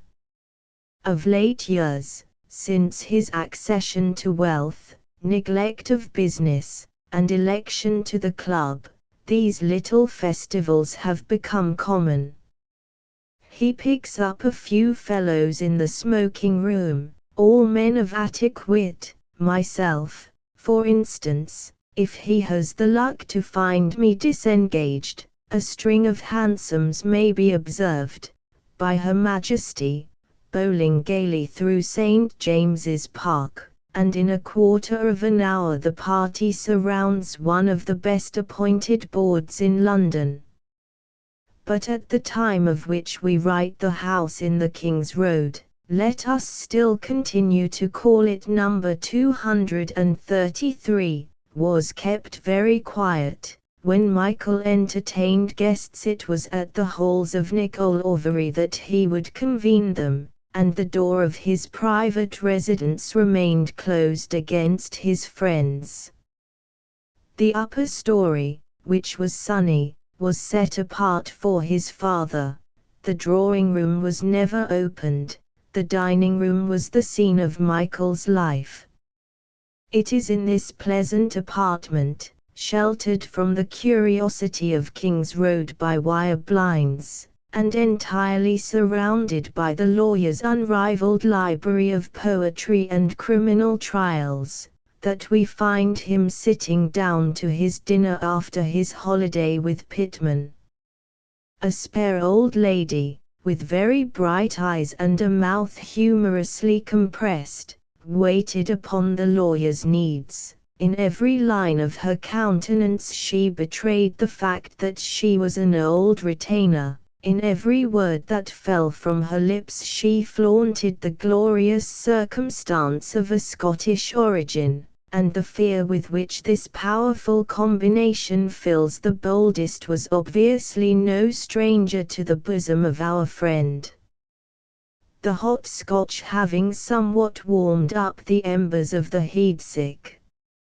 It was touching to observe the master's eagerness to pull himself together under the servant's eye, and when he remarked, "I think, Tina, I'll take a brandy and soda," he spoke like a man doubtful of his elocution, and not half certain of obedience.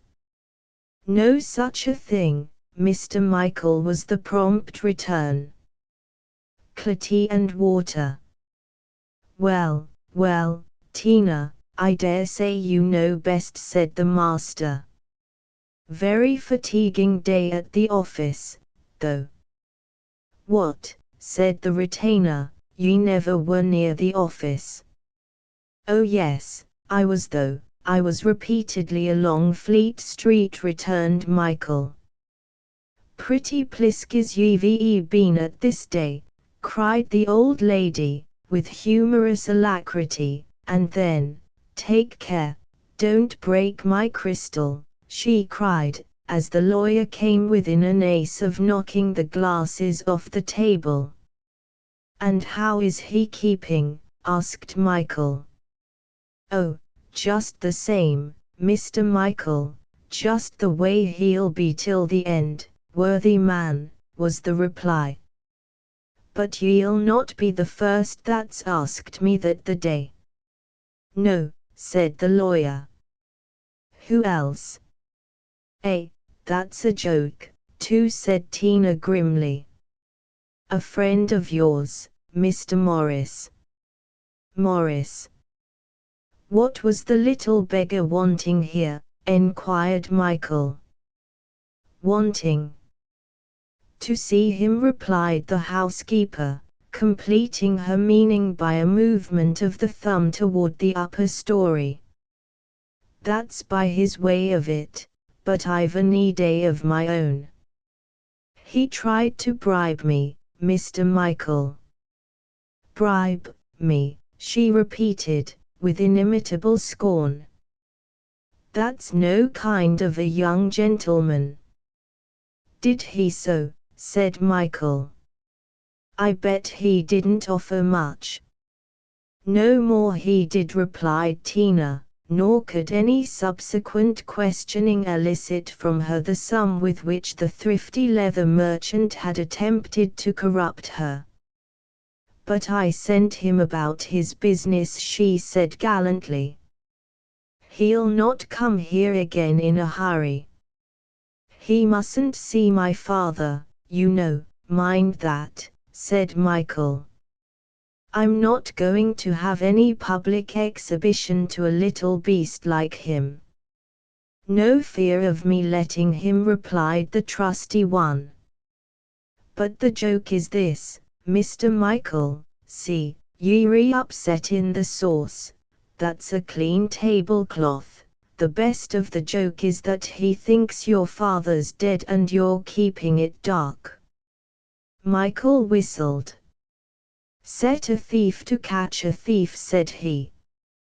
"Exactly what I told him," cried the delighted dame. "I'll make him dance for that," said Michael. "Couldn't ye get the law of him some way?" suggested Tina truculently. "No, I don't think I could, and I'm quite sure I don't want to," replied Michael. "But I say, Tina, I really don't believe this claret's wholesome. It's not a sound, reliable wine. Give us a brandy and soda, there's a good soul." Tina's face became like adamant. "Well, then," said the lawyer fretfully, "I won't eat any more dinner." "Ye can please yourself about that, Mr. Michael," said Tina, and began composedly to take away. "I do wish Tina wasn't a faithful servant," sighed the lawyer, as he issued into Kings's Road. The rain had ceased, the wind still blew, but only with a pleasant freshness. The town, in the clear darkness of the night, glittered with street lamps and shone with glancing rain pools. "Come, this is better," thought the lawyer to himself, and he walked on eastward, lending a pleased ear to the wheels and the million footfalls of the city. Near the end of the King's Road he remembered his brandy and soda, and entered a flaunting public house.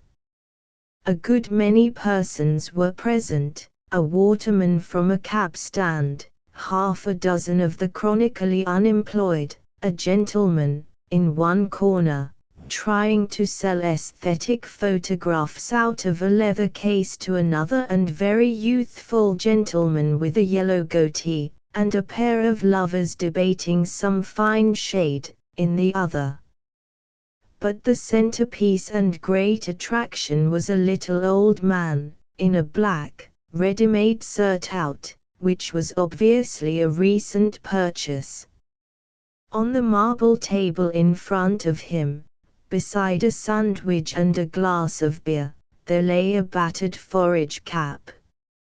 His hand fluttered abroad with oratorical gestures, his voice, naturally shrill, was plainly tuned to the pitch of the lecture room, and by arts, comparable to those of the ancient mariner, he was now holding spellbound the barmaid, the waterman, and 4 of the unemployed. "I have examined all the theatres in London," he was saying, "and pacing the principal entrances, I have ascertained them to be ridiculously disproportionate to the requirements of their audiences. The doors opened the wrong way, I forget at this moment which it is, but have a note of it at home. They were frequently locked during the performance, and when the auditorium was literally thronged with English people. You have probably not had my opportunities of comparing distant lands, but I can assure you this has been long ago recognized as a mark of aristocratic government. Do you suppose, in a country really self-governed, such abuses could exist? Your own intelligence, however uncultivated, tells you they could not. Take Austria, a country even possibly more enslaved than England. I have myself conversed with one of the survivors of the Ring Theatre, and though his colloquial German was not very good, I succeeded in gathering a pretty clear idea of his opinion of the case. But, what will perhaps interest you still more, here is a cutting on the subject from a Vienna newspaper, which I will now read to you, translating as I go. You can see for yourselves, it is printed in the German character. And he held the cutting out for verification, much as a conjurer passes a trick orange along the front bench. "Hello, old gentleman. Is this you?" said Michael, laying his hand upon the orator's shoulder. The figure turned with a convulsion of alarm, and showed the countenance of Mr. Joseph Finsbury. "You, Michael," he cried. "There's no one with you, is there?" "No," replied Michael, ordering a brandy and soda. "There's nobody with me. Whom do you expect?" "I thought of Morris or John," said the old gentleman, evidently greatly relieved. "What the devil would I be doing with Morris or John?" cried the nephew. "There is something in that," returned Joseph. "And I believe I can trust you. I believe you will stand by me." "I hardly know what you mean," said the lawyer, "but if you are in need of money I am flush." "It's not that, my dear boy," said the uncle, shaking him by the hand. "I'll tell you all about it afterwards." "All right," responded the nephew. "I stand treat, Uncle Joseph. What will you have?" "In that case," replied the old gentleman, "I'll take another sandwich." "I dare say I surprise you," he went on, "with my presence in a public house, but the fact is, I act on a sound but little known principle of my own." "Oh, it's better known than you suppose," said Michael, sipping his brandy and soda. "I always act on it myself when I want a drink." The old gentleman, who was anxious to propitiate Michael, laughed a cheerless laugh. "You have such a flow of spirits," said he, "I am sure I often find it quite amusing. But regarding this principle of which I was about to speak, it is that of accommodating one's self to the manners of any land, however humble, in which our lot may be cast. Now, in France, for instance, everyone goes to a café for his meals; in America, to what is called a two-bit house; in England the people resort to such an institution as the present for refreshment. With sandwiches, tea, and an occasional glass of bitter beer, a man can live luxuriously in London for £14 12 per annum." "Yes, I know," returned Michael, "but that's not including clothes, washing, or boots. The whole thing, with cigars and occasional sprees, costs me over 700 a year." But this was Michael's last interruption. He listened in good-humored silence to the remainder of his uncle's lecture, which speedily branched to political reform, thence to the theory of the weather glass, with an illustrative account of a bora in the Adriatic, thence again to the best manner of teaching arithmetic to the deaf and dumb, and with that, the sandwich being then no more, explicit vald feliciter. A moment later the pair issued forth on the King's Road. "Michael," said his uncle, "the reason that I am here is because I cannot endure those nephews of mine. I find them intolerable."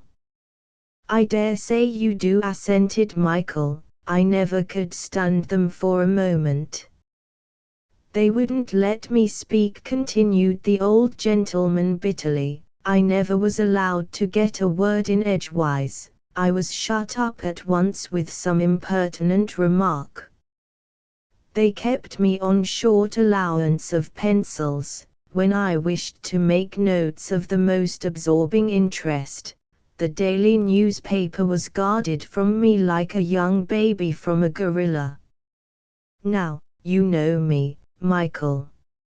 I live for my calculations, I live for my manifold and ever-changing views of life. Pens and paper and the productions of the popular press are to me as important as food and drink, and my life was growing quite intolerable when, in the confusion of that fortunate railway accident at Browndean, I made my escape. They must think me dead, and are trying to deceive the world for the chance of the tontine. By the way, how do you stand for money?" asked Michael kindly. "Pecuniarily speaking, I am rich," returned the old man with cheerfulness. "I am living at present at the rate of 100 a year, with unlimited pens and paper, the British Museum at which to get books, and all the newspapers I choose to read. But it's extraordinary how little a man of intellectual interest requires to bother with books in a progressive age. The newspapers supply all the conclusions." "I'll tell you what," said Michael, "come and stay with me. Michael, said the old gentleman, it's very kind of you, but you scarcely understand what a peculiar position I occupy.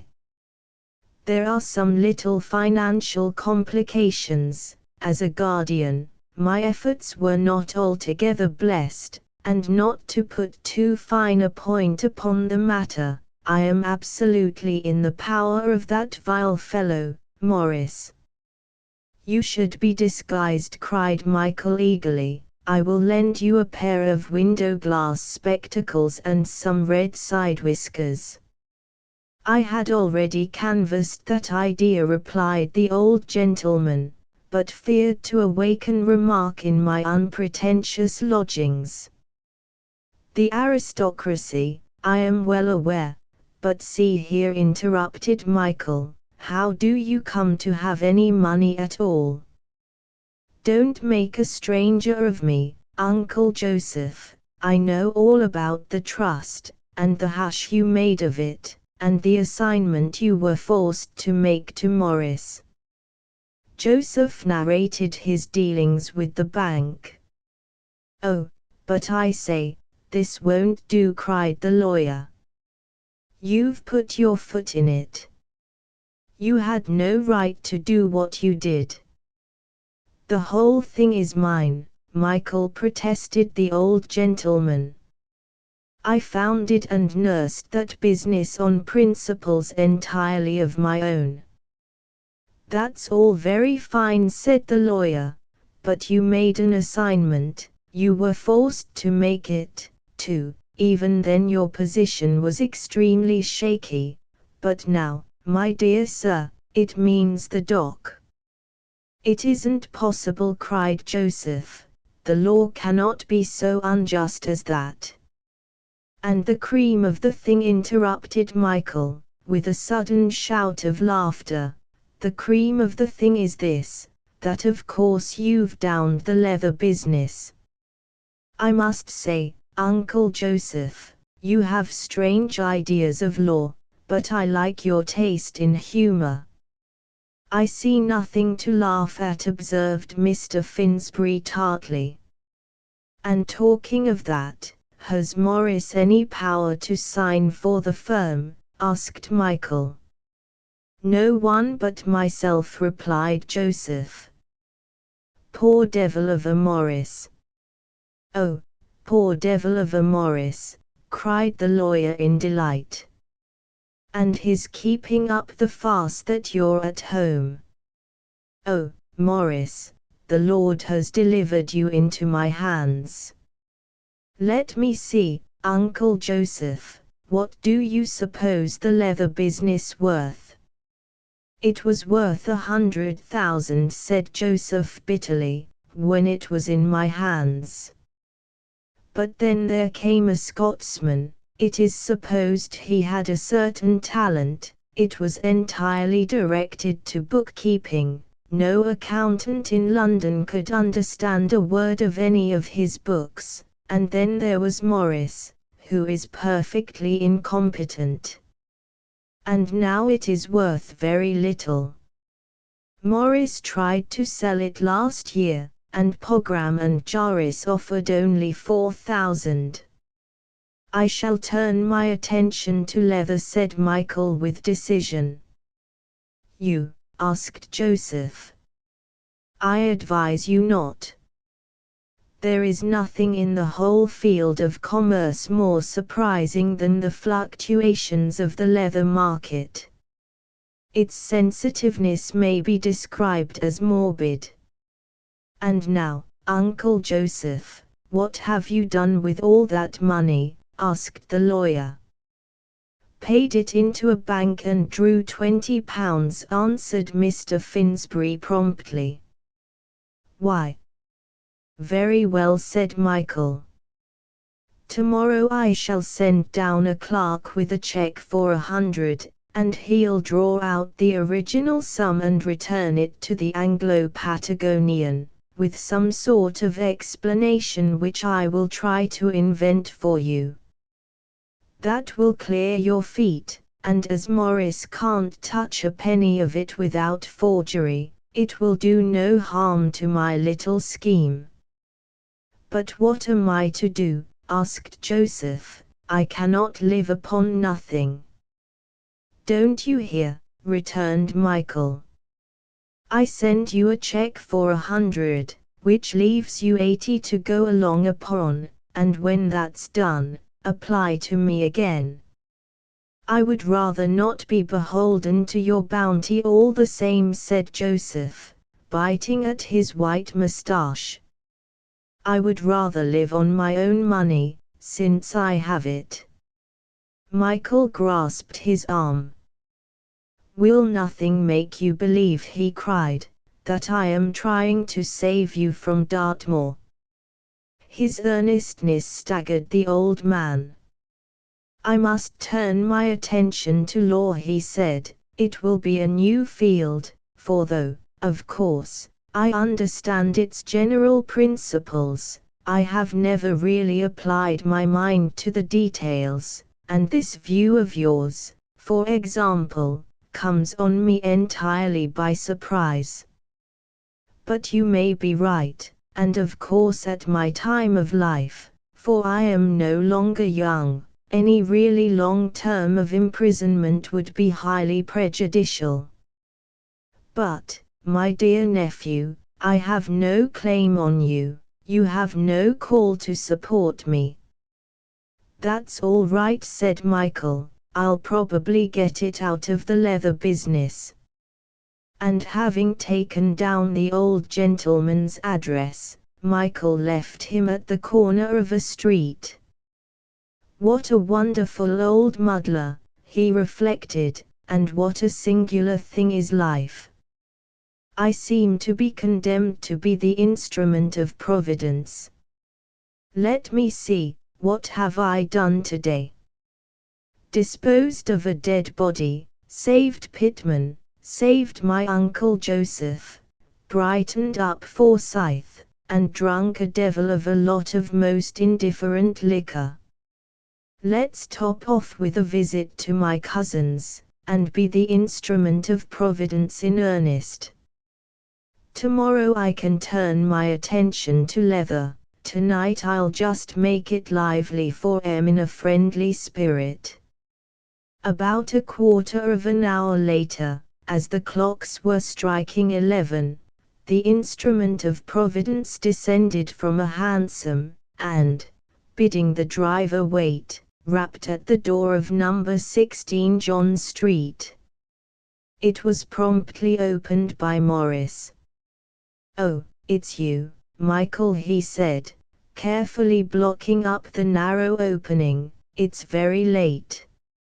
Michael without a word reached forth, grasped Morris warmly by the hand, and gave it so extreme a squeeze that the sullen householder fell back. Profiting by this movement, the lawyer obtained a footing in the lobby and marched into the dining room, with Morris at his heels.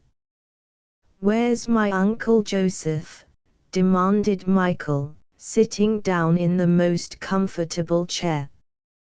"He's not been very well lately," replied Morris. "He's staying at Browndean, John is nursing him, and I am alone, as you see." Michael smiled to himself. "I want to see him on particular business," he said. "You can't expect to see my uncle when you won't let me see your father," returned Morris. "Fiddlestic," said Michael. "My father is my father, but Joseph is just as much my uncle as he's yours, and you have no right to sequestrate his person." "I do no such thing," said Morris doggedly. "He is not well, he is dangerously ill and nobody can see him." "I'll tell you what, then," said Michael. "I'll make a clean breast of it. I have come down like the opossum, Morris, I have come to compromise." Poor Morris turned as pale as death, and then a flush of wrath against the injustice of man's destiny dyed his very temples. "What do you mean?" he cried. "I don't believe a word of it."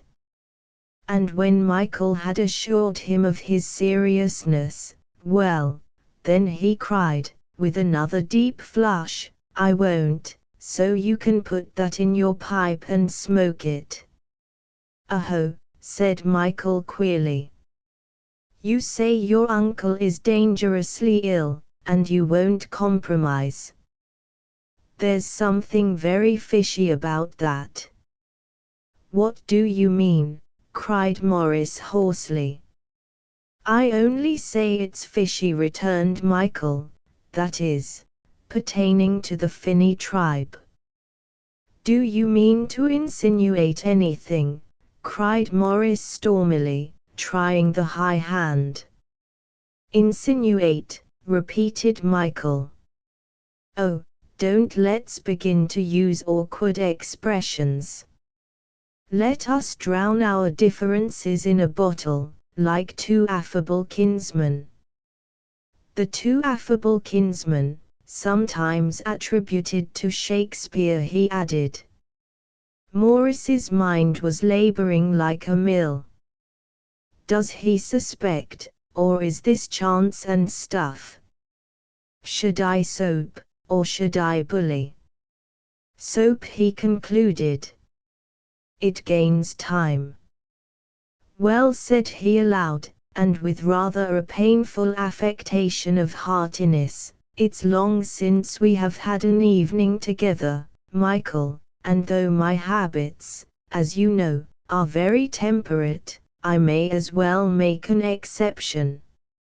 Excuse me one moment till I fetch a bottle of whiskey from the cellar. No whiskey for me, said Michael, a little of the old still champagne or nothing. For a moment Morris stood irresolute, for the wine was very valuable. The next he had quitted the room without a word. His quick mind had perceived his advantage, in thus dunning him for the cream of the cellar. Michael was playing into his hand. One bottle, he thought. By George, I'll give him two. This is no moment for economy, and once the beast is drunk, it's strange if I don't wring his secret out of him. With two bottles, accordingly, he returned. Glasses were produced, and Morris filled them with hospitable grace. I drink to you, cousin, he cried gaily. Don't spare the wine cup in my house. Michael drank his glass deliberately, standing at the table, filled it again, and returned to his chair, carrying the bottle along with him. The spoils of war, he said apologetically. The weakest goes to the wall. Science, Morris, science. Morris could think of no reply, and for an appreciable interval silence reigned. But 2 glasses of the still champagne produced a rapid change in Michael. There's a want of vivacity about you, Morris, he observed. You may be deep, but I'll be hanged if you're vivacious. What makes you think me deep? Asked Morris with an air of pleased simplicity. Because you won't compromise, said the lawyer. You're deep dog, Morris, very deep dog, not tea compromise, remarkable deep dog. And a very good glass of wine, it's the only respectable feature in the Finsbury family, this wine, rarer thing than a title, much rarer. Now a man with glass wine like this in cellar, I wonder why won't compromise. Well, you wouldn't compromise before, you know, said the smiling Morris. Turnabout is fair play. I wonder why I wouldn't compromise. I wonder why you wouldn't, enquired Michael. I wonder why we each think the other wouldn't. It's quite a remarkable problem, he added, triumphing over oral obstacles, not without obvious pride. Wonder what we each think, don't you? What do you suppose to have been my reason? Asked Morris adroitly. Michael looked at him and winked. That's cool, said he. Next thing, you'll ask me to help you out of the muddle. I know I'm emissary of Providence, but not that kind. You get out of it yourself, like Aesop and the other fellow. Must be dreadful muddle for young orphan O40, leather business and all. I am sure I don't know what you mean, said Morris. Not sure I know myself, said Michael. This is excellent Lent vintage, sir, excellent Lent vintage. Nothing against the tipple. Only thing, here's a valuable uncle disappeared. Now, what I want to know, where's valuable uncle? I have told you, he is at Browndean, answered Morris, furtively wiping his brow, for these repeated hints began to tell upon him cruelly. Very easy, say Browndy, no so easy after all, cried Michael. Easy say, anything's easy say, when you can say it. What I don't like's total disappearance of an uncle. Not businesslike. And he wagged his head. It is all perfectly simple, returned Morris, with laborious calm. There is no mystery. He stays at Browndean, where he got a shake in the accident. Ah, said Michael, got devil of a shake. Why do you say that? Cried Morris sharply. Best possible authority. Told me so yourself, said the lawyer. But if you tell me contrary now, of course I'm bound to believe either the one story or the other. Point is, I've upset this bottle, still champagne's excellent Lent thing carpet.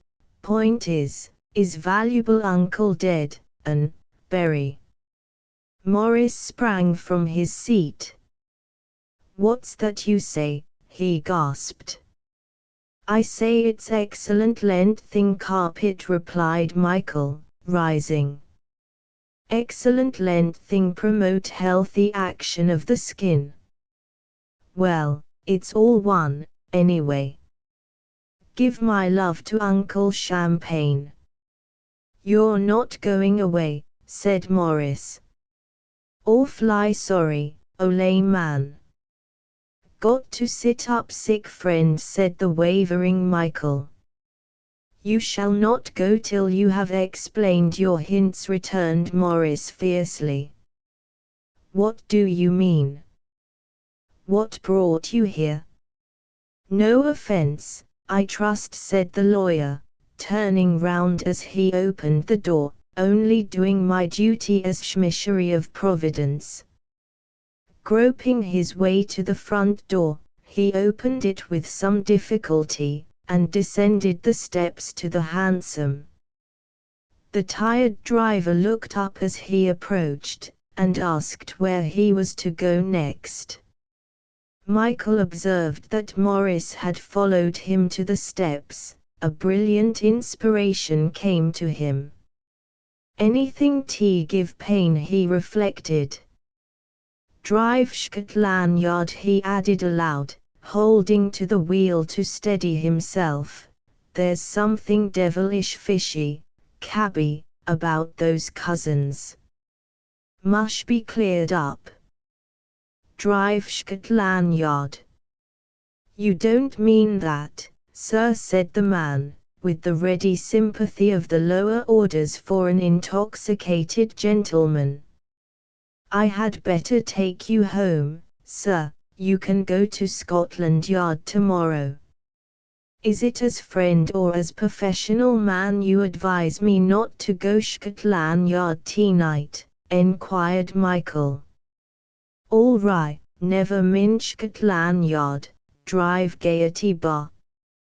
The Gaiety Bar is closed, said the man. Then home, said Michael, with the same cheerfulness. Where to, sir? I don't remember, I'm sure, said Michael, entering the vehicle. Drive Scotland Yard and ask. But you'll have a card, said the man, through the little aperture in the top. Give me your card case. What imagination in a cabby, cried the lawyer, producing his card case, and handing it to the driver. The man read it by the light of the lamp. Mr. Michael Finsbury, 233 King's Road, Chelsea. Is that it, sir? Right you are, cried Michael, drive there if you can see way. Chapter X Gideon Forsyth and the Broadwood Grand. The reader has perhaps read that remarkable work, Who Put Back the Clock? By E.H.B., which appeared for several days upon the railway bookstalls and then vanished entirely from the face of the earth. Whether eating time makes the chief of his diet out of old editions, whether Providence has passed a special enactment on behalf of authors, or whether these last have taken the law into their own hand, bound themselves into a dark conspiracy with a password, which I would die rather than reveal, and night after night sally forth under some vigorous leader, such as Mr. James Payn or Mr. Walter Besant, on their task of secret spoliation. Certain it is, at least, that the old editions pass, giving place to new. To the proof, it is believed there are now only 3 copies extant of Who Put Back the Clock. One in the British Museum, successfully concealed by a wrong entry in the catalogue, another in one of the cellars, the cellar where the music accumulates, of the Advocates' Library at Edinburgh, and a third, bound in Morocco, in the possession of Gideon Forsyth. To account for the very different fate attending this third exemplar, the readiest theory is to suppose that Gideon admired the tale. How to explain that admiration might appear, to those who have perused the work, more difficult, but the weakness of a parent is extreme, and Gideon, and not his uncle, whose initials he had humorously borrowed, was the author of Who Put Back the Clock. He had never acknowledged it, or only to some intimate friends while it was still in proof. After its appearance and alarming failure, the modesty of the novelist had become more pressing, and the secret was now likely to be better kept than that of the authorship of Waverley.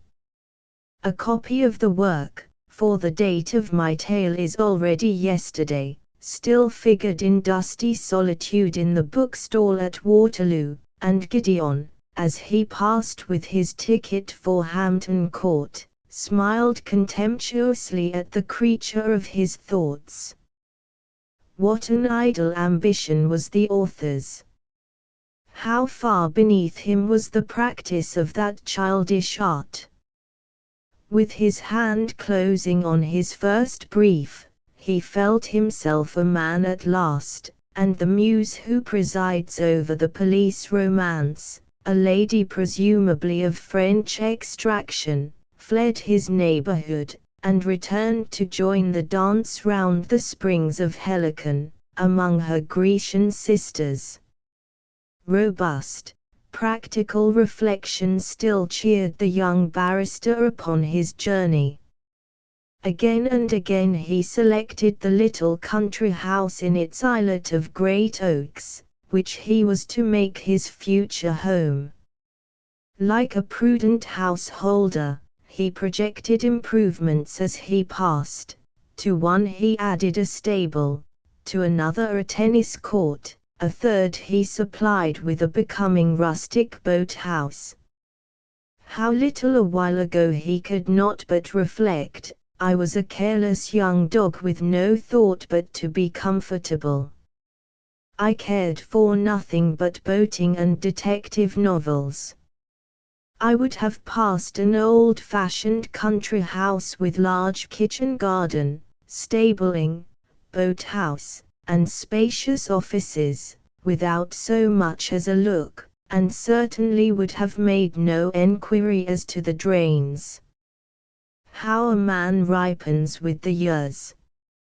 The intelligent reader will perceive the ravages of Miss Hazeltine. Gideon had carried Julia straight to Mr. Bloomfield's house, and that gentleman, having been led to understand she was the victim of oppression, had noisily espoused her cause. He worked himself into a fine breathing heat, in which, to a man of his temperament, action became needful. I do not know which is the worse, he cried, the fraudulent old villain or the unmanly young cub. I will write to the Pall Mall and expose them. Nonsense, sir, they must be exposed. It's a public duty. Did you not tell me the fellow was a Tory? Oh, the uncle is a radical lecturer, is he? No doubt the uncle has been grossly wronged. But of course, as you say, that makes a change, it becomes scarce so much a public duty. And he sought and instantly found a fresh outlet for his alacrity. Miss Hazeltine, he now perceived, must be kept out of the way. His houseboat was lying ready. He had returned but a day or two before from his usual cruise. There was no place like a houseboat for concealment, and that very morning, in the teeth of the easterly gale, Mr. and Mrs. Bloomfield and Miss Julia Hazeltine had started forth on their untimely voyage. Gideon pled in vain to be allowed to join the party. No, Gid, said his uncle. You will be watched, you must keep away from us. Nor had the barrister ventured to contest this strange illusion, for he feared if he rubbed off any of the romance, that Mr. Bloomfield might weary of the whole affair. And his discretion was rewarded, for the skiradical, laying a heavy hand upon his nephew's shoulder, had added these notable expressions: I see what you are after, Gid. But if you're going to get the girl, you have to work, sir. These pleasing sounds had cheered the barrister all day, as he sat reading in chambers. They continued to form the ground base of his manly musings as he was whirled to Hampton Court, even when he landed at the station, and began to pull himself together for his delicate interview. The voice of Uncle Ned and the eyes of Julia were not forgotten. But now it began to rain surprises. In all Hampton Court there was no Colonel Villa, no Count Tarnow, and no Count. This was strange, but, viewed in the light of the incoherency of his instructions, not perhaps inexplicable. Mr. Dixon had been lunching, and he might have made some fatal oversight in the address. What was the thoroughly prompt, manly, and businesslike step? Thought Gideon, and he answered himself at once, a telegram, very laconic. Speedily the wires were flashing the following very important missive: Dixon, Langham Hotel. Villa and persons both unknown here. Suppose erroneous address. Follow self next train.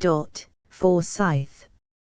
And at the Langham Hotel, sure enough, with a brow expressive of dispatch and intellectual effort, Gideon descended not long after from a smoking hansom.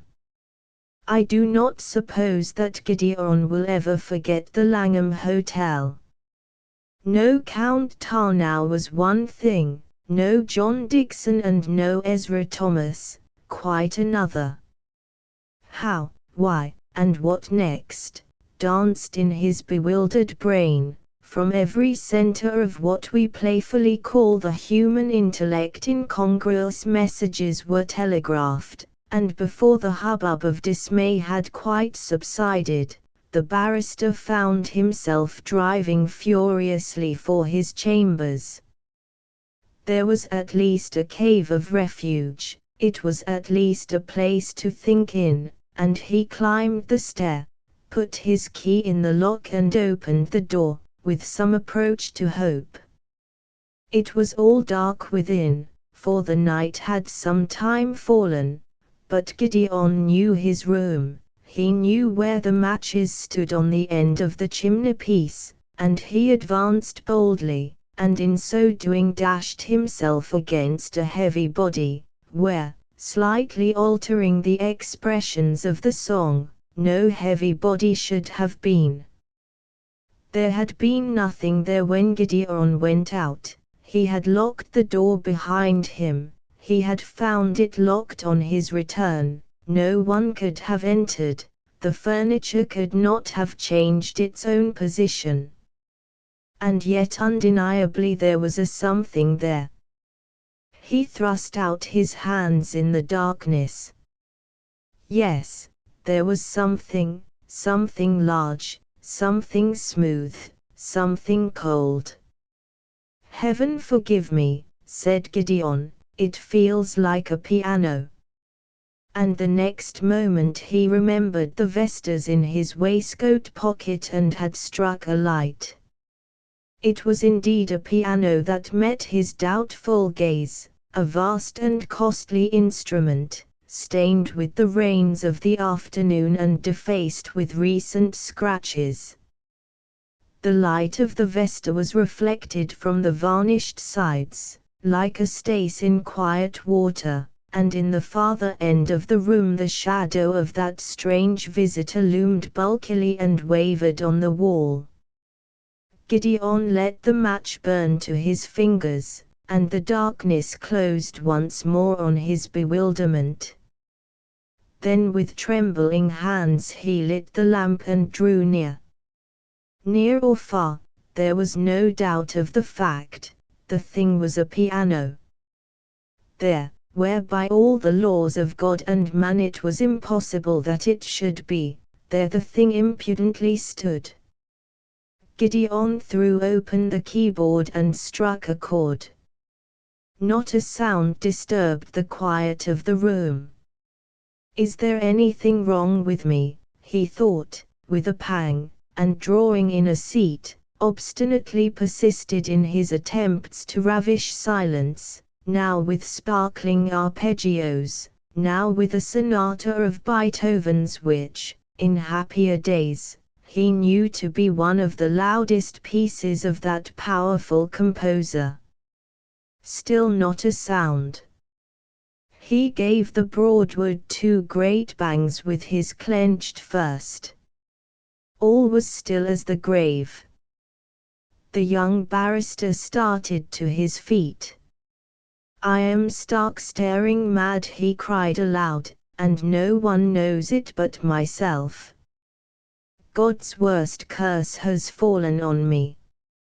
His fingers encountered his watch chain, instantly he had plucked forth his watch and held it to his ear. He could hear it ticking. I am not deaf, he said aloud. I am only insane. My mind has quitted me forever.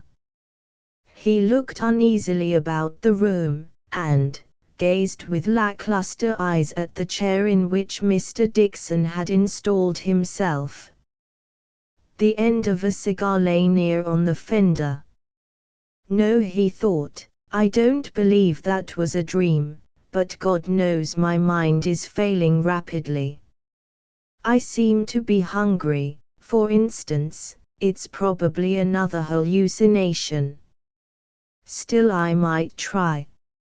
I shall have one more good meal, I shall go to the Café Royal, and may possibly be removed from there direct to the asylum.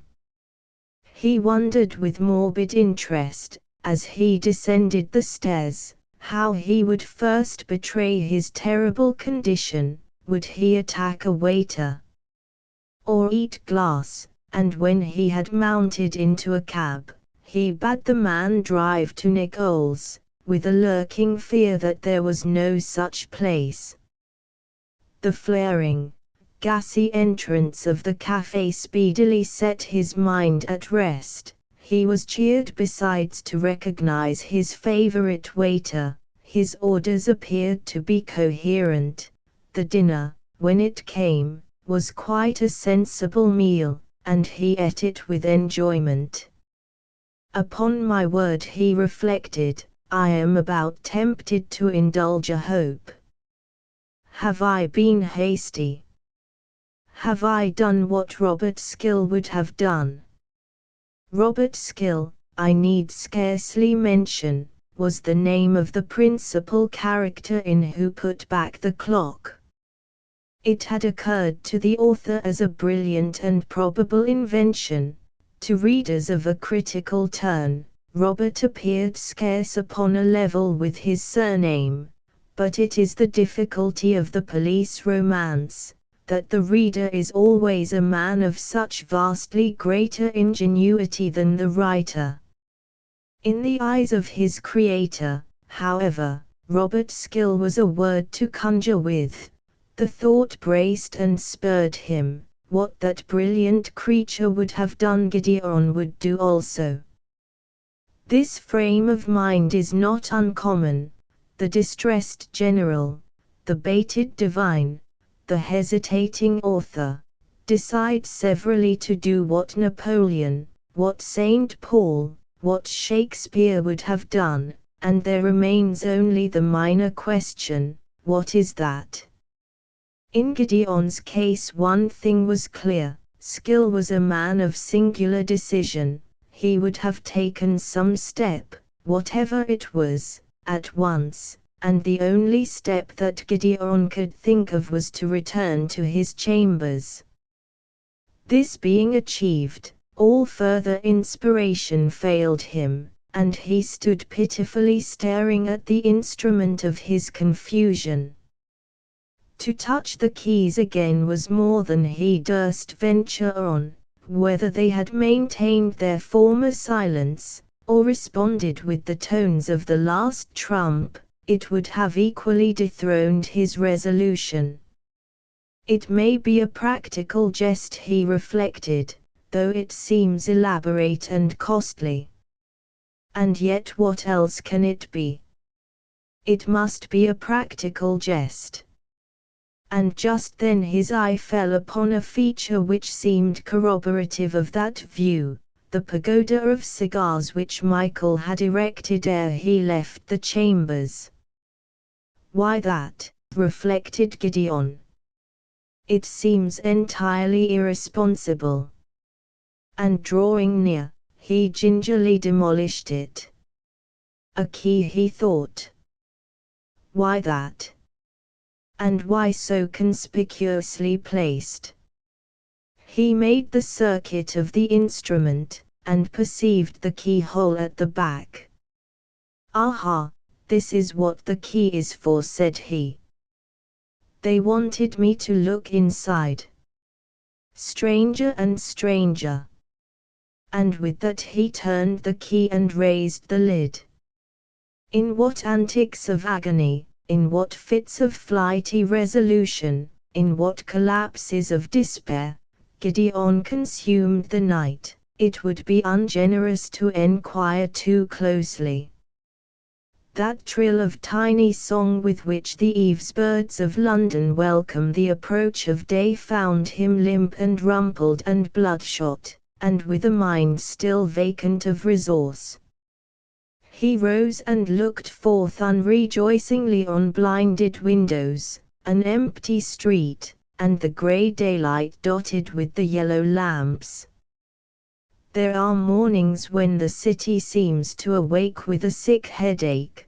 This was one of them, and still the twittering reveille of the sparrows stirred in Gideon's spirit. Day here, he thought, and I still helpless. This must come to an end.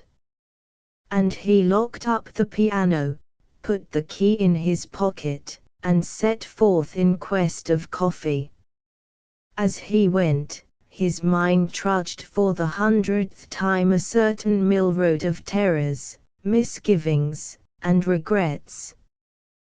To call in the police, to give up the body, to cover London with handbills describing John Dixon and Ezra Thomas, to fill the papers with paragraphs, mysterious occurrence in the Temple, Mr. Forsyth admitted to bail. This was one course, an easy course, a safe course, but not, the more he reflected on it, not a pleasant one. For, was it not to publish abroad a number of singular facts about himself? A child ought to have seen through the story of these adventurers, and he had gaped and swallowed it. A barrister of the least self-respect should have refused to listen to clients who came before him in a manner so irregular, and he had listened. And oh, if he had only listened! But he had gone upon their errand, he, a barrister, uninstructed even by the shadow of a solicitor, upon an errand fit only for a private detective, and alas! And for the 100th time the blood surged to his brow, he had taken their money. No, said he, the thing is as plain as St. Paul's. I shall be dishonored. I have smashed my career for a £5 note. Between the possibility of being hanged in all innocence, and the certainty of a public and merited disgrace, no gentleman of spirit could long hesitate. After 3 gulps of that hot, snuffy, and muddy beverage, that passes on the streets of London for a decoction of the coffee berry, Gideon's mind was made up. He would do without the police. He must face the other side of the dilemma, and be Robert Skill in earnest. What would Robert Skill have done? How does a gentleman dispose of a dead body, honestly come by? He remembered the inimitable story of the hunchback, reviewed its course, and dismissed it for a worthless guide. It was impossible to prop a corpse on the corner of Tottenham Court Road without arousing fatal curiosity in the bosoms of the passers-by. As for lowering it down a London chimney, the physical obstacles were insurmountable. To get it on board a train and drop it out, or on the top of an omnibus and drop it off, were equally out of the question. To get it on a yacht and drop it overboard, was more conceivable, but for a man of moderate means it seemed extravagant. The hire of the yacht was in itself a consideration. The subsequent support of the whole crew, which seemed a necessary consequence, was simply not to be thought of. His uncle and the houseboat here occurred in very luminous colors to his mind. A musical composer, say, of the name of Jimson, might very well suffer, like Hogarth's musician before him, from the disturbances of London. He might very well be pressed for time to finish an opera, say the comic opera Orange Pekoe. Orange Pekoe, music by Jimson. This young maestro, one of the most promising of our recent English school, vigorous entrance of the drums, etc. The whole character of Jimson and his music arose in bulk before the mind of Gideon. What more likely than Jimson's arrival with a grand piano, say, at Padwick, and his residence in a houseboat alone with the unfinished score of Orange Pekoe.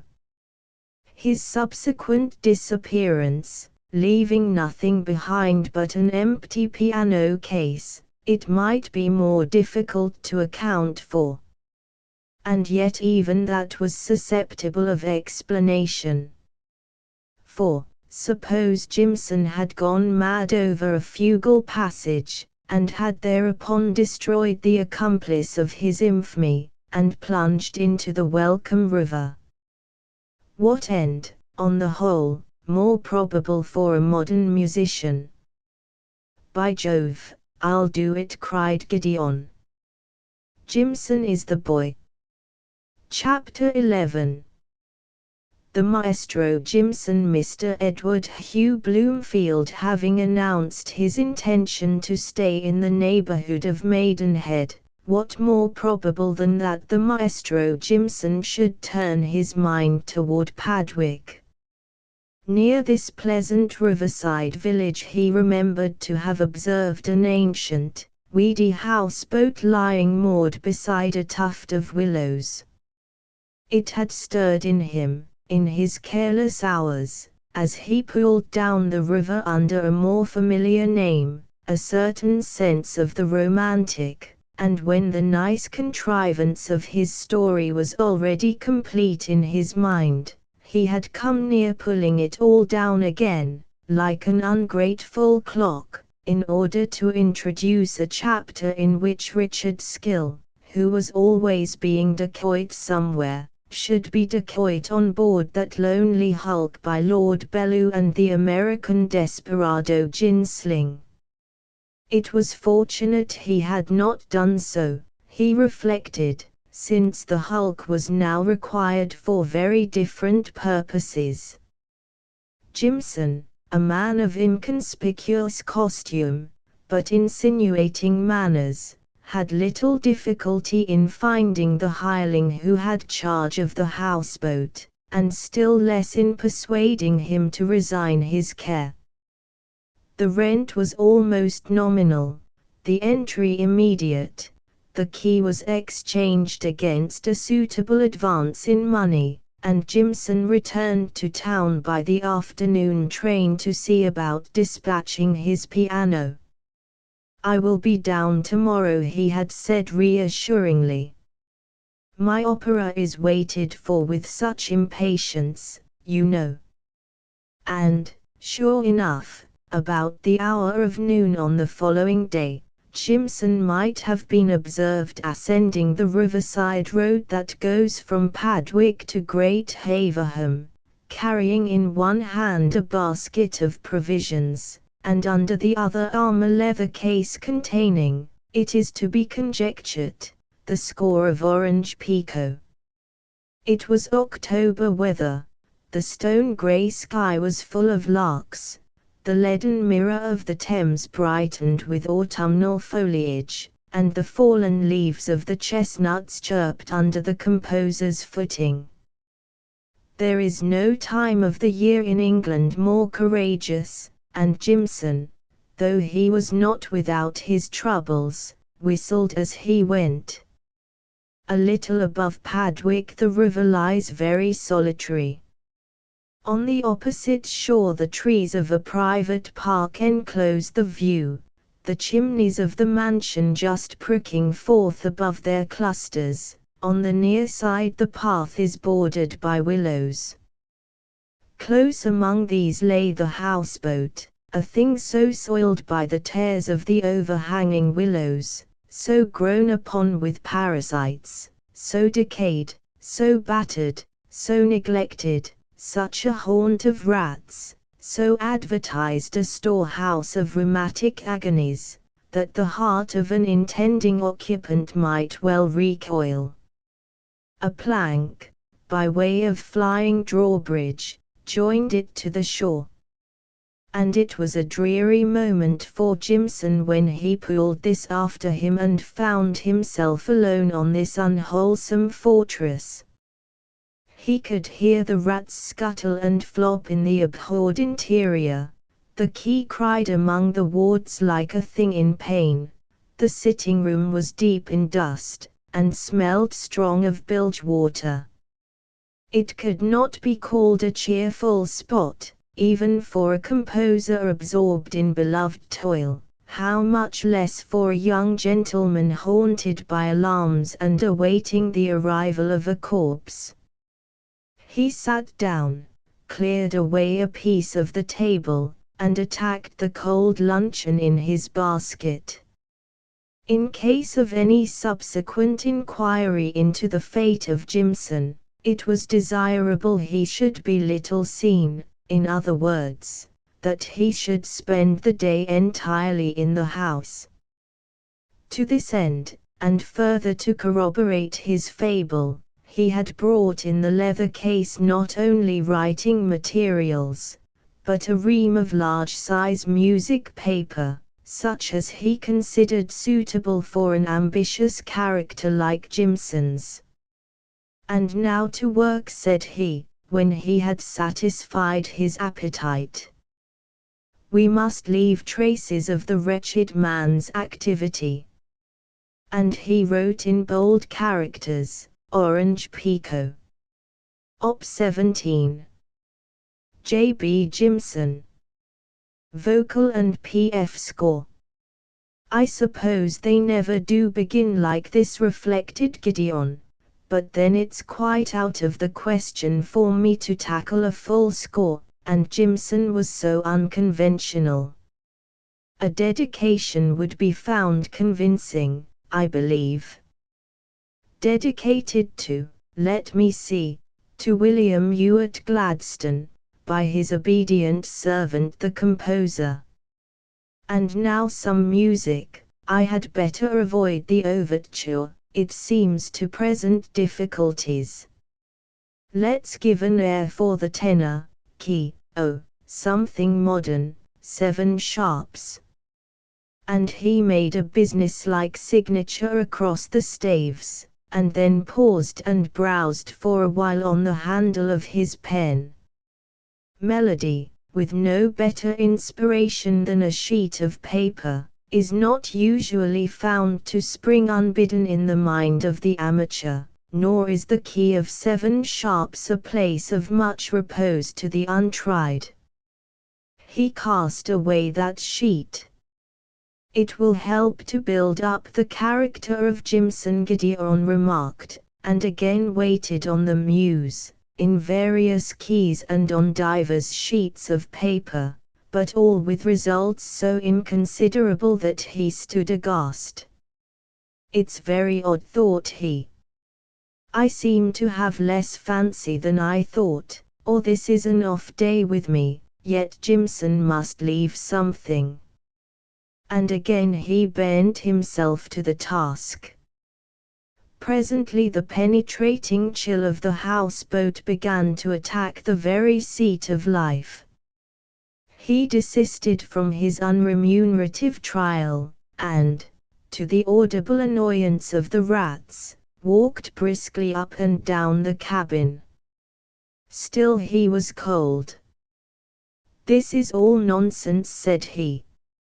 "I don't care about the risk, but I will not catch a catarrh. I must get out of this den." He stepped on deck, and passing to the bow of his embarkation, looked for the first time up the river. He started. Only a few hundred yards above another houseboat lay moored among the willows. It was very spick and span. An elegant canoe hung at the stern, the windows were concealed by snowy curtains, a flag floated from a staff. The more Gideon looked at it, the more there mingled with his disgust a sense of impotent surprise. It was very like his uncle's houseboat, it was exceedingly like, it was identical. But for two circumstances, he could have sworn it was the same. The first, that his uncle had gone to Maidenhead, might be explained away by that flightiness of purpose which is so common a trait among the more than usually manly. The second, however, was conclusive. It was not in the least like Mr. Bloomfield to display a banner on his floating residence, and if he ever did, it would certainly be dyed in hues of emblematical propriety. Now the Skiradical, like the vast majority of the more manly, had drawn knowledge at the wells of Cambridge. He was wooden spoon in the year 1850, and the flag upon the houseboat streamed on the afternoon air with the colours of that seat of Toryism, that cradle of Puseyism, that home of the inexact and the effete Oxford. Still it was strangely like, thought Gideon. And as he thus looked and thought, the door opened, and a young lady stepped forth on deck. The barrister dropped and fled into his cabin. It was Julia Hazeltine. Through the window he watched her draw in the canoe, get on board of it, cast off, and come dropping downstream in his direction. "Well, all is up now," said he, and he fell on a seat. "Good afternoon, miss," said a voice on the water. Gideon knew it for the voice of his landlord. "Good afternoon," replied Julia, "but I don't know who you are, do I?" "Oh yes, I do though. You are the nice man that gave us leave to sketch from the old houseboat." Gideon's heart leaped with fear. "That's it," returned the man. "And what I wanted to say was as you couldn't do it any more. You see I've let it." "Let it?" cried Julia. "Let it for a month," said the man. "Seems strange, don't it? Can't see what the party wants with it." "It seems very romantic of him, I think," said Julia. "What sort of a person is he?" Julia in her canoe, the landlord in his wherry, were close alongside, and holding on by the gunwale of the houseboat, so that not a word was lost on Gideon. "He's a music man," said the landlord, "or at least that's what he told me, miss, come down here to write an opera." "Really," cried Julia, "I never heard of anything so delightful. Why, we shall be able to slip down at night and hear him improvise." "What is his name?" "Jimson," said the man. "Jimson," repeated Julia, and interrogated her memory in vain. "But indeed our rising school of English music boasts so many professors that we rarely hear of one till he is made a baronet." "Are you sure you have it right?" "Made him spell it to me," replied the landlord. "Jimson, Jimson, and his opera's called Some Kind of Tea." "Some Kind of Tea," cried the girl. "What a very singular name for an opera. What can it be about?" And Gideon heard her pretty laughter flow abroad. "We must try to get acquainted with this Mr. Jimson. I feel sure he must be nice." "Well, miss, I'm afraid I must be going on. I've got to be at Haverham, you see." "Oh, don't let me keep you, you kind man," said Julia. "Good afternoon." "Good afternoon to you, Miss. Gideon sat in the cabin a prey to the most harrowing thoughts. Here he was anchored to a rotting houseboat, soon to be anchored to it still more emphatically by the presence of the corpse, and here was the country buzzing about him, and young ladies already proposing pleasure parties to surround his house at night. Well, that meant the gallows, and much he cared for that. What troubled him now was Julia's indescribable levity. That girl would scrape acquaintance with anybody, she had no reserve, none of the enamel of the lady. She was familiar with a brute like his landlord, she took an immediate interest, which she lacked even the delicacy to conceal, in a creature like Jimson. He could conceive her asking Jimson to have tea with her. And it was for a girl like this that a man like Gideon, down, manly heart. He was interrupted by a sound that sent him whipping behind the door in a trice. Miss Hazeltine had stepped on board the houseboat. Her sketch was promising, judging from the stillness. She supposed Jimson not yet come, and she had decided to seize occasion and complete the work of art. Down she sat therefore in the bow, produced her block and watercolors, and was soon singing over, what used to be called, the ladylike accomplishment. Now and then indeed her song was interrupted, as she searched in her memory for some of the odious little receipts by means of which the game is practiced, or used to be practiced in the brave days of old.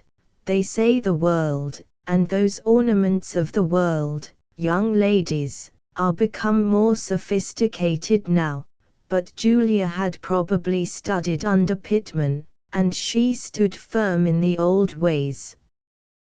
Gideon, meanwhile, stood behind the door, afraid to move, afraid to breathe, afraid to think of what must follow, racked by confinement and borne to the ground with tedium.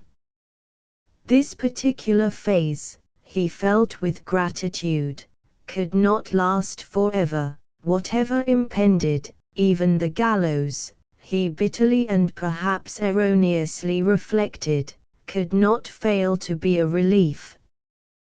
To calculate cubes occurred to him as an ingenious and even profitable refuge from distressing thoughts, and he threw his manhood into that dreary exercise.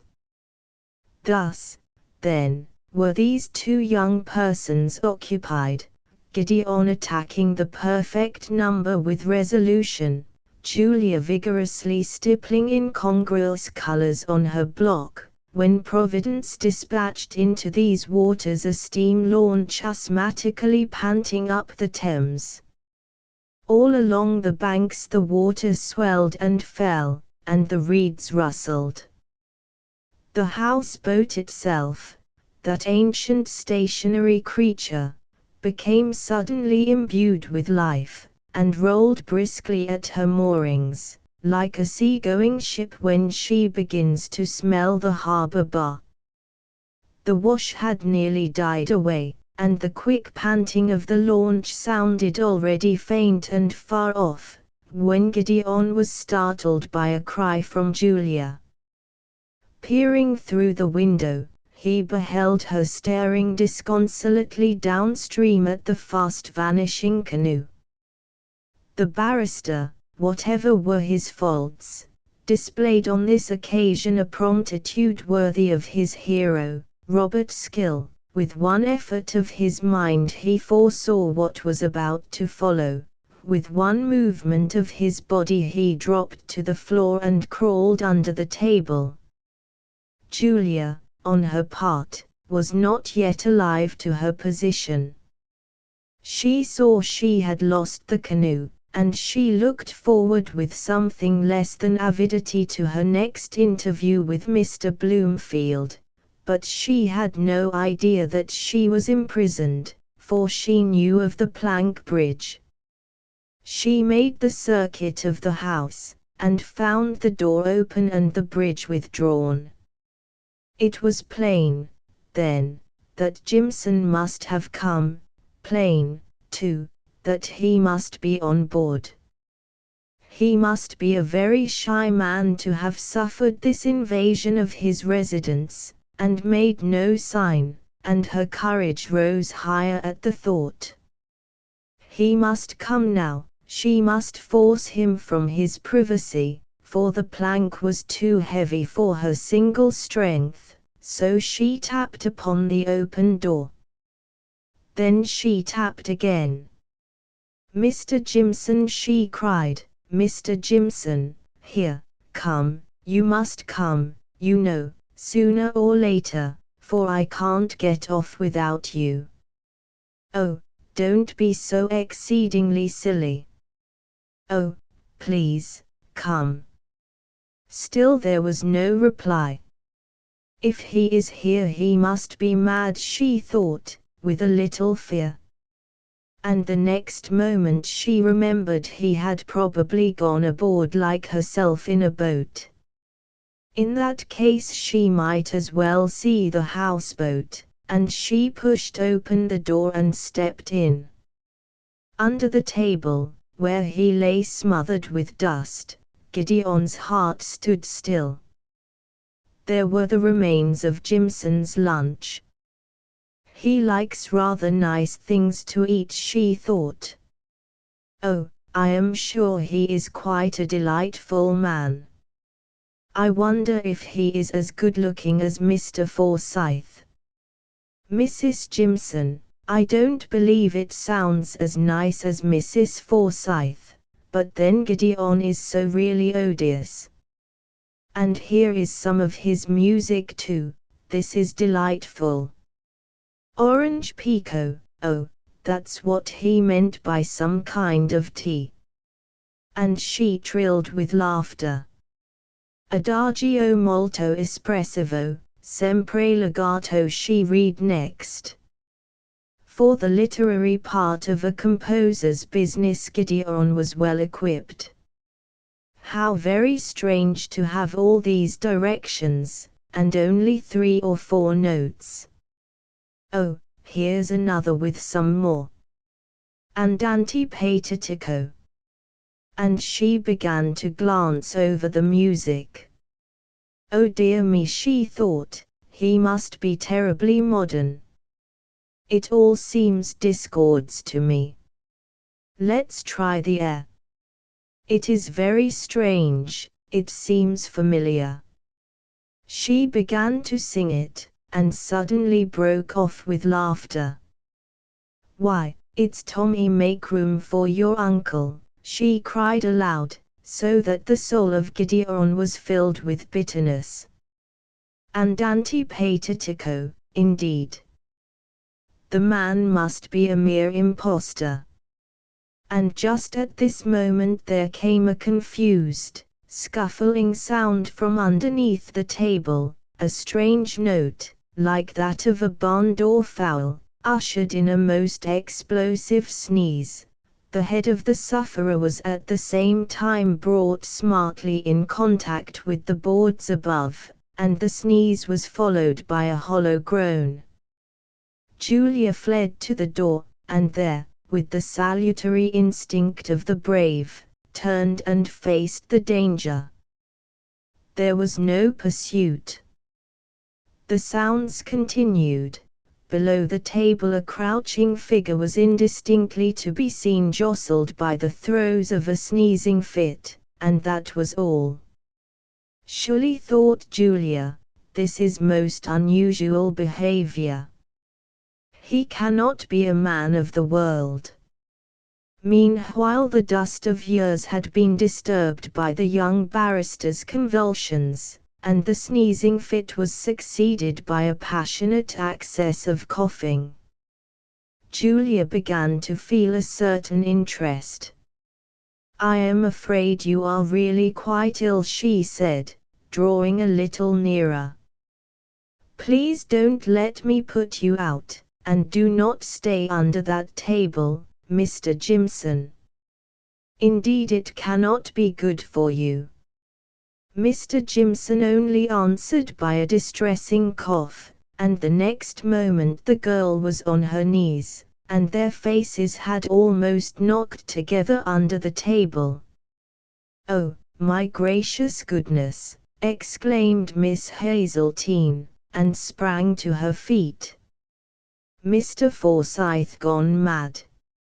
"I am not mad," said the gentleman ruefully, extricating himself from his position. "Dearest Miss Hazeltine, I vow to you upon my knees I am not mad." "You are not," she cried, panting. "I know," he said, "that to a superficial eye my conduct may appear unconventional." "If you are not mad, it was no conduct at all," cried the girl, with a flash of color, "and showed you did not care one penny for my feelings. This is the very devil and all." "I know, I admit that," cried Gideon, with a great effort of manly candor. "It was abominable conduct," said Julia, with energy. "I know it must have shaken your esteem," said the barrister.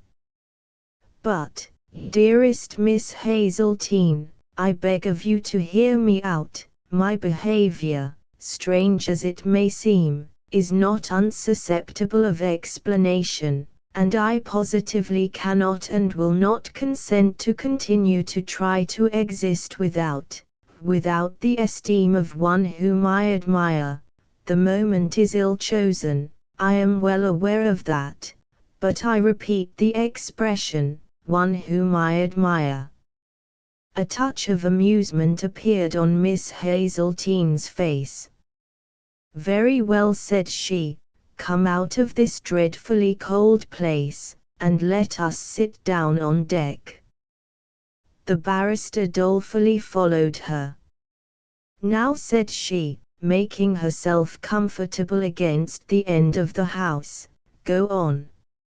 I will hear you out." And then, seeing him stand before her with so much obvious disrelish to the task, she was suddenly overcome with laughter. Julia's laugh was a thing to ravish lovers. She rolled her mirthful descant with the freedom and the melody of a blackbird's song upon the river, and repeated by the echoes of the farther bank. It seemed a thing in its own place and a sound native to the open air. There was only one creature who heard it without joy, and that was her unfortunate admirer. "Miss Hazeltine," he said, in a voice that tottered with annoyance, "I speak as your sincere well-wisher, but this can only be called levity." Julia made great eyes at him. "I can't withdraw the word," he said. "Already the freedom with which I heard you hobnobbing with a boatman gave me exquisite pain. Then there was a want of reserve about Jimson, but Jimson appears to be yourself," objected Julia. "I am far from denying that," cried the barrister, "but you did not know it at the time. What could Jimson be to you?" "Who was Jimson?" "Miss Hazeltine, it cut me to the heart." "Really this seems to me to be very silly," returned Julia, with severe decision. "You have behaved in the most extraordinary manner. You pretend you are able to explain your conduct, and instead of doing so you begin to attack me." "I am well aware of that," replied Gideon. I will make a clean breast of it. When you know all the circumstances you will be able to excuse me." And sitting down beside her on the deck, he poured forth his miserable history. "Oh, Mr. Forsyth," she cried, when he had done, "I am so sorry wish I hadn't laughed at you, only you know you really were so exceedingly funny. But I wish I hadn't, and I wouldn't either if I had only known." And she gave him her hand. Gideon kept it in his own. "You do not think the worse of me for this?" he asked tenderly. "Because you have been so silly and got into such dreadful trouble, you poor boy." "No," cried Julia, and, in the warmth of the moment, reached him her other hand. "You may count on me," she added. "Really," said Gideon. "Really and really," replied the girl. "I do then, and I will," cried the young man. "I admit the moment is not well chosen, but I have no friends, to speak of." "No more have I," said Julia. "But don't you think it's perhaps time you gave me back my hands?" "La sidere la mano," said the barrister, "the merest moment more." "I have so few friends," he added. "I thought it was considered such a bad account of a young man to have no friends," observed Julia. "Oh, but I have crowds of friends," cried Gideon. "That's not what I mean. I feel the moment is ill chosen, but oh, Julia, if you could only see yourself." "Mr. Forsyth, don't call me by that beastly name," cried the youth. "Call me Gideon." "Oh, never that," from Julia. "Besides, we have known each other such a short time." "Not at all," protested Gideon. "We met at Bournemouth ever so long ago. I never forgot you since." "Say you never forgot me. Say you never forgot me, and call me Gideon." "Isn't this rather a want of reserve about Jimson?" enquired the girl. "Oh, I know I am an ass," cried the barrister, "and I don't care a halfpenny. I know I'm an ass, and you may laugh at me to your heart's delight." And as Julia's lips opened with a smile, he once more dropped into music. "There's the land of Cherry Isle," he sang, courting her with his eyes. "It's like an opera," said Julia, rather faintly. "What should it be?" said Gideon. "Am I not Jimson? It would be strange if I did not serenade my love. Oh yes, I mean the word, my Julia, and I mean to win you. I am in dreadful trouble, and I have not a penny of my own, and I have cut the silliest figure, and yet I mean to win you, Julia. Look at me, if you can, and tell me no." She looked at him, and whatever her eyes may have told him, it is to be supposed he took a pleasure in the message, for he read it a long while. "And Uncle Ned will give us some money to go on upon in the meanwhile," he said at last. "Well, I call that cool," said a cheerful voice at his elbow. Gideon and Julia sprang apart with wonderful alacrity, the latter annoyed to observe that although they had never moved since they sat down, they were now quite close together, both presenting faces of a very heightened color to the eyes of Mr. Edward Hugh Bloomfield. That gentleman, coming up the river in his boat, had captured the truant canoe, and divining what had happened, had thought to steal a march upon Miss Hazeltine at her sketch. He had unexpectedly brought down two birds with one stone, and as he looked upon the pair of flushed and breathless culprits, the pleasant human instinct of the matchmaker softened his heart.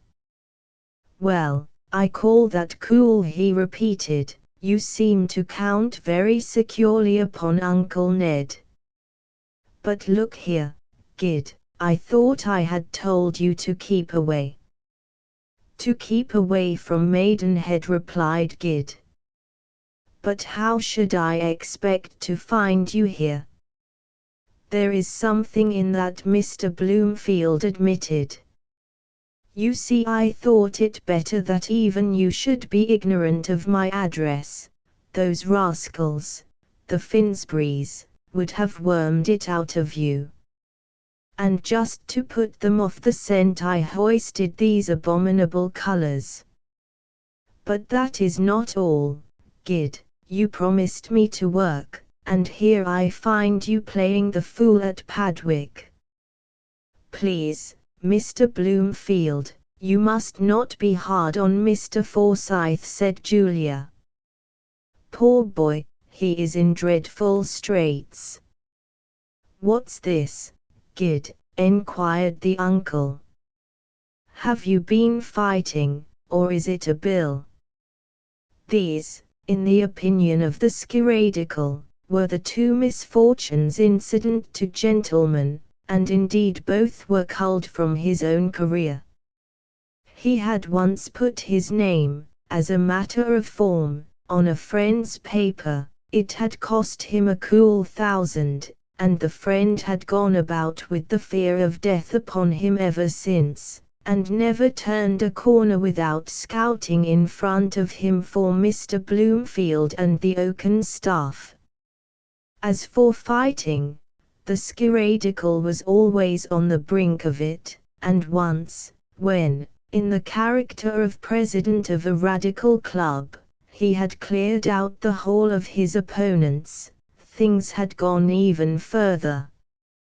Mr. Holtham, the Conservative candidate, who lay so long on the bed of sickness, was prepared to swear to Mr. Bloomfield. I will swear to it in any court. It was the hand of that brute that struck me down, he was reported to have said, and when he was thought to be sinking, it was known that he had made an ante-mortem statement in that sense. It was a cheerful day for the Skiradical when Holtham was restored to his brewery. It's much worse than that, said Gideon, a combination of circumstances really providentially unjust. In fact, a syndicate of murderers seem to have perceived my latent ability to rid them of the traces of their crime. It's a legal study after all, you see. And with these words, Gideon, for the second time that day, began to describe the adventures of the Broadwood Grand. I must write to the Times, cried Mr. Bloomfield. Do you want to get me disbarred? Asked Gideon. Disbarred? Come, it can't be as bad as that, said his uncle. It's a good, honest, liberal government that's in, and they would certainly move at my request. Thank God, the days of Tory jobbery are at an end. It wouldn't do, Uncle Ned, said Gideon.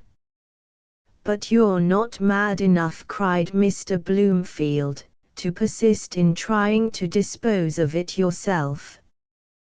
There is no other path open to me, said Gideon.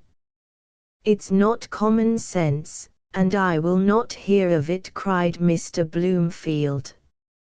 I command you, positively, Gid, to desist from this criminal interference. Very well, then, I hand it over to you, said Gideon, and you can do what you like with the dead body. God forbid, ejaculated the president of the Radical Club, I'll have nothing to do with it.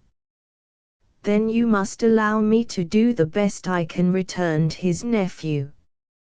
Believe me, I have a distinct talent for this sort of difficulty. We might forward it to that pest house, the Conservative Club, observed Mr. Bloomfield. It might damage them in the eyes of their constituents, and it could be profitably worked up in the local journal. If you see any political capital in the thing, said Gideon, you may have it for me. No, no, Gid, no, no, I thought you might. I will have no hand in the thing. On reflection, it's highly undesirable that either I or Miss Hazeltine should linger here. We might be observed, said the president, looking up and down the river, and in my public position the consequences would be painful for the party. And, at any rate, it's dinner time. What? Cried Gideon, plunging for his watch. And so it is. Great heaven, the piano should have been here hours ago. Mr. Bloomfield was clambering back into his boat, but at these words he paused. I saw it arrive myself at the station. I hired a carrier man, he had a round to make, but he was to be here by 4 at the latest, cried the barrister. No doubt the piano is open, and the body found. You must fly at once, cried Mr. Bloomfield, it's the only manly step. But suppose it's all right, wailed Gideon. Suppose the piano comes, and I am not here to receive it. I shall have hanged myself by my cowardice. No, Uncle Ned, enquiries must be made in Padwick. I dare not go, of course, but you could hang about the police office, don't you see? No, Gid, no, my dear nephew, said Mr. Bloomfield, with the voice of one on the rack. I regard you with the most sacred affection, and I thank God I am an Englishman, and all that. But not the police, Gid. Then you desert me, said Gideon. Say it plainly. Far from it, protested Mr. Bloomfield. I only propose caution. Common sense, Gid, should always be an Englishman's guide. Will you let me speak, said Julia. I think Gideon had better leave this dreadful houseboat, and wait among the willows over there. If the piano comes, then he could step out and take it in, and if the police come, he could slip into our houseboat, and there needn't be any more Jimson at all. He could go to bed, and we could burn his clothes, couldn't we, in the steam launch, and then really it seems as if it would be all right. Mr. Bloomfield is so respectable, you know, and such a leading character, it would be quite impossible even to fancy that he could be mixed up with it. This young lady has strong common sense, said the Skiradical. Oh, I don't think I'm at all a fool, said Julia, with conviction. But what if neither of them come, asked Gideon, what shall I do then? Why then, said she, you had better go down to the village after dark, and I can go with you, and then I am sure you could never be suspected, and even if you were, I could tell them it was altogether a mistake. I will not permit that. I will not suffer Miss Hazeltine to go, cried Mr. Bloomfield. Why? asked Julia. Mr. Bloomfield had not the least desire to tell her why, for it was simply a craven fear of being drawn himself into the imbroglio, but with the usual tactics of a man who is ashamed of himself, he took the high hand. God forbid, my dear Miss Hazeltine, that I should dictate to a lady on the question of propriety, he began. Oh, is that all? interrupted Julia. Then we must go all three. Caught, thought the skiradical. Chapter 12. Positively the last appearance of the Broadwood Grand England is supposed to be unmusical, but without dwelling on the patronage extended to the organ grinder, without seeking to found any argument on the prevalence of the Jew's trump, there is surely one instrument that may be said to be national in the fullest acceptance of the word.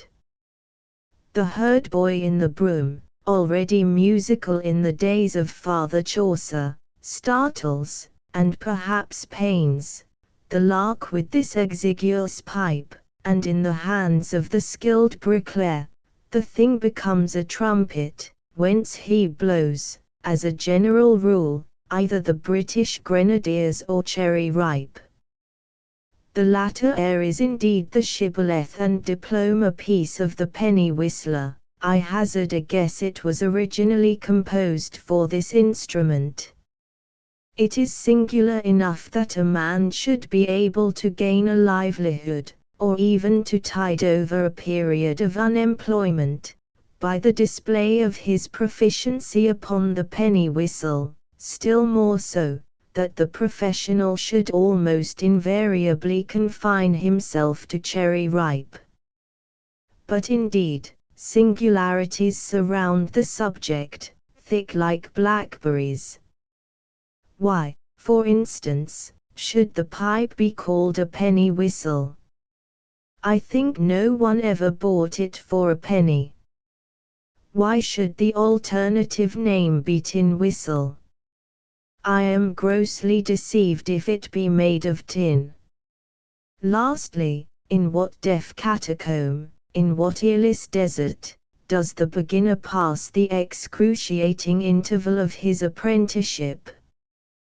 We have all heard people learning the piano, the fiddle, and the cornet, but the young of the penny whistler, like that of the salmon, is a cult from observation. He is never heard until proficient, and Providence, perhaps alarmed by the works of Mr. Mallock, defends human hearing from his first attempts upon the upper octave. A really noteworthy thing was taking place in a green lane, not far from Padwick. On the bench of a carrier's cart there sat a tow-headed, lanky, modest-looking youth. The reins were on his lap, the whip lay behind him in the interior of the cart, the horse proceeded without guidance or encouragement, the carrier, or the carrier's man, wrapped into a higher sphere than that of his daily occupations, his looks dwelling on the skies, devoted himself wholly to a brand new penny whistle, whence he diffidently endeavored to elicit that pleasing melody, the ploughboy. To any observant person who should have chanced to saunter in that lane, the hour would have been thrilling. Here at last, he would have said, is the beginner. The tow-headed youth, whose name was Harker, had just encored himself for the 19th time, when he was struck into the extreme of confusion by the discovery that he was not alone. "There you have it," cried a manly voice from the side of the road. "That's as good as I want to hear." Perhaps a little oilier in the run, the voice suggested, with meditative gusto. "Give it us again." Harker glanced, from the depths of his humiliation, at the speaker. He beheld a powerful, sun-brown, clean-shaven fellow, about 40 years of age, striding beside the cart with a non-commissioned military bearing, and, as he strode, spinning in the air a cane.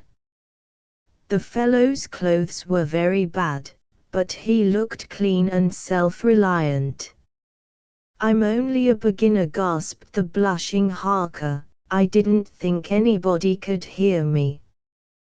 "Well, I like that," returned the other. "You're a pretty old beginner. Come, I'll give you a lead myself. Give us a seat here beside you." The next moment the military gentleman was perched on the cart, pipe in hand. He gave the instrument a knowing rattle on the shaft, mouthed it, appeared to commune for a moment with the muse, and dashed into the girl I left behind me.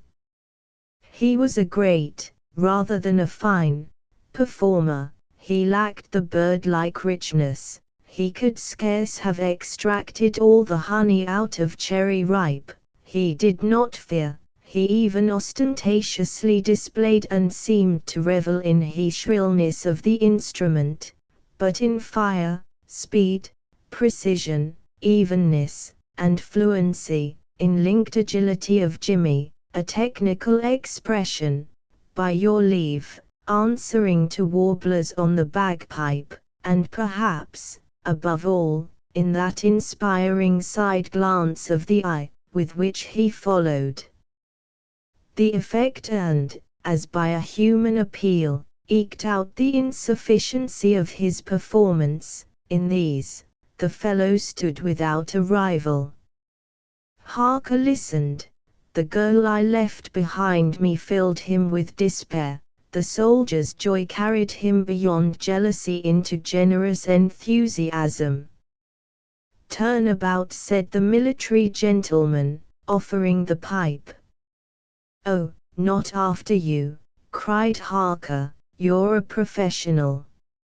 "No," said his companion, "an amateur like yourself. That's one style of play, yours is the other, and I like it best.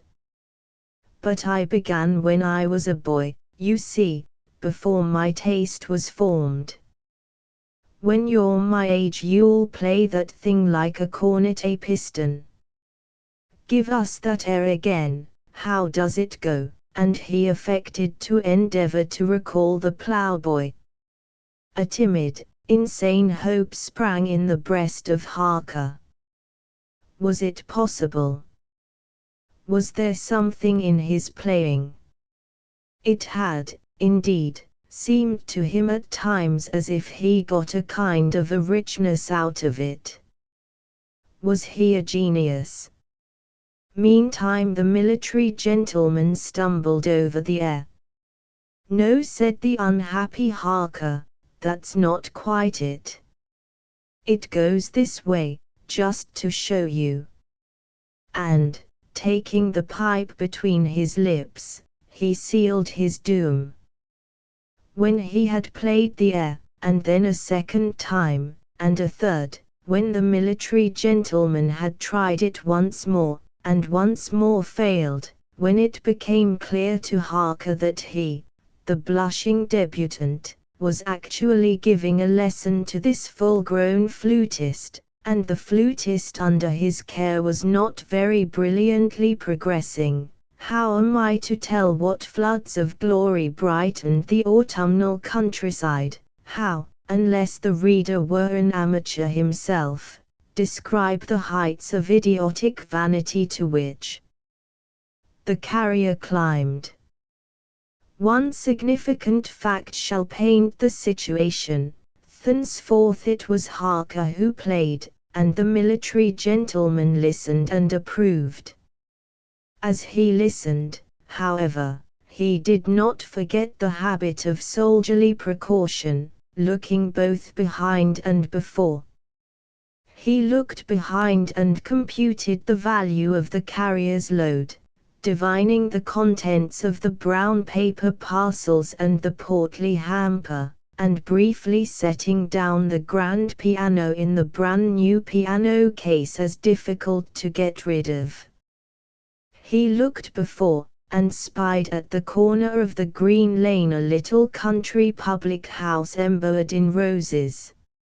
"I'll have a shy at it," concluded the military gentleman, and roundly proposed a glass.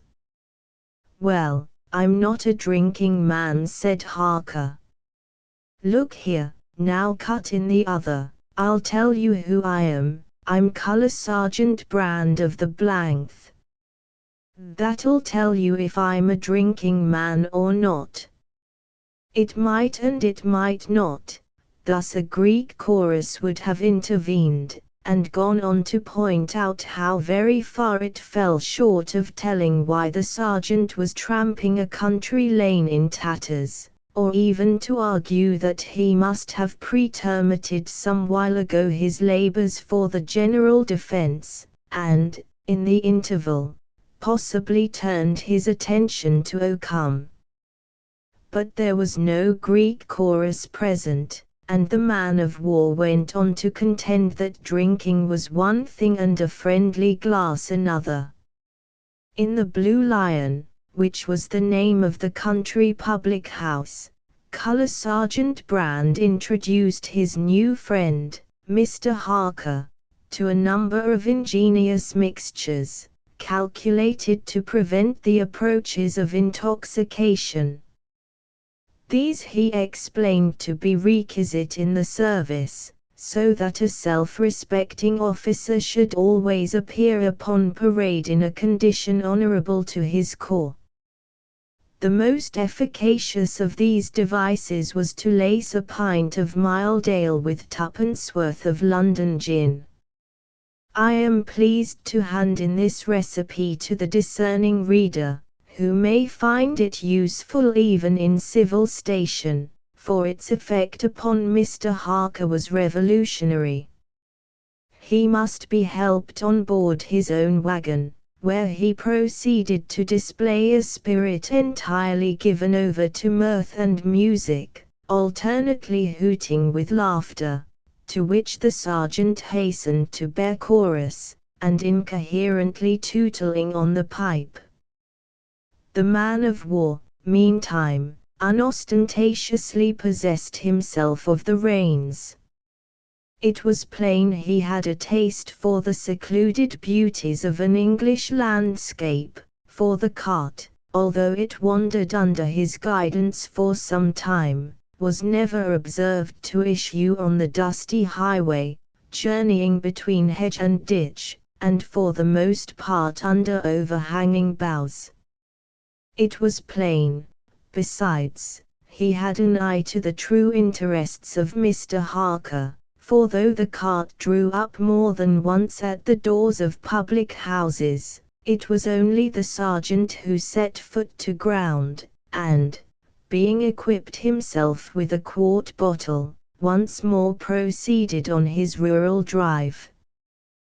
To give any idea of the complexity of the sergeant's course, a map of that part of Middlesex would be required, and my publisher is averse from the expense.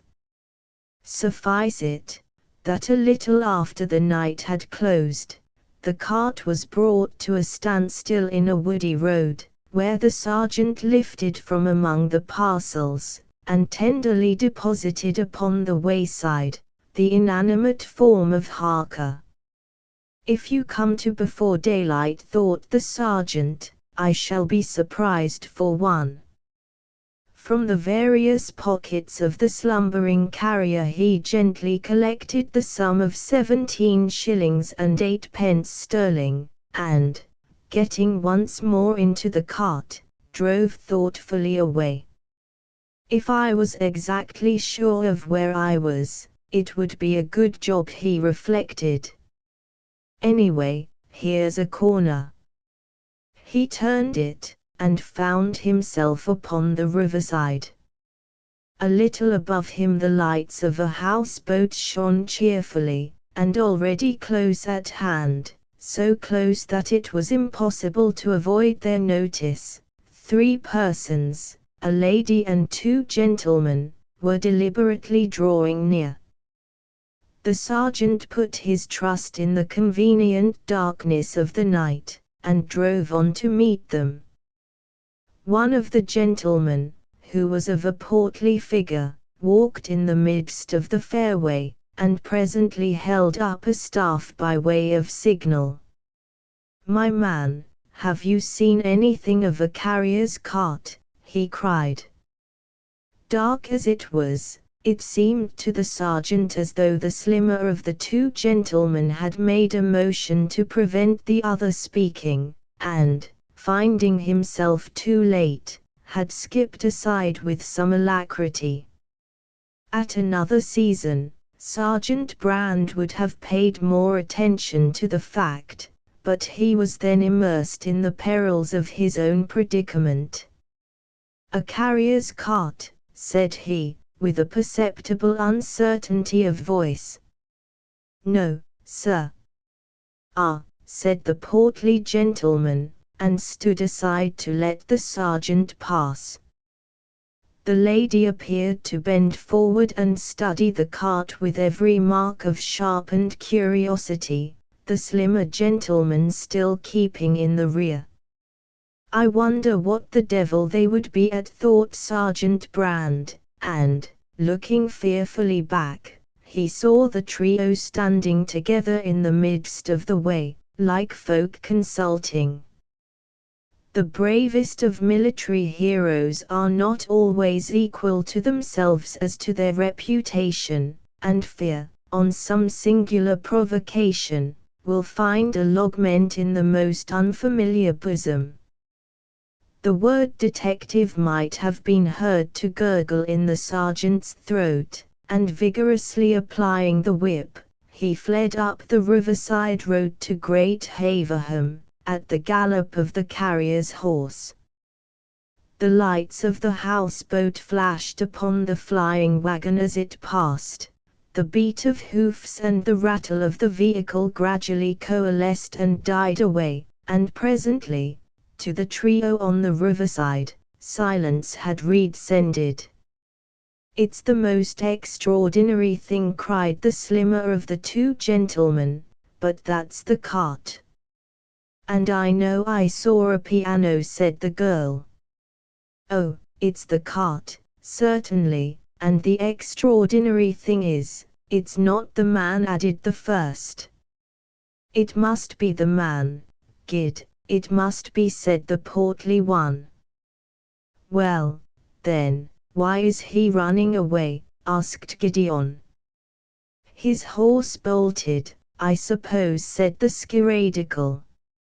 "Nonsense. I heard the whip going like a flail," said Gideon. "It simply defies the human reason." "I'll tell you," broke in the girl, "he came round that corner. Suppose we went and, what do you call it in books, followed his trail? There may be a house there, or somebody who saw him, or something." "Well, suppose we did, for the fun of the thing," said Gideon. The fun of the thing, it would appear, consisted in the extremely close juxtaposition of himself and Miss Hazeltine. To Uncle Ned, who was excluded from these simple pleasures, the excursion appeared hopeless from the first, and when a fresh perspective of darkness opened up, dimly contained between park palings on the one side and a hedge and ditch upon the other, the whole without the smallest signal of human habitation, the skiradical drew up. "This is a wild goose chase," said he. With the cessation of the footfalls, another sound smote upon their ears. "Oh, what's that?" cried Julia. "I can't think," said Gideon. The skiradical had his stick presented like a sword. "Gid," he began. "Gid, oh Mr. Forsyth," cried the girl. "Oh, don't go forward, you don't know what it might be, it might be something perfectly horrid." "It may be the devil itself," said Gideon, disengaging himself, "but I am going to see it." "Don't be rash, Gid," cried his uncle. The barrister drew near to the sound, which was certainly of a portentous character. In quality it appeared to blend the strains of the cow, the foghorn, and the mosquito, and the startling manner of its enunciation added incalculably to its terrors. A dark object, not unlike the human form divine, appeared on the brink of the ditch. "It's a man," said Gideon. "It's only a man. He seems to be asleep and snoring." "Hullo," he added, a moment after. "There must be something wrong with him. He won't waken." Gideon produced his vestas, struck one, and by its light recognized the towhead of Harker. "This is the man," said he, as drunk as Belial. "I see the whole story," and to his two companions, who had now ventured to rejoin him, he set forth a theory of the divorce between the carrier and his cart, which was not unlike the truth. "Drunken brute," said Uncle Ned, "let's get him to a pump and give him what he deserves." "Not at all," said Gideon. "It is highly undesirable he should see us together, and really, do you know, I am very much obliged to him, for this is about the luckiest thing that could have possibly occurred. It seems to me, Uncle Ned, I declare to heaven it seems to me, I'm clear of it." "Clear of what?" asked the skiradical. "The whole affair," cried Gideon. "That man has been ass enough to steal the cart and the dead body. What he hopes to do with it I neither know nor care. My hands are free. Jimson ceases. Down with Jimson. Shake hands with me, Uncle Ned, Julia, darling girl, Julia." Gideon, said his uncle. "Oh, it's all right, uncle, when we're going to be married so soon," said Gideon. "You know you said so yourself in the houseboat." "Did I?" said Uncle Ned. "I am certain I said no such thing." "Appeal to him, tell him he did, get on his soft side," cried Gideon. "He's a real brick if you get on his soft side." "Dear Mr. Bloomfield," said Julia, "I know Gideon will be such a very good boy, and he has promised me to do such a lot of law, and I will see that he does too. And you know it is so very steadying to young men, everybody admits that, though, of course, I know I have no money, Mr. Bloomfield," she added. "My dear young lady, as this rapscallion told you today on the boat, Uncle Ned has plenty," said the skiradical, "and I can never forget that you have been shamefully defrauded.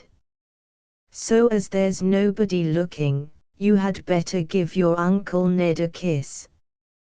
"There, you rogue," resumed Mr. Bloomfield, when the ceremony had been daintily performed, "this very pretty young lady is yours, and a vast deal more than you deserve. But now, let us get back to the houseboat, get up steam on the launch, and away back to town." "That's the thing," cried Gideon, "and tomorrow there will be no houseboat, and no Jimson, and no carrier's cart, and no piano, and when Harker awakes on the ditch side, he may tell himself the whole affair has been a dream." "Aha," said Uncle Ned, "but there's another man who will have a different awakening. That fellow in the cart will find he has been too clever by half." "Uncle Ned and Julia," said Gideon, "I am as happy as the king of Tartary, my heart is like a threepenny bit, my heels are like feathers, I am out of all my troubles, Julia's hand is in mine. Is this a time for anything but handsome sentiments? Why, there's not room in me for anything that's not angelic. And when I think of that poor unhappy devil in the cart, I stand here in the night and cry with a single heart, God help him. Amen, said Uncle Ned. Chapter 13. The Tribulations of Morris, Part the Second. In a really polite age of literature I would have scorned to cast my eye again on the contortions of Morris. But the study is in the spirit of the day. It presents, besides, features of a high, almost a repulsive, morality, and if it should prove the means of preventing any respectable and inexperienced gentleman from plunging light-heartedly into crime, even political crime, this work will not have been penned in vain.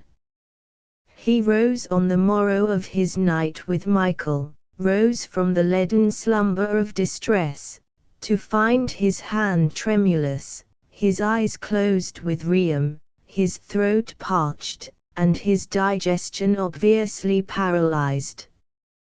Lord knows it's not from eating, Morris thought, and as he dressed he reconsidered his position under several heads. Nothing will so well depict the troubled seas in which he was now voyaging as a review of these various anxieties.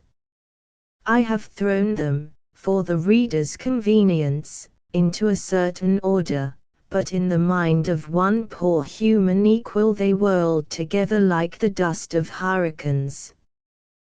With the same obliging preoccupation, I have put a name to each of his distresses, and it will be observed with pity that every individual item would have graced and commended the cover of a railway novel. Anxiety the first, where is the body? Or, the mystery of Bernd Pitman. It was now manifestly plain that Bernd Pitman, as was to be looked for from his ominous appellation, belonged to the darker order of the criminal class. An honest man would not have cashed the bill, a humane man would not have accepted in silence the tragic contents of the water, but a man, who was not already up to the hilts in gore, would have lacked the means of secretly disposing them. This process of reasoning left a horrid image of the monster, Pitman. Doubtless he had long ago disposed of the body, dropping it through a trapdoor in his back kitchen, Morris supposed, with some hazy recollection of a picture in a penny dreadful, and doubtless the man now lived in wanton splendor on the proceeds of the bill. So far, all was peace. But with the profligate habits of a man like Bernd Pitman, who was no doubt a hunchback in the bargain, £800 could be easily melted in a week. When they were gone, what would he be likely to do next? A hell-like voice in Morris's own bosom gave the answer, blackmail me. Anxiety the second, the fraud of the tontine, or, is my uncle dead? This, on which all Morris's hopes depended, was yet a question. He had tried to bully Tina, he had tried to bribe her, and nothing came of it. He had his moral convictions still, but you cannot blackmail a sharp lawyer on a moral conviction. And besides, since his interview with Michael, the idea wore a less attractive countenance. Was Michael the man to be blackmailed? And was Morris the man to do it? Grave considerations. It's not that I'm afraid of him, Morris so far condescended to reassure himself, but I must be very certain of my ground, and the deuce of it is, I see no way. How unlike is life to novels! I wouldn't have even begun this business in a novel, but what I'd have met a dark, slouching fellow in the Oxford Road, who'd have become my accomplice, and known all about how to do it, and probably broken into Michael's house at night and found nothing but a waxwork image, and then blackmailed or murdered me. But here, in real life, I might walk the streets till I dropped dead, and none of the criminal classes would look near me. Though, to be sure, there is always Pitman, he added thoughtfully. Anxiety the third, the cottage at Browndean, or the underpaid accomplice. For he had an accomplice, and that accomplice was blooming unseen in a damp cottage in Hampshire with empty pockets. What could be done about that? He really ought to have sent him something, if it was only a post office order for 5 bob, enough to prove that he was kept in mind, enough to keep him in hope, beer, and tobacco. But what would you have, thought Morris, and ruefully poured into his hand a half-crown, a florin, and 8 pence in small change. For a man in Morris's position, at war with all society, and conducting, with the hand of inexperience, a widely ramified intrigue, the sum was already a derision. John would have to be doing, no mistake of that. But then asked the hell-like voice, how long is John likely to stand it? Anxiety the fourth, the leather business, or the shutters at last, a tale of the city. On this head Morris had no news. He had not yet dared to visit the family concern, yet he knew he must delay no longer, and if anything had been wanted to sharpen this conviction, Michael's references of the night before rang ambiguously in his ear. Well and good. To visit the city might be indispensable, but what was he to do when he was there? He had no right to sign in his own name, and, with all the will in the world, he seemed to lack the art of signing with his uncle's. Under these circumstances, Morris could do nothing to procrastinate the crash, and, when it came, when prying eyes began to be applied to every joint of his behavior, 2 questions could not fail to be addressed, sooner or later, to a speechless and perspiring insolvent. Where is Mr. Joseph Finsbury? And how about your visit to the bank? Questions, how easy to put, ye gods, how impossible to answer. The man to whom they should be addressed went certainly to gaol, and, what was this? Possibly to the gallows. Morris was trying to shave when this idea struck him, and he laid the razor down. Here, in Michael's words, was the total disappearance of a valuable uncle. Here was a time of inexplicable conduct on the part of a nephew who had been in bad blood with the old man any time these 7 years. What a chance for a judicial blunder! But no, thought Morris, they cannot, they dare not, make it murder. Not that. But honestly, and speaking as a man to a man, I don't see any other crime in the calendar, except arson, that I don't seem somehow to have committed. And yet I'm a perfectly respectable man, and wished nothing but my due. Law is a pretty business. With this conclusion firmly seated in his mind, Morris Finsbury descended to the hall of the house in John Street, still half-shaven. There was a letter in the box. He knew the handwriting. John at last. Well, I think I might have been spared this, he said bitterly, and tore it open. Dear Morris, it ran, what the dickens do you mean by it? I'm in an awful hole down here, I have to go on tick, and the parties on the spot don't cotton to the idea. They couldn't, because it is so plain I'm in a state of destitution. I've got no bedclothes, think of that. I must have coins. The whole thing's a mockery, I won't stand it, nobody would. I would have come away before, only I have no money for the railway fare. Don't be a lunatic, Morris, you don't seem to understand my dreadful situation. I have to get the stamp on tick. A fact. Ever yours.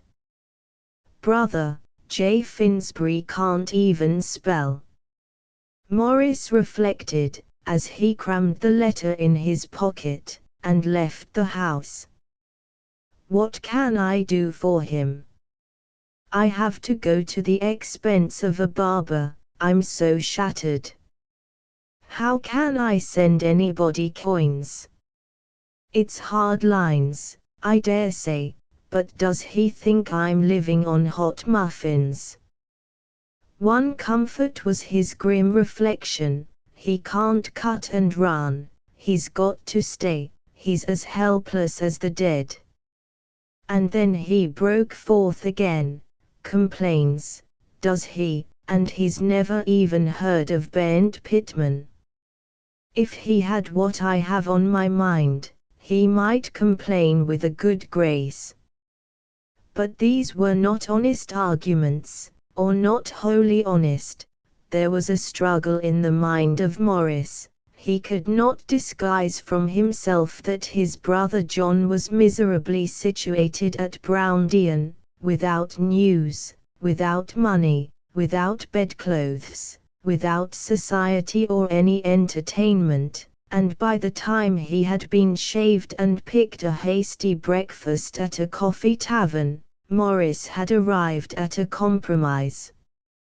Poor Johnny, he said to himself, he's in an awful box. I can't send him coins, but I'll tell you what I'll do, I'll send him the pink UN, it'll cheer John up, and besides, it'll do his credit good getting anything by post. Accordingly, on his way to the leather business, whither he proceeded, according to his thrifty habit, on foot, Morris purchased and dispatched a single copy of that enlivening periodical, to which, in a sudden pang of remorse, he added at random the Athenaeum, the Revivalist, and the Penny Pictorial Weekly. So there was John set up with literature, and Morris had laid balm upon his conscience. As if to reward him, he was received in his place of business with good news. Orders were pouring in, there was a run on some of the back stock, and the figure had gone up. Even the manager appeared elated. As for Morris, who had almost forgotten the meaning of good news, he longed to sob like a little child. He could have caught the manager, a pallid man with startled eyebrows, to his bosom. He could have found it in his generosity to give a check, for a small sum, to every clerk in the counting house. As he sat and opened his letters, a chorus of airy vocalists sang in his brain, to most exquisite music, "This whole concern may be profitable yet, profitable yet, profitable yet." To him, in this sunny moment of relief, enter a Mr. Rogerson, a creditor, but not one who was expected to be pressing, for his connection with the firm was old and regular. "Oh, Finsbury," said he, not without embarrassment, "it's of course only fair to let you know.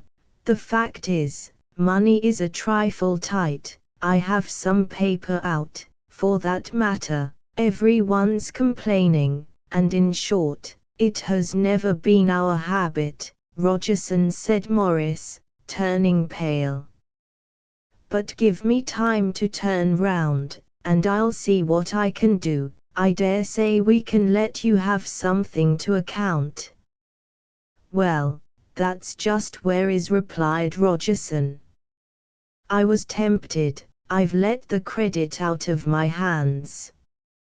Out of your hands, repeated Morris. That's playing rather fast and loose with us, Mr. Rogerson. Well, I got sent for it, said the other, on the nail, in a certified check.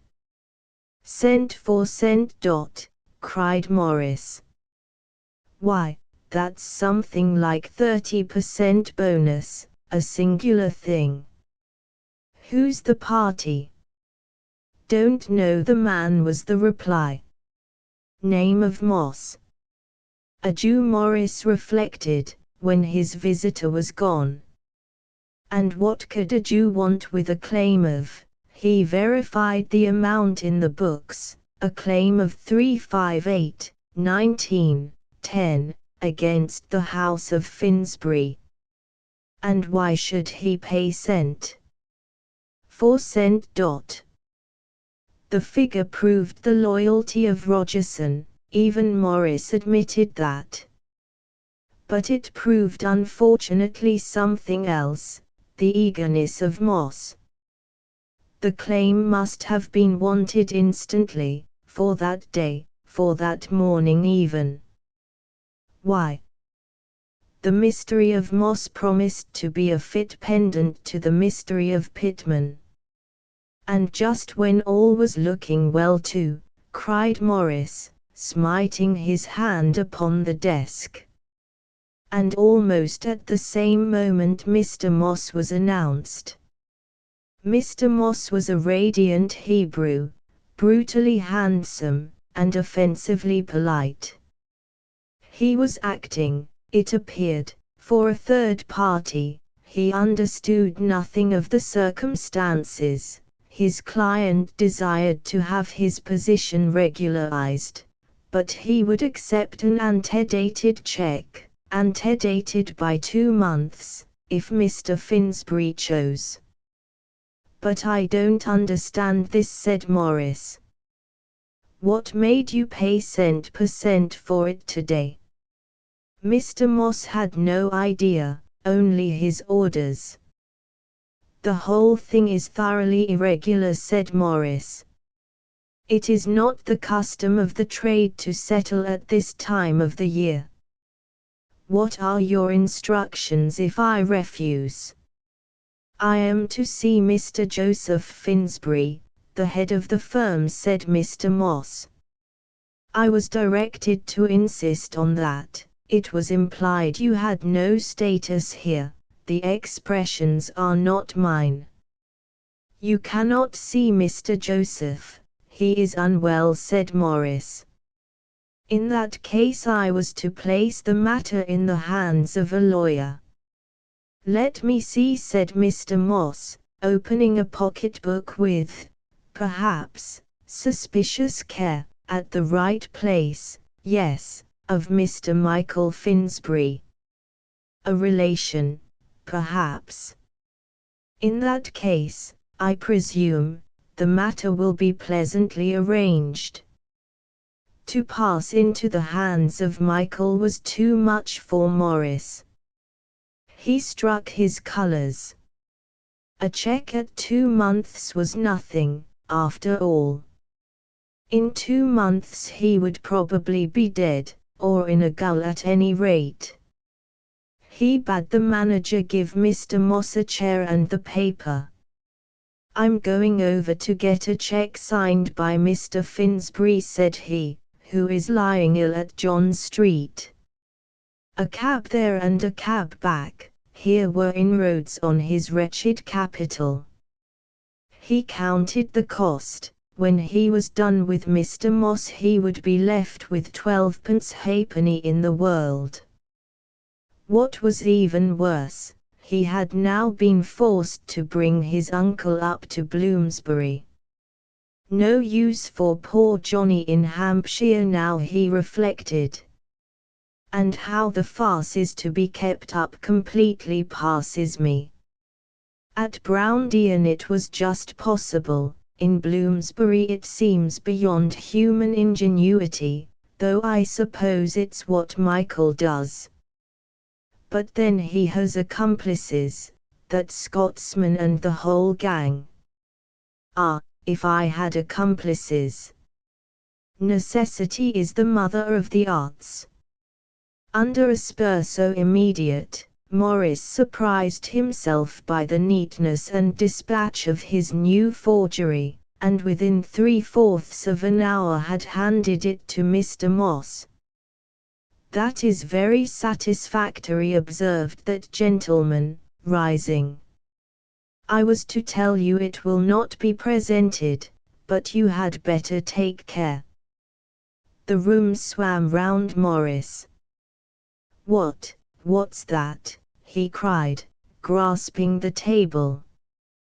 He was miserably conscious the next moment of his shrill tongue and ashen face. "What do you mean, it will not be presented? Why am I to take care? What is all this mummery?"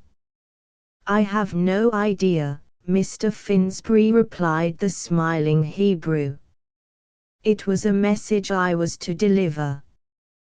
The expressions were put into my mouth." "What is your client's name?" asked Morris. "That is a secret for the moment," answered Mr. Moss. Morris bent toward him.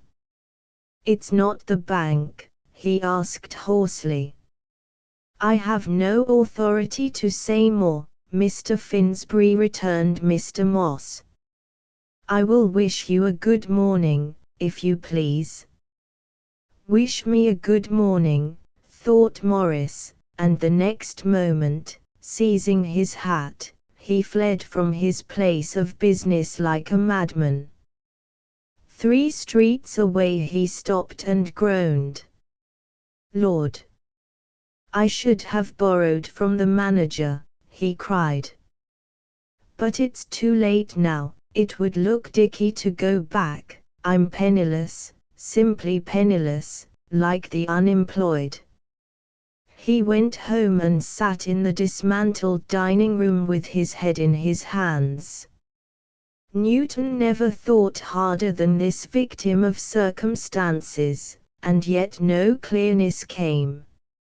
"It may be a defect in my intelligence," he cried, rising to his feet, "but I cannot see that I am fairly used. The bad luck I've had is a thing to write to the Times about, it's enough to breed a revolution. And the plain English of the whole thing is that I must have money at once. I'm done with all morality now, I'm long past that stage. Money I must have, and the only chance I see is Bernd Pitman. Bernd Pitman is a criminal, and therefore his position's weak. He must have some of that 800 left. If he has, I'll force him to go shares, and even if he hasn't, I'll tell him the tontine affair, and with a desperate man like Pitman at my back, it'll be strange if I don't succeed. Well and good. But how to lay hands upon Bernd Pitman, except by advertisement, was not so clear. And even so, in what terms to ask a meeting? On what grounds? And where? Not at John Street, for it would never do to let a man like Bernd Pitman know your real address, nor yet at Pitman's house, some dreadful place in Holloway, with a trapdoor in the back kitchen, a house which you might enter in a light summer overcoat and varnished boots, to come forth again piecemeal in a market basket. That was the drawback of a really efficient accomplice, Morris felt, not without a shudder. I never dreamed I should come to actually covet such society, he thought. and then a brilliant idea struck him.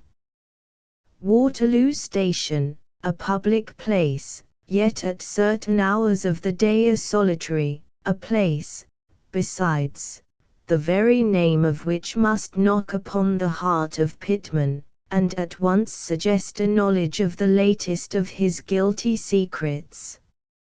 Morris took a piece of paper and sketched his advertisement.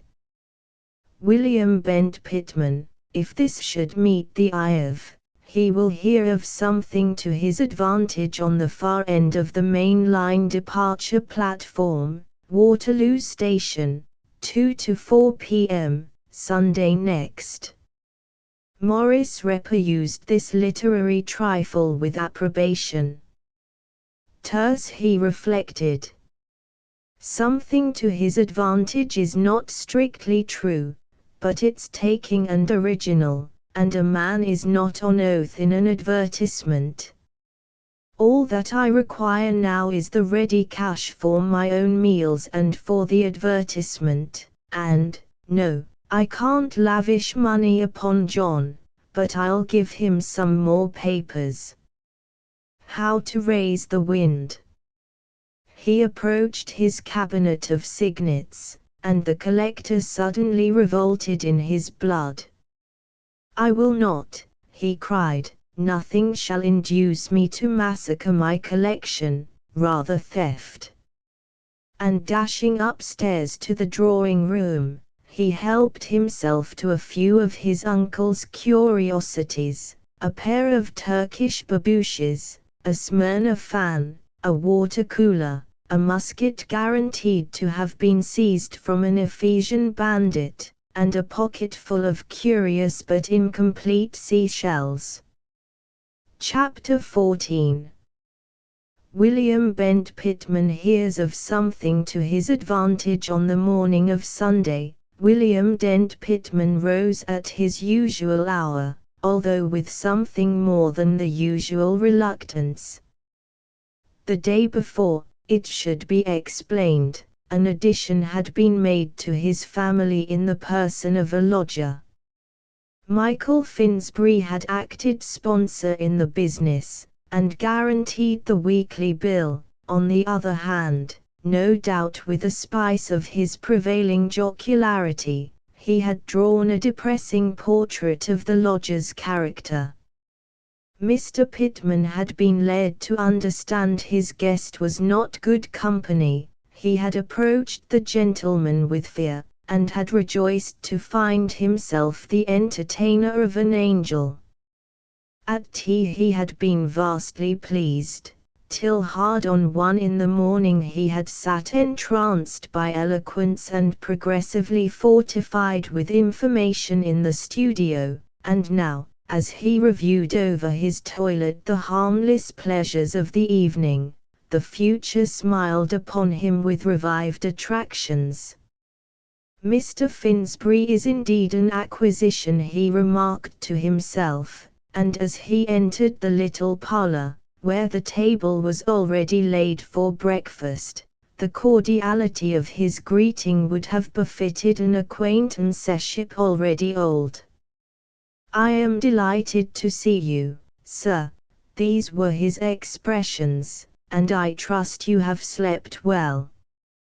Accustomed as I have been for so long to a life of almost perpetual change, replied the guest, the disturbance so often complained of by the more sedentary, as attending their first night in, what is called, a new bed, is a complaint from which I am entirely free.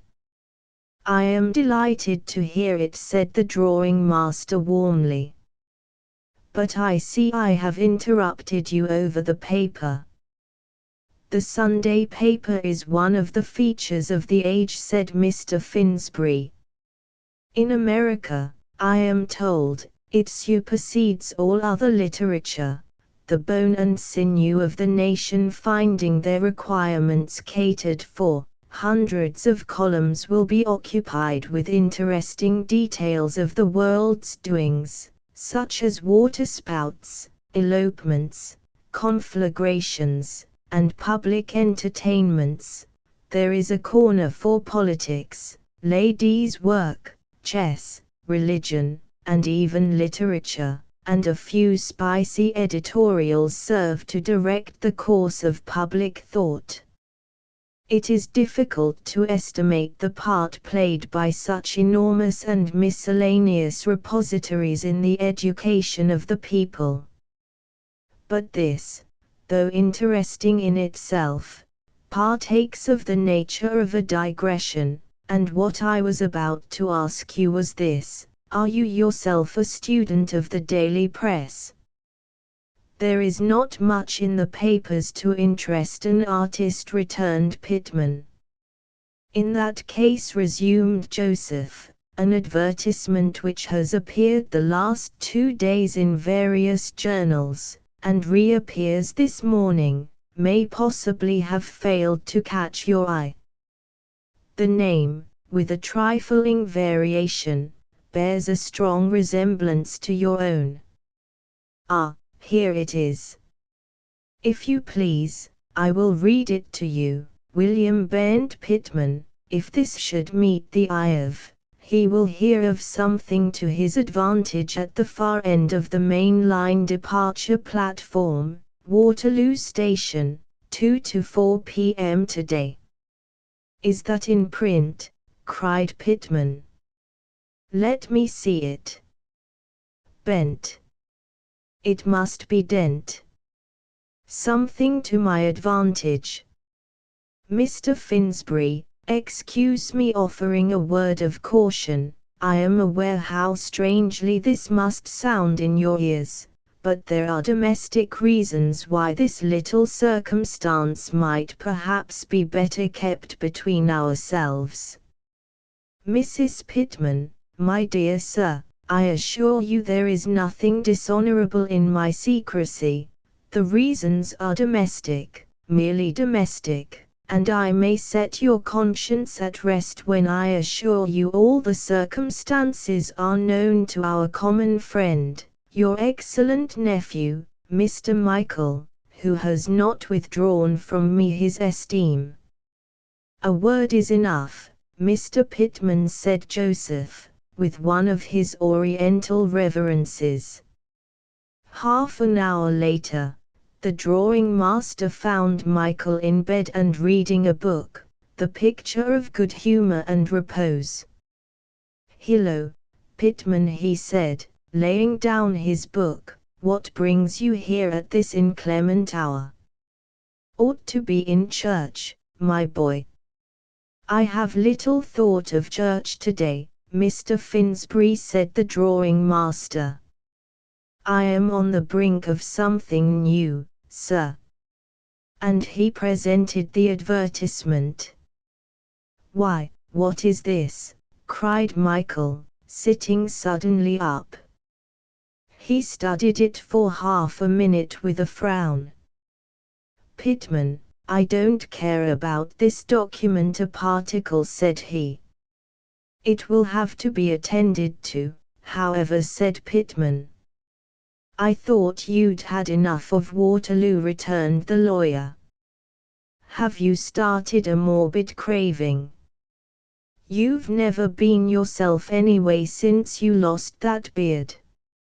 I believe now it was where you kept your senses. Mr. Finsbury, said the drawing master, I have tried to reason this matter out, and, with your permission, I should like to lay before you the results. Fire away, said Michael, but please, Pittman, remember it's Sunday, and let's have no bad language. There are 3 views open to us, began Pittman.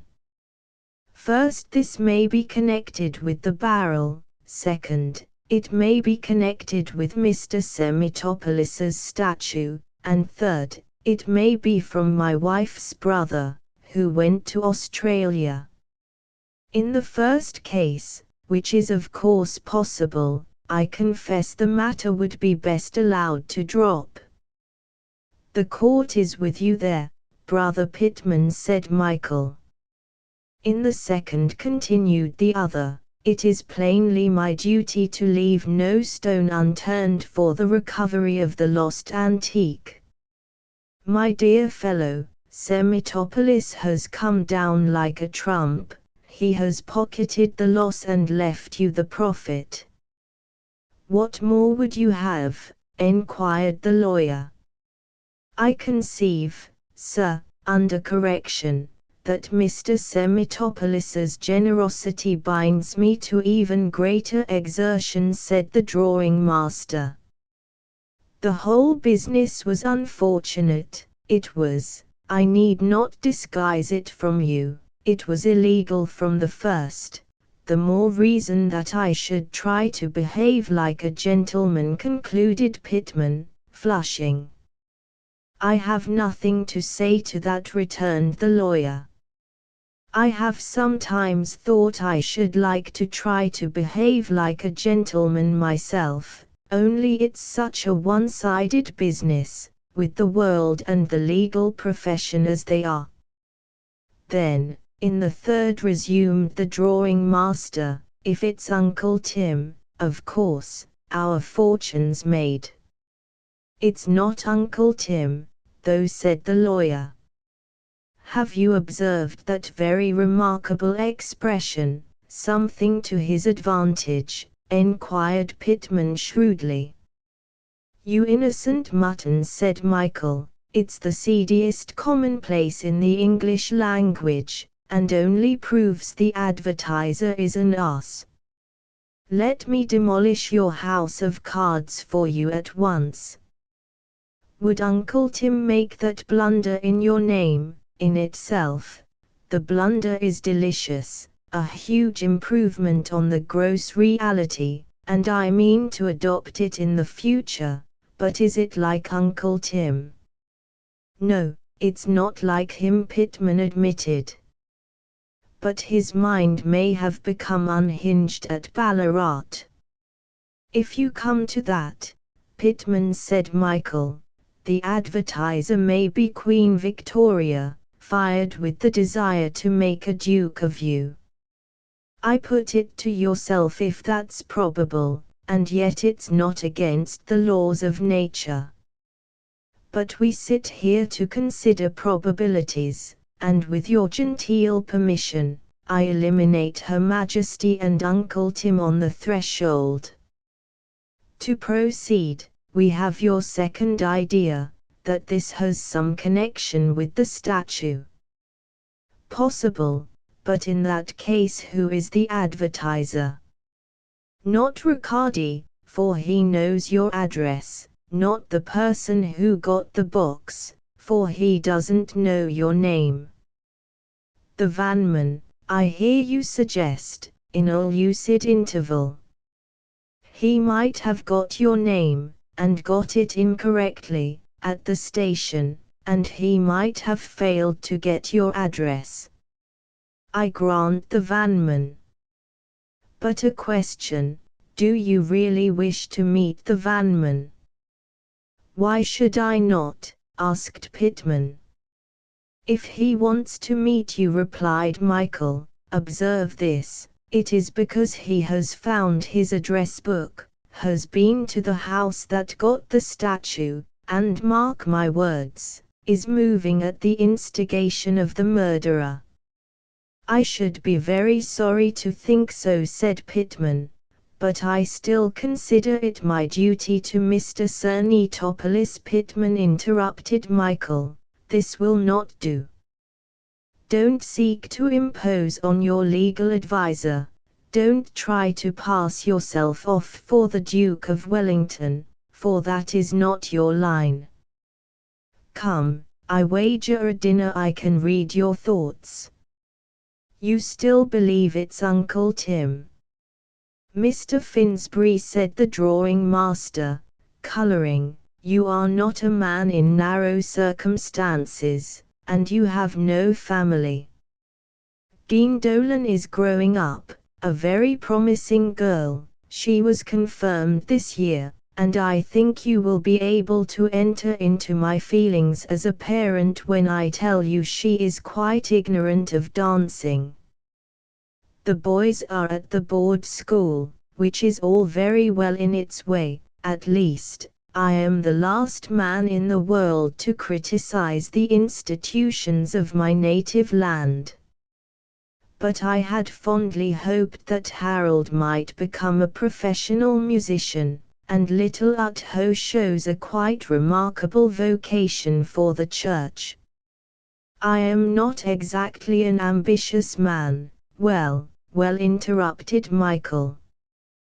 Be explicit. You think it's Uncle Tim.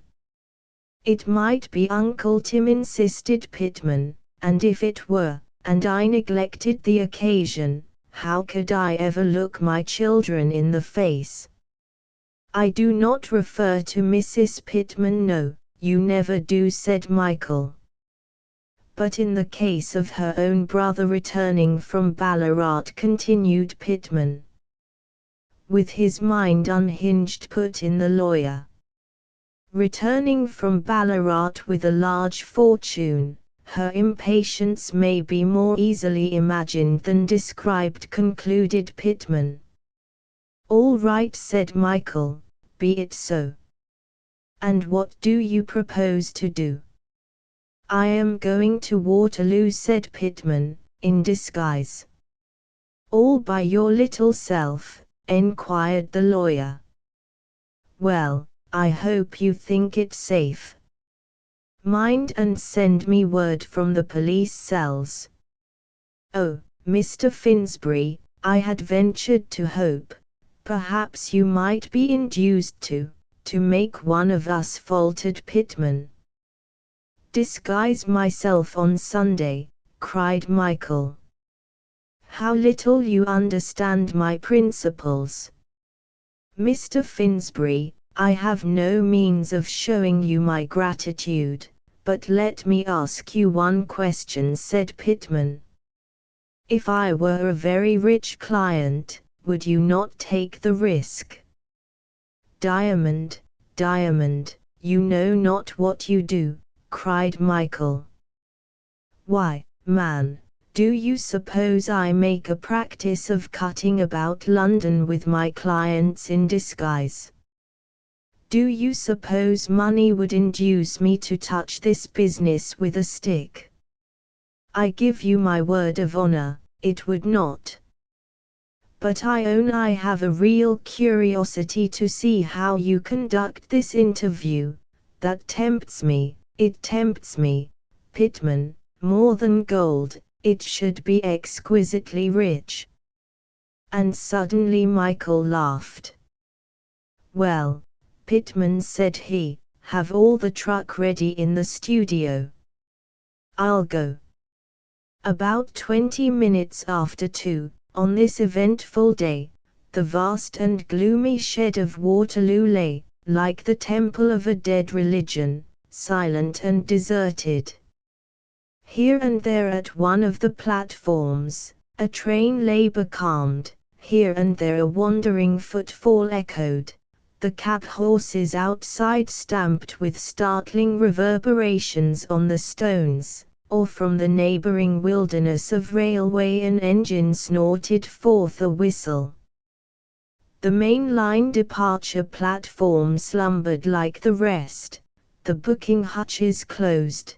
The backs of Mr. Haggard's novels, with which upon a weekday the bookstall shines emblazoned, discreetly hidden behind dingy shutters, the rare officials, undisguisedly somnambulant, and the customary loiterers, even to the middle-aged woman with the ulster and the handbag, fled to more congenial scenes. As in the inmost dells of some small tropic island the throbbing of the ocean lingers, so here a faint pervading hum and trepidation told in every corner of surrounding London. At the hour already named, persons acquainted with John Dickson, of Ballarat, and Ezra Thomas, of the United States of America, would have been cheered to behold them enter through the booking office. "What names are we to take?" enquired the latter, anxiously adjusting the window-glass spectacles which he had been suffered on this occasion to assume. "There's no choice for you, my boy," returned Michael. "Bernd Pittman or nothing. As for me, I think I look as if I might be called Appleby, something agreeably old-world about Appleby, breathes of Devonshire cider. Talking of which, suppose you wet your whistle. The interview is likely to be trying." "I think I'll wait till afterwards," returned Pittman. "On the whole, I think I'll wait till the thing's over. I don't know if it strikes you as it does me, but the place seems deserted and silent, Mr. Finsbury, and filled with very singular echoes." "Kind of Jack-in-the-box feeling?" enquired Michael, "as if all these empty trains might be filled with policemen waiting for a signal, and Sir Charles Warren perched among the girders with a silver whistle to his lips." "It's guilt, Pittman." In this uneasy frame of mind they walked nearly the whole length of the departure platform, and at the western extremity became aware of a slender figure standing back against a pillar. The figure was plainly sunk into a deep abstraction. He was not aware of their approach, but gazed far abroad over the sunlit station. Michael stopped. "Hollow," said he, "can that be your advertiser? If so, I'm done with it." And then, on second thoughts, not so, either, he resumed more cheerfully. "Here, turn your back a moment. So. Give me the specs." "But you agreed I was to have them," protested Pittman. "Ah, but that man knows me," said Michael.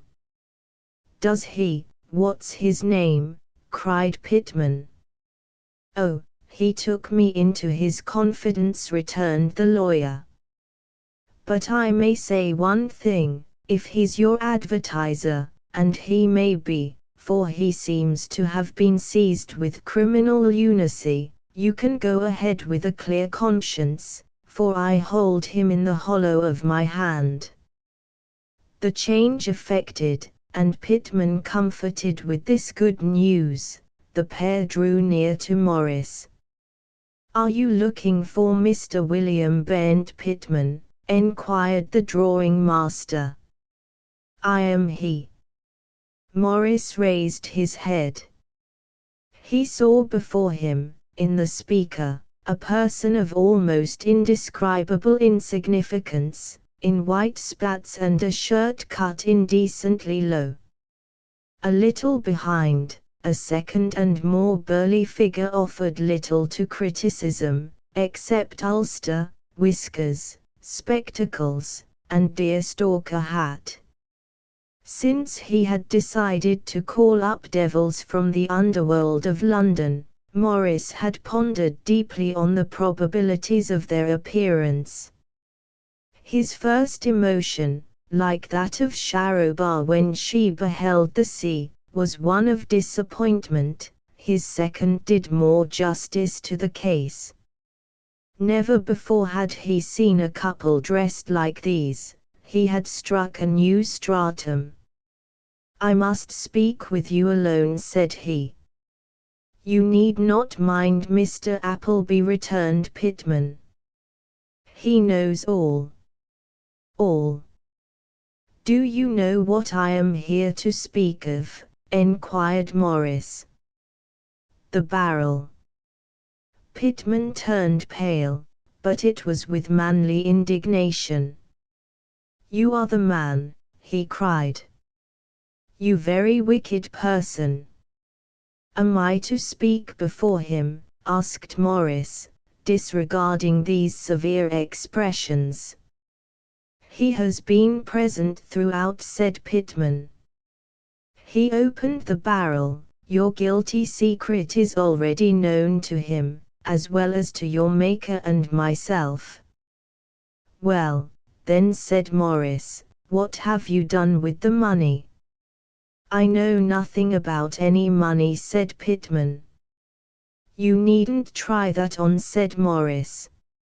"I have tracked you down. You came to the station sacrilegiously disguised as a clergyman, procured my barrel, opened it, rifled the body, and cashed the bill.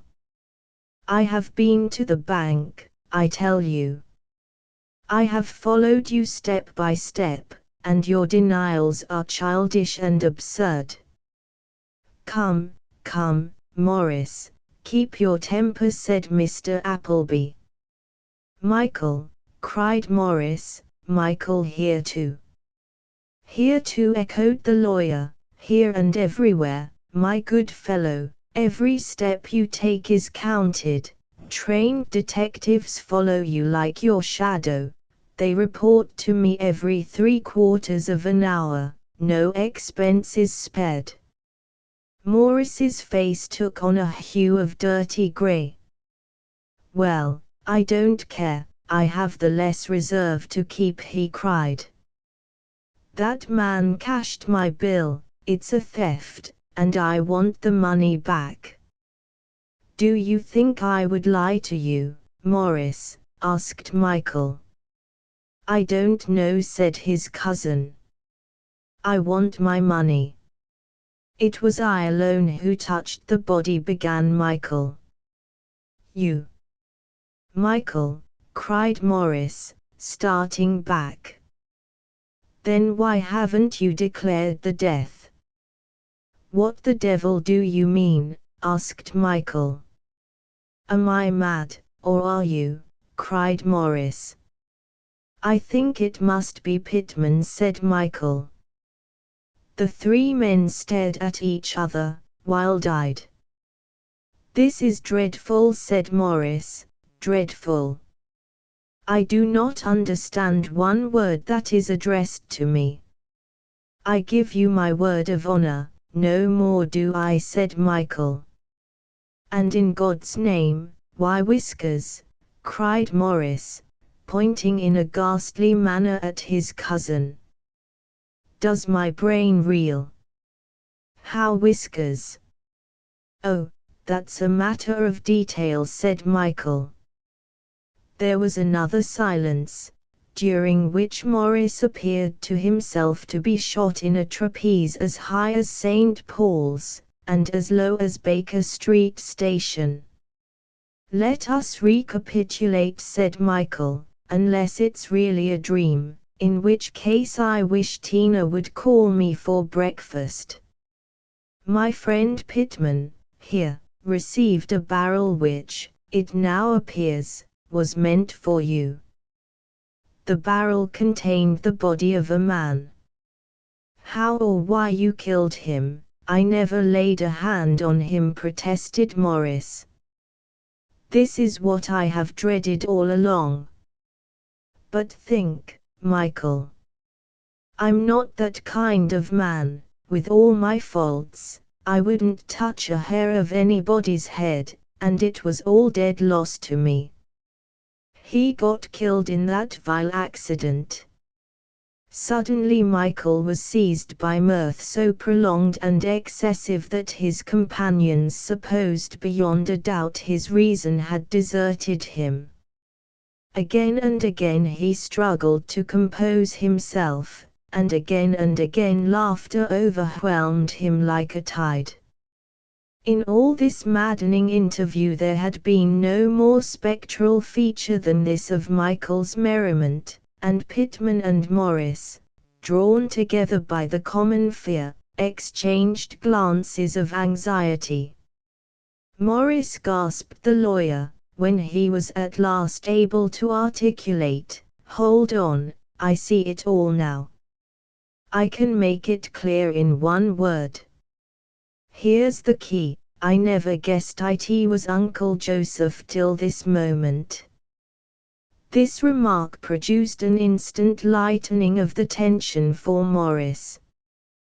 for Pittman it quenched the last ray of hope and daylight. Uncle Joseph, whom he had left an hour ago in Norfolk Street, pasting newspaper cuttings, the dead body, then who was he, Pittman? And was this Waterloo Station or Coney Hatch? To be sure, cried Morris, it was badly smashed, I know. How stupid not to think of that. Why, then, all's clear, and, my dear Michael, I'll tell you what, we're saved, both saved. You get the tontine, I don't grudge it you the least, and I get the leather business, which is really beginning to look up. Declare the death at once, don't mind me in the smallest, don't consider me, declare the death, and we're all right. Ah, but I can't declare it, said Michael. Why not? Cried Morris. I can't produce the corpus, Morris. I've lost it, said the lawyer.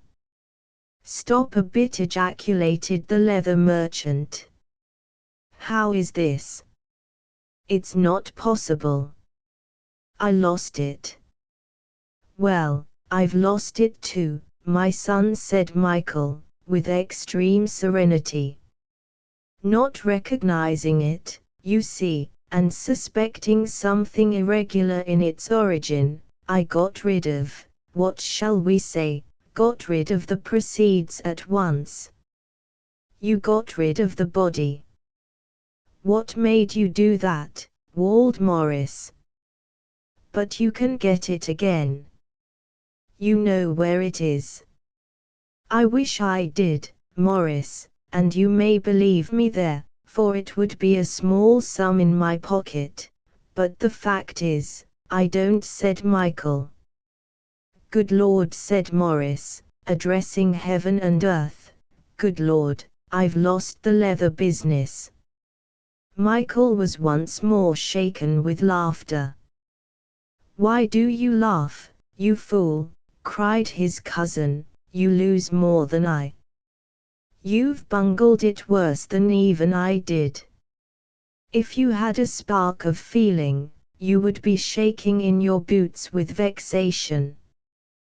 But I'll tell you one thing, I'll have that £800, I'll have that and go to Swan River, that's mine, anyway, and your friend must have forged to cash it. Give me the 800, here, upon this platform, or I go straight to Scotland Yard and turn the whole disreputable story inside out. Morris, said Michael, laying his hand upon his shoulder, hear reason. It wasn't us, it was the other man. We never even searched the body. The other man, repeated Morris. Yes, the other man. We palmed Uncle Joseph off upon another man, said Michael. You what? You palmed him off. That's surely a singular expression, said Morris. Yes, palmed him off for a piano, said Michael with perfect simplicity. Remarkably full, rich tone, he added. Morris carried his hand to his brow and looked at it, it was wet with sweat. Fever, said he. No, it was a Broadwood grand, said Michael. Pittman here will tell you if it was genuine or not. Eh? Oh. Oh yes, I believe it was a genuine Broadwood. I have played upon it several times myself, said Pittman. The three-letter E was broken. Don't say anything more about pianos, said Morris, with a strong shudder. I'm not the man I used to be. This other man, let's come to him, if I can only manage to follow. Who is he? Where can I get hold of him?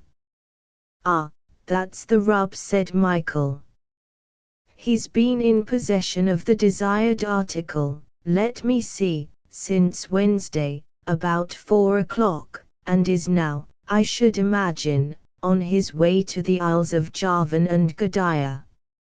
"Michael," said Morris pleadingly, "I am in a very weak state, and I beg your consideration for a kinsman." "Say it slowly again, and be sure you are correct." "When did he get it?" Michael repeated his statement. "Yes, that's the worst thing yet," said Morris, drawing in his breath. "What is?" asked the lawyer. "Even the dates are sheer nonsense," said the leather merchant. "The bill was cashed on Tuesday. There's not a gleam of reason in the whole transaction." A young gentleman, who had passed the trio and suddenly started and turned back, at this moment laid a heavy hand on Michael's shoulder. "Aha, so this is Mr. Dixon," said he. The trump of judgment could scarce have rung with a more dreadful note in the ears of Pittman and the lawyer. To Morris this erroneous name seemed a legitimate enough continuation of the nightmare in which he had so long been wandering. And when Michael, with his brand new bushy whiskers, broke from the grasp of the stranger and turned to run, and the weird little shaven creature in the low-necked shirt followed his example with a bird-like screech, and the stranger, finding the rest of his prey escape him, pounced with a rude grasp on Morris himself, that gentleman's frame of mind might be very nearly expressed in the colloquial phrase, "I told you so." "I have one of the gang," said Gideon Forsyth. "I do not understand," said Morris dully. "Oh, I will make you understand," returned Gideon grimly. "You will be a good friend to me if you can make me understand anything," cried Morris, with a sudden energy of conviction. "I don't know you personally, do I?" continued Gideon, examining his unresisting prisoner. "Never mind, I know your friends." "They are your friends, are they not?" "I do not understand you," said Morris. "You had possibly something to do with a piano," suggested Gideon. "A piano!" cried Morris, convulsively clasping Gideon by the arm. "Then you're the other man. Where is it? Where is the body? And did you cash the draft? Where is the body?" "This is very strange," mused Gideon. "Do you want the body?" "Want it?" cried Morris. "My whole fortune depends upon it. I lost it. Where is it? Take me to it." "Oh, you want it, do you? And the other man, Dixon, does he want it?" enquired Gideon. "Who do you mean by Dixon?" "Oh, Michael Finsbury." "Why, of course he does. He lost it too. If he had it, he'd have won the tontine tomorrow." "Michael Finsbury?" "Not the solicitor?" cried Gideon. "Yes, the solicitor," said Morris. "But where is the body?" "Then that is why he sent the brief." "What is Mr. Finsbury's private address?" asked Gideon. 233 King's Road. "What brief? Where are you going?" "Where is the body?" cried Morris, clinging to Gideon's arm. "I have lost it myself," returned Gideon, and ran out of the station. Chapter 15. The return of the great Vance Morris returned from Waterloo in a frame of mind that baffles description. He was a modest man. He had never conceived an overweening notion of his own powers. He knew himself unfit to write a book, turn a table napkin ring, entertain a Christmas party with legerdemain, grapple, in short, any of those conspicuous accomplishments that are usually classed under the head of genius. He knew, he admitted, his parts to be pedestrian, but he had considered them, until quite lately, fully equal to the demands of life. And today he owned himself defeated. Life had the upper hand. If there had been any means of flight or place to flee to, if the world had been so ordered that a man could leave it like a place of entertainment, Morris would have instantly resigned all further claim on its rewards and pleasures, and, with inexpressible contentment, ceased to be. As it was, one aim shone before him: he could get home.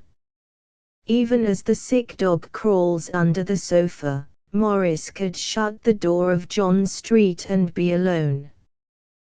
The dusk was falling when he drew near this place of refuge, and the first thing that met his eyes was the figure of a man upon the step, alternately plucking at the bell handle and pounding on the panels.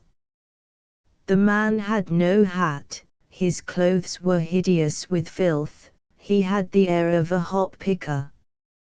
Yet Morris knew him. It was John. The first impulse of flight was succeeded, in the elder brother's bosom, by the empty quiescence of despair. What does it matter now, he thought, and drawing forth his latchkey ascended the steps.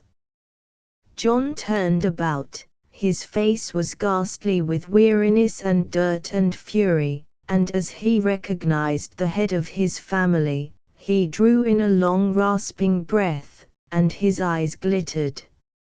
"Open that door," he said, standing back.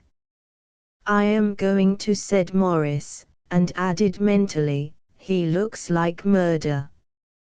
The brothers passed into the hall. The door closed behind them, and suddenly John seized Morris by the shoulders and shook him as a terrier shakes a rat. "You mangy little cad," he said, "I'd serve you right to smash your skull."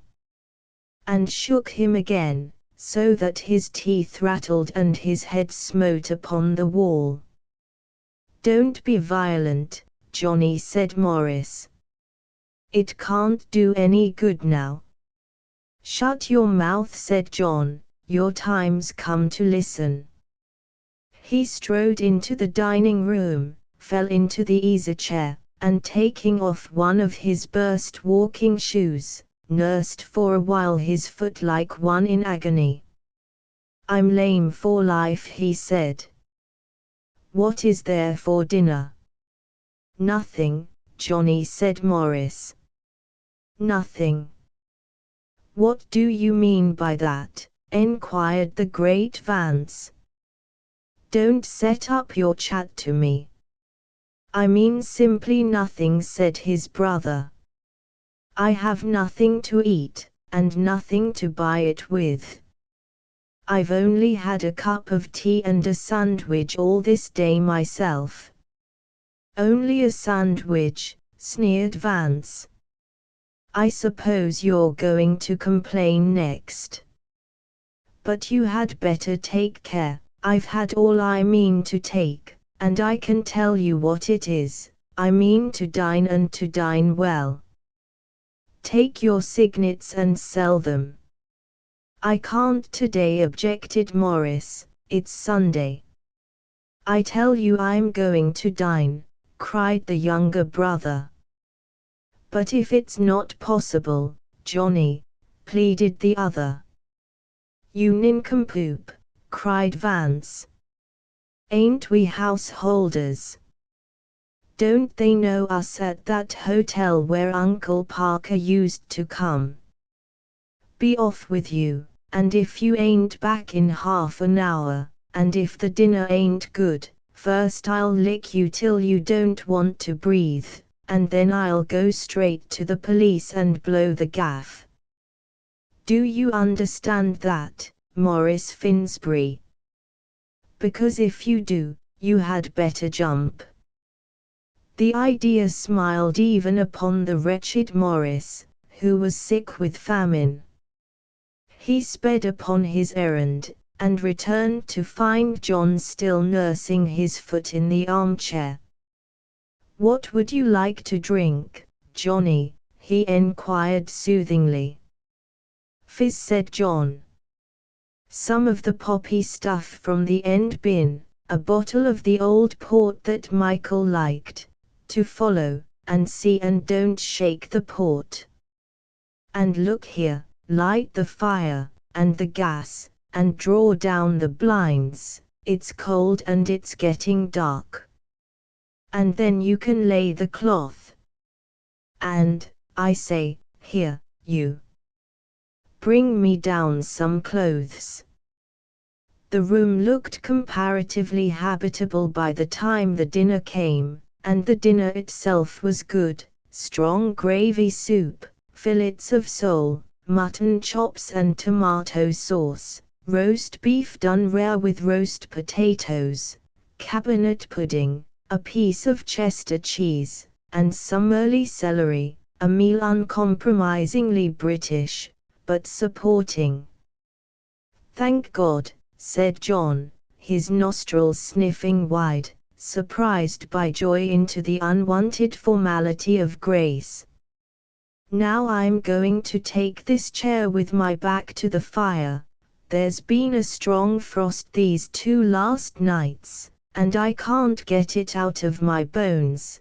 The celery will be just the ticket. I'm going to sit here, and you are going to stand there, Morris Finsbury, and play butler." "But, Johnny, I'm so hungry myself," pleaded Morris. "You can have what I leave," said Vance. "You're just beginning to pay your score, my daisy. I owe you £1.10, don't you rouse the British lion." There was something indescribably menacing in the face and voice of the great Vance as he uttered these words, at which the soul of Morris withered. "There," resumed the feaster, "give us a glass of the fizz to start with. Gravy soup. And I thought I didn't like gravy soup." "Do you know how I got here?" he asked, with another explosion of wrath. "No, Johnny, how could I?" said the obsequious Morris. "I walked on my 10 toes, cried John, tramped the whole way from Browndean, and begged. I would like to see you beg. It's not so easy as you might suppose. I played it on being a shipwrecked mariner from Blyth. I don't know where Blyth is, do you? But I thought it sounded natural. I begged from a little beast of a schoolboy, and he forked out a bit of twine, and asked me to make a clove hitch. I did, too, I know I did, but he said it wasn't, he said it was a granny's knot, and I was a what do ye call 'em, and he would give me in charge. Then I begged from a naval officer. He never bothered me with knots, but he only gave me a tract. There's a nice account of the British Navy, and then from a widow woman that sold lollipops, and I got a hunch of bread from her. Another party I fell in with said you could generally always get bread, and the thing to do was to break a plate-glass window and get into gaol. Seemed rather a brilliant scheme. Pass the beef. Why didn't you stay at Browndean? Morris ventured to enquire. Skittles, said John. On what? The pink UN and a measly religious paper. I had to leave Browndian, I had to, I tell you. I got ticket a public, and set up to be the great Vance, so would you, if you were leading such a beastly existence. And a card stood me a lot of ale and stuff, and we got swipey, talking about music halls and the piles of tin I got for singing, and then they got me on to sing around her splendid form. I weaved the magic circle and then he said I couldn't be Vance, and I stuck to it like grim death I was. It was rot of me to sing, of course, but I thought I could brazen it out with a set of yokels.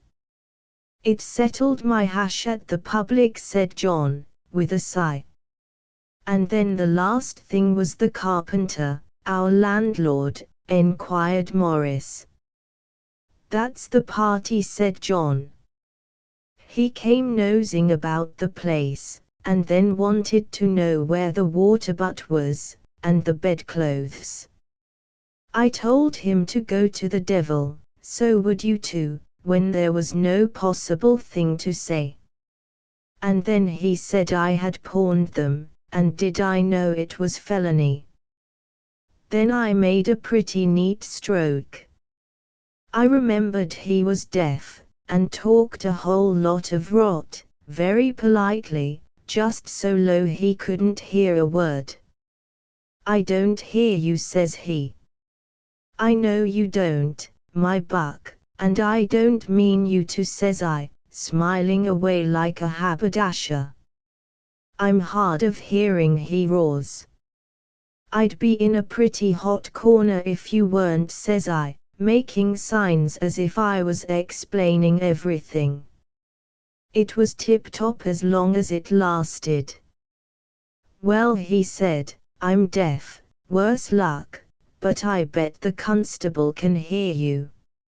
And off he started one way, and I the other. They got a spirit lamp and the pink UN, and that old religious paper, and another periodical you sent me. I think you must have been drunk. It had a name like one of those spots that Uncle Joseph used to hold forth at, and it was all full of the most awful swipes about poetry and the use of the globes. It was the kind of thing that nobody could read out of a lunatic asylum.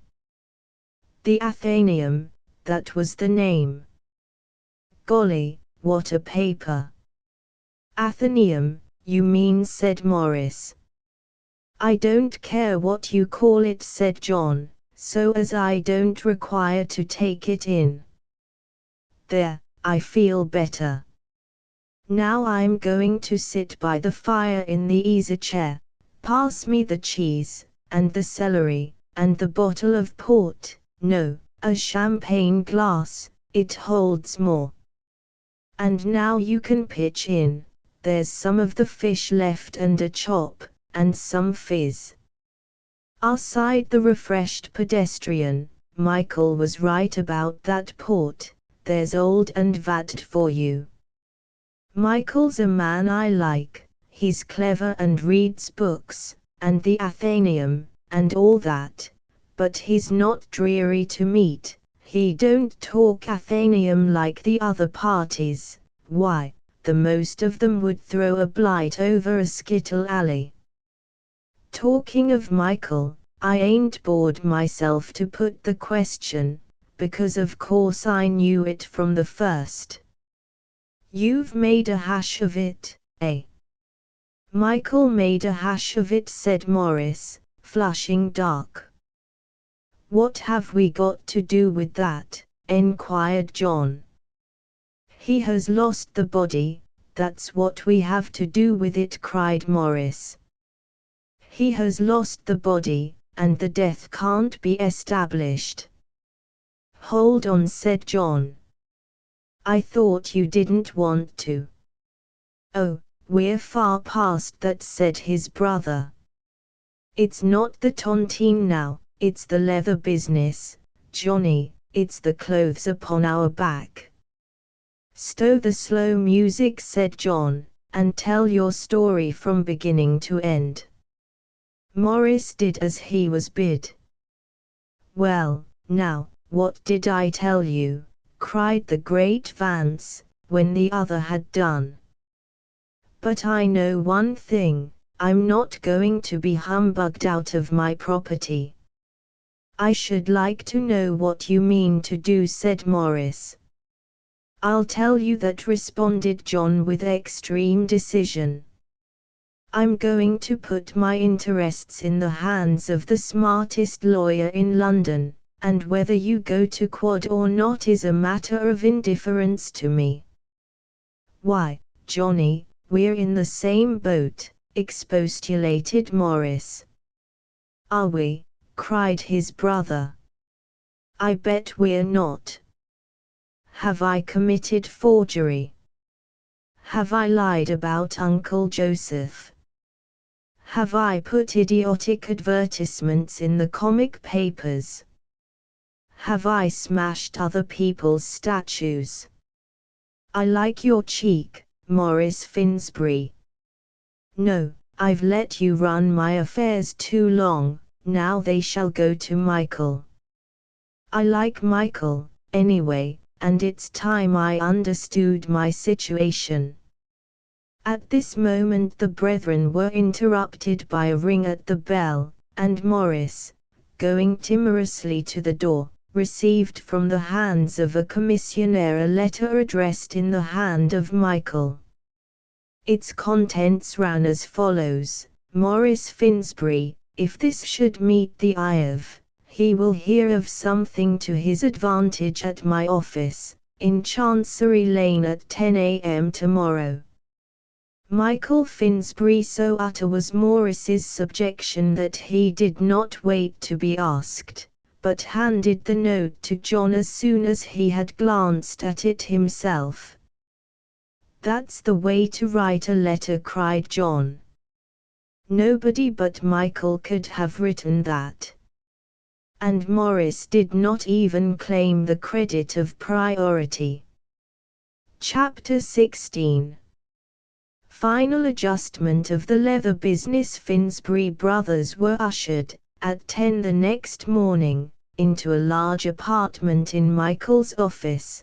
The great Vance, somewhat restored from yesterday's exhaustion, but with one foot in a slipper, Morris, not positively damaged, but a man 10 years older than he who had left Bournemouth 8 days before, his face ploughed full of anxious wrinkles, his dark hair liberally grizzled at the temples. 3 persons were seated at a table to receive them, Michael in the midst, Gideon Forsyth on his right hand, on his left an ancient gentleman with spectacles and silver hair. By Jingo, it's Uncle Joe, cried John. But Morris approached his uncle with a pale countenance and glittering eyes. I'll tell you what you did, he cried. You absconded. Good morning, Morris Finsbury, returned Joseph, with no less asperity. You are looking seriously ill. No use making trouble now, remarked Michael.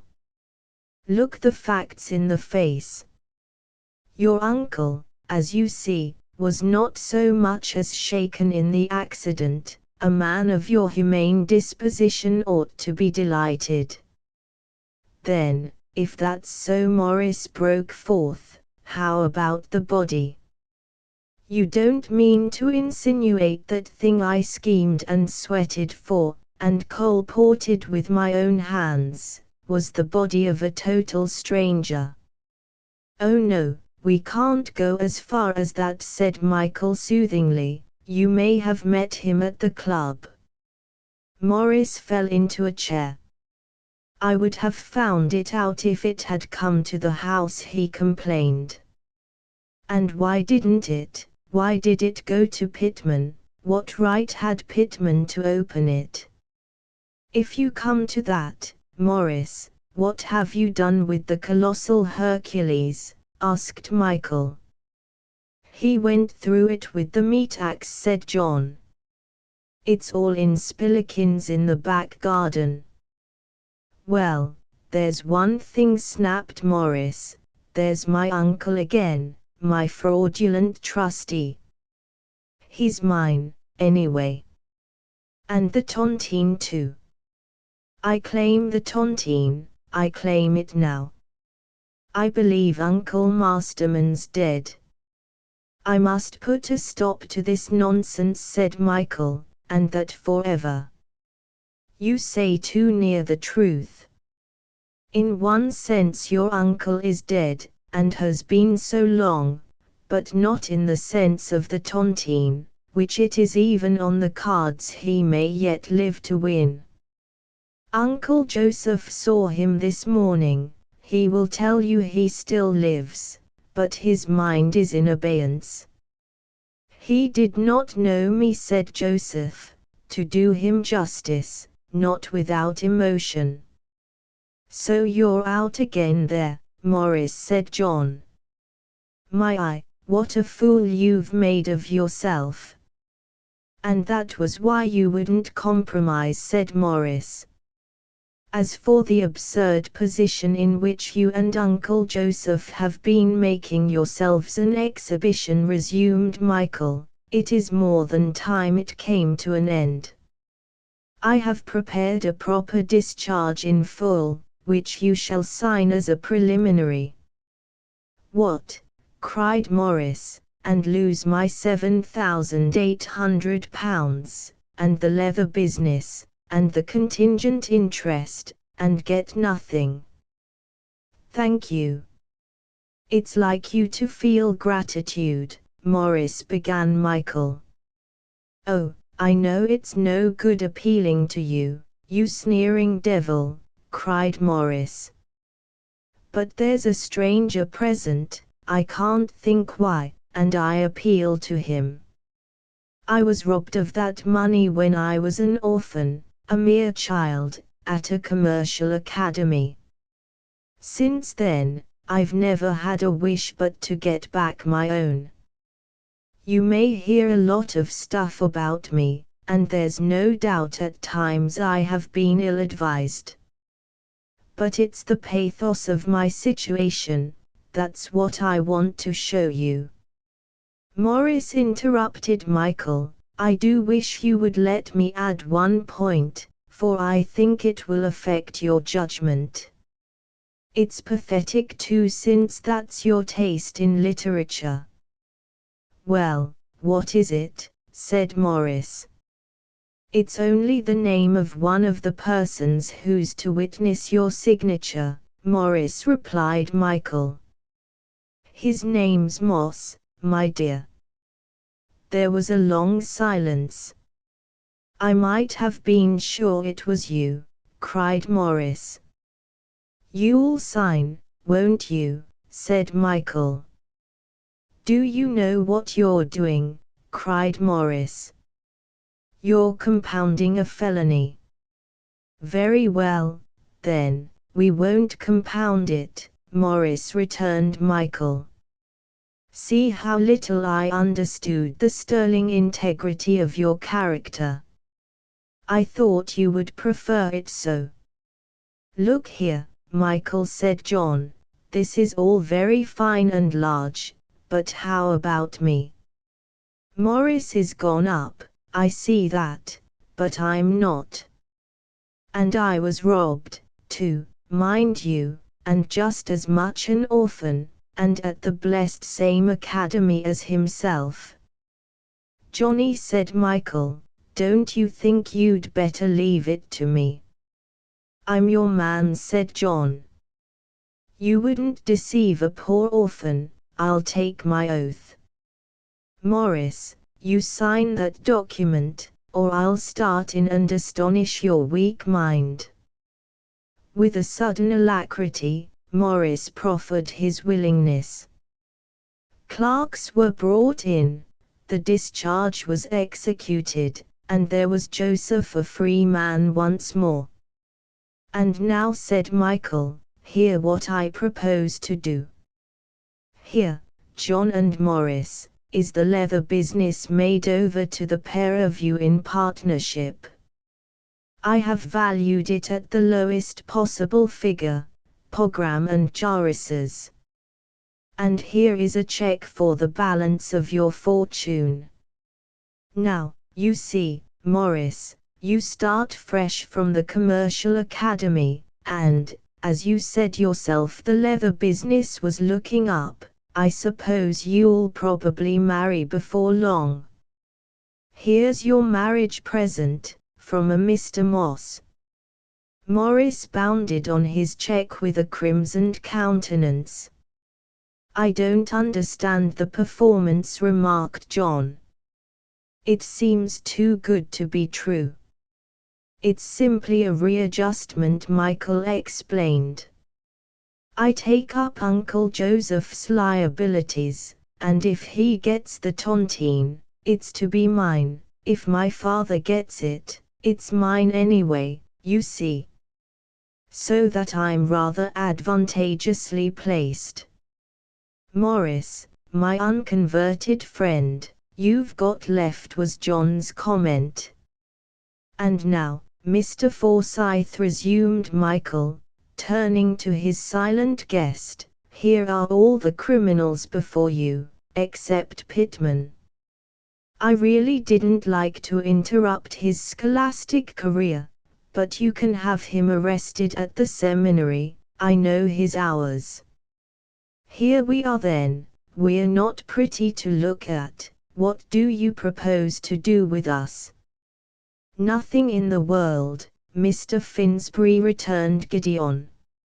I seem to understand that this gentleman, indicating Morris, is the Fonzit Arrigo of the trouble, and, from what I gather, he has already paid through the nose.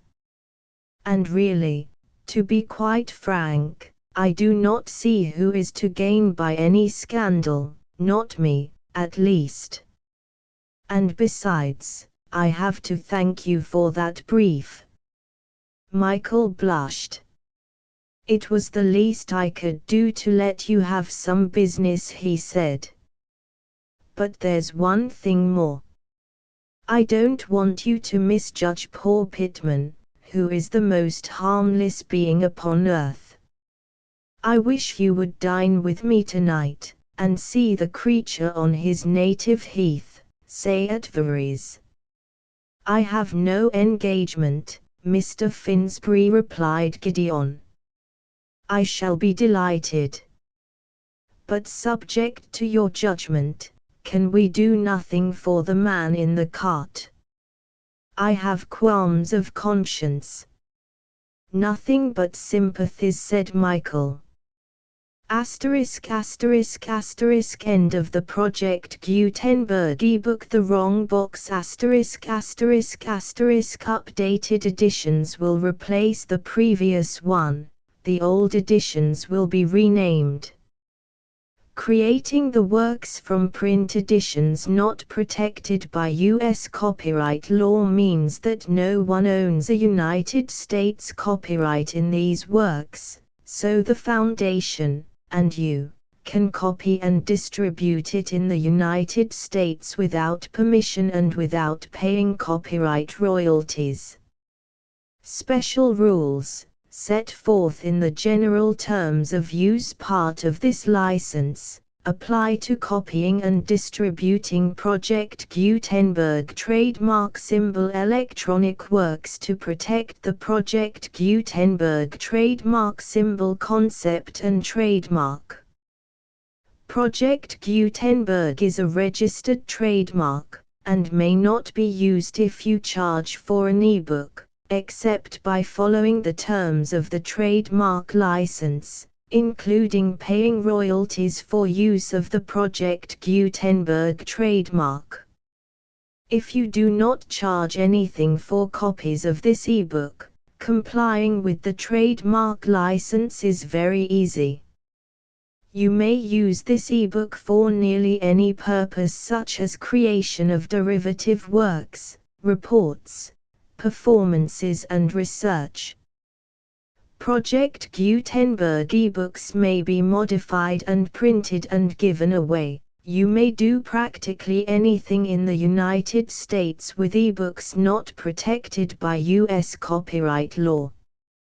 Redistribution is subject to the trademark license, especially commercial redistribution.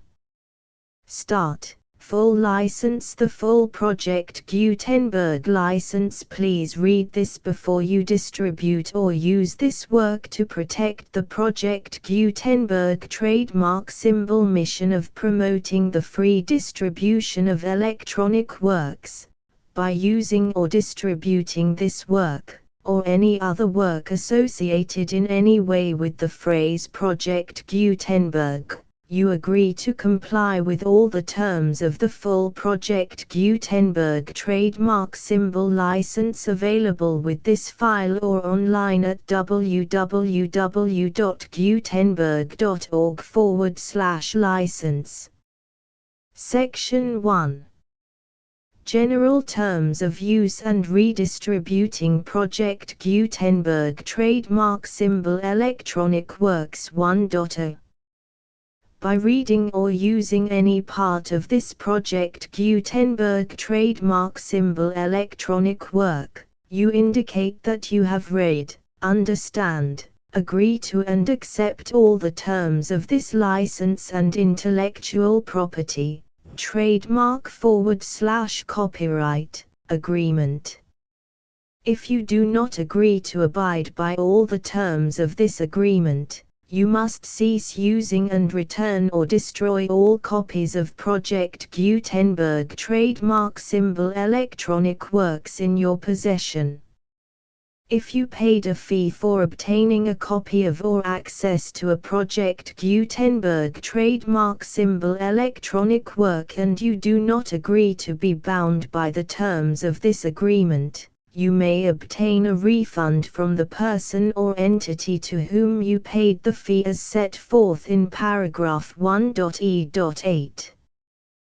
1.b Project Gutenberg is a registered trademark. It may only be used on or associated in any way with an electronic work by people who agree to be bound by the terms of this agreement. There are a few things that you can do with most Project Gutenberg trademark symbol electronic works even without complying with the full terms of this agreement. See paragraph 1.c below. There are a lot of things you can do with Project Gutenberg trademark symbol electronic works if you follow the terms of this agreement and help preserve free future access to Project Gutenberg trademark symbol electronic works. See paragraph 1.e below. 1.c. The Project Gutenberg Literary Archive Foundation, the Foundation or PGLAF, owns a compilation copyright in the collection of Project Gutenberg trademark symbol electronic works. Nearly all the individual works in the collection are in the public domain in the United States. If an individual work is unprotected by copyright law in the United States and you are located in the United States, we do not claim a right to prevent you from copying, distributing, performing, displaying or creating derivative works based on the work as long as all references to Project Gutenberg are removed. Of course, we hope that you will support the Project Gutenberg trademark symbol mission of promoting free access to electronic works by freely sharing Project Gutenberg trademark symbol works in compliance with the terms of this agreement for keeping the Project Gutenberg trademark symbol name associated with the work. You can easily comply with the terms of this agreement by keeping this work in the same format with its attached full Project Gutenberg trademark symbol license when you share it without charge with others. 1.d. The copyright laws of the place where you are located also govern what you can do with this work. Copyright laws in most countries are in a constant state of change. If you are outside the United States, check the laws of your country in addition to the terms of this agreement before downloading, copying, displaying, performing, distributing or creating derivative works based on this work or any other Project Gutenberg trademark symbol work. The Foundation makes no representations concerning the copyright status of any work in any country other than the United States. 1.e. Unless you have removed all references to Project Gutenberg, 1.e.1. The following sentence, with active links to, or other immediate access to, the full Project Gutenberg trademark symbol license must appear prominently whenever any copy of a Project Gutenberg trademark symbol work, any work on which the phrase Project Gutenberg appears, or with which the phrase Project Gutenberg is associated, is accessed, displayed, performed, viewed, copied or distributed. This ebook is for the use of anyone anywhere in the United States and most other parts of the world at no cost and with almost no restrictions whatsoever. You may copy it, give it away or reuse it under the terms of the Project Gutenberg license included with this ebook or online at www.gutenberg.org. If you are not located in the United States, you will have to check the laws of the country where you are located before using this ebook. 1.e.2. If an individual Project Gutenberg trademark symbol electronic work is derived from texts not protected by U.S. copyright law, does not contain a notice indicating that it is posted with permission of the copyright holder, the work can be copied and distributed to anyone in the United States without paying any fees or charges. If you are redistributing or providing access to a work with the phrase Project Gutenberg associated with or appearing on the work, you must comply either with the requirements of paragraphs 1.e.1 through 1.e.7 or obtain permission for the use of the work and the Project Gutenberg trademark symbol trademark as set forth in paragraphs 1.e.8 or 1.e.9. 1.e.3. If an individual Project Gutenberg trademark symbol electronic work is posted with the permission of the copyright holder, your use and distribution must comply with both paragraphs 1.e.1 through 1.e.7 and any additional terms imposed by the copyright holder. Additional terms will be linked to the Project Gutenberg trademark symbol license for all works posted with the permission of the copyright holder found at the beginning of this work. 1.e.4. Do not unlink or detach or remove the full Project Gutenberg trademark symbol license terms from this work, or any files containing a part of this work or any other work associated with Project Gutenberg trademark symbol. 1.e.5. Do not copy, display, perform, distribute or redistribute this electronic work, or any part of this electronic work, without prominently displaying the sentence set forth in paragraph 1.e.1 with active links or immediate access to the full terms of the Project Gutenberg trademark symbol license. 1.e.6. You may convert to and distribute this work in any binary, compressed, marked up, non-proprietary or proprietary form, including any word processing or hypertext form. However, if you provide access to or distribute copies of a Project Gutenberg trademark symbol work in a format other than plain vanilla ASCII or other format used in the official version posted on the official Project Gutenberg trademark symbol website, www.gutenberg.org, you must, at no additional cost, fee or expense to the user, provide a copy, a means of exporting a copy, or a means of obtaining a copy upon request, of the work in its original plain vanilla ASCII or other form. Any alternate format must include the full Project Gutenberg trademark symbol license as specified in paragraph 1.e.1. 1.e.7. Do not charge a fee for access to, viewing, displaying, performing, copying or distributing any Project Gutenberg trademark symbol works unless you comply with paragraph 1.e.8 or 1.e.9. 1.e.8.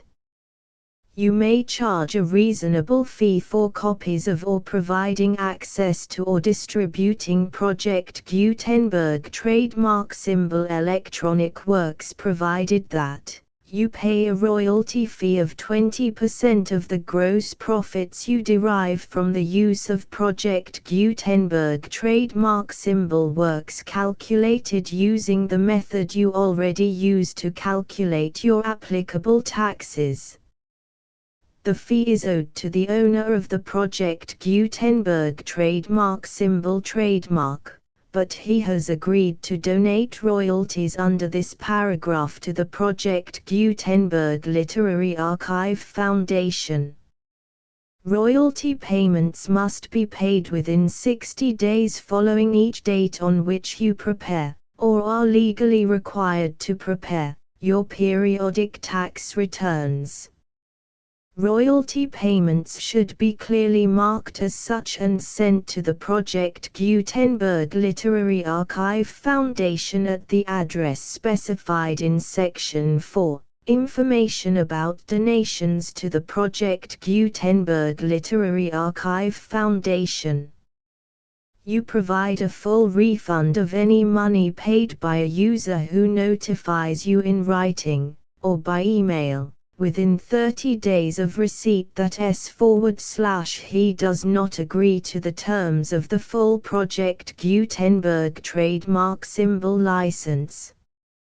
You must require such a user to return or destroy all copies of the works possessed in a physical medium and discontinue all use of and all access to other copies of Project Gutenberg trademark symbol works. You provide, in accordance with paragraph 1.f.3, a full refund of any money paid for a work or a replacement copy, if a defect in the electronic work is discovered and reported to you within 90 days of receipt of the work. You comply with all other terms of this agreement for free distribution of Project Gutenberg trademark symbol works. 1.e.9. If you wish to charge a fee or distribute a Project Gutenberg trademark symbol electronic work or group of works on different terms than are set forth in this agreement, you must obtain permission in writing from the Project Gutenberg Literary Archive Foundation, the manager of the Project Gutenberg trademark symbol trademark. Contact the Foundation as set forth in Section 3 below. 1.f1.f.1 Project Gutenberg volunteers and employees expend considerable effort to identify, do copyright research on, transcribe and proofread works not protected by U.S. copyright law in creating the Project Gutenberg trademark symbol collection. Despite these efforts, Project Gutenberg trademark symbol electronic works, and the medium on which they may be stored, may contain defects such as, but not limited to, incomplete, inaccurate or corrupt data, transcription errors, a copyright or other intellectual property infringement, a defective or damaged disk or other medium, a computer virus, or computer codes that damage or cannot be read by your equipment. 1.f.2 Limited warranty, disclaimer of damages, except for the right of replacement or refund described in paragraph 1.f.3, the Project Gutenberg Literary Archive Foundation, the owner of the Project Gutenberg trademark symbol trademark, and any other party distributing a Project Gutenberg trademark symbol electronic work under this agreement, disclaim all liability to you for damages, costs and expenses, including legal fees. You agree that you have no remedies for negligence, strict liability, breach of warranty or breach of contract except those provided in paragraph 1.f.3. You agree that the Foundation, the trademark owner, and any distributor under this agreement will not be liable to you for actual, direct, indirect, consequential, punitive or incidental damages even if you give notice of the possibility of such damage. 1.f.3 Limited right of replacement or refund. If you discover a defect in this electronic work within 90 days of receiving it, you can receive a refund of the money, if any, you paid for it by sending a written explanation to the person you received the work from.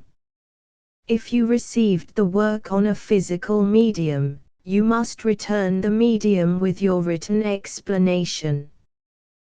The person or entity that provided you with the defective work may elect to provide a replacement copy in lieu of a refund. If you received the work electronically, the person or entity providing it to you may choose to give you a second opportunity to receive the work electronically in lieu of a refund. If the second copy is also defective, you may demand a refund in writing without further opportunities to fix the problem. 1.f.4 Except for the limited right of replacement or refund set forth in paragraph 1.f.3, this work is provided to you as is, with no other warranties of any kind, express or implied, including but not limited to warranties of merchantability or fitness for any purpose. 1.f.5 Some states do not allow disclaimers of certain implied warranties or the exclusion or limitation of certain types of damages. If any disclaimer or limitation set forth in this agreement violates the law of the state applicable to this agreement, the agreement shall be interpreted to make the maximum disclaimer or limitation permitted by the applicable state law. The invalidity or unenforceability of any provision of this agreement shall not void the remaining provisions. 1.f.6 Indemnity. You agree to indemnify and hold the Foundation, the trademark owner, any agent or employee of the Foundation, anyone providing copies of Project Gutenberg trademark symbol electronic works in accordance with this agreement, and any volunteers associated with the production, promotion and distribution of Project Gutenberg trademark symbol electronic works, harmless from all liability, costs and expenses, including legal fees, that arise directly or indirectly from any of the following which you do or cause to occur. A.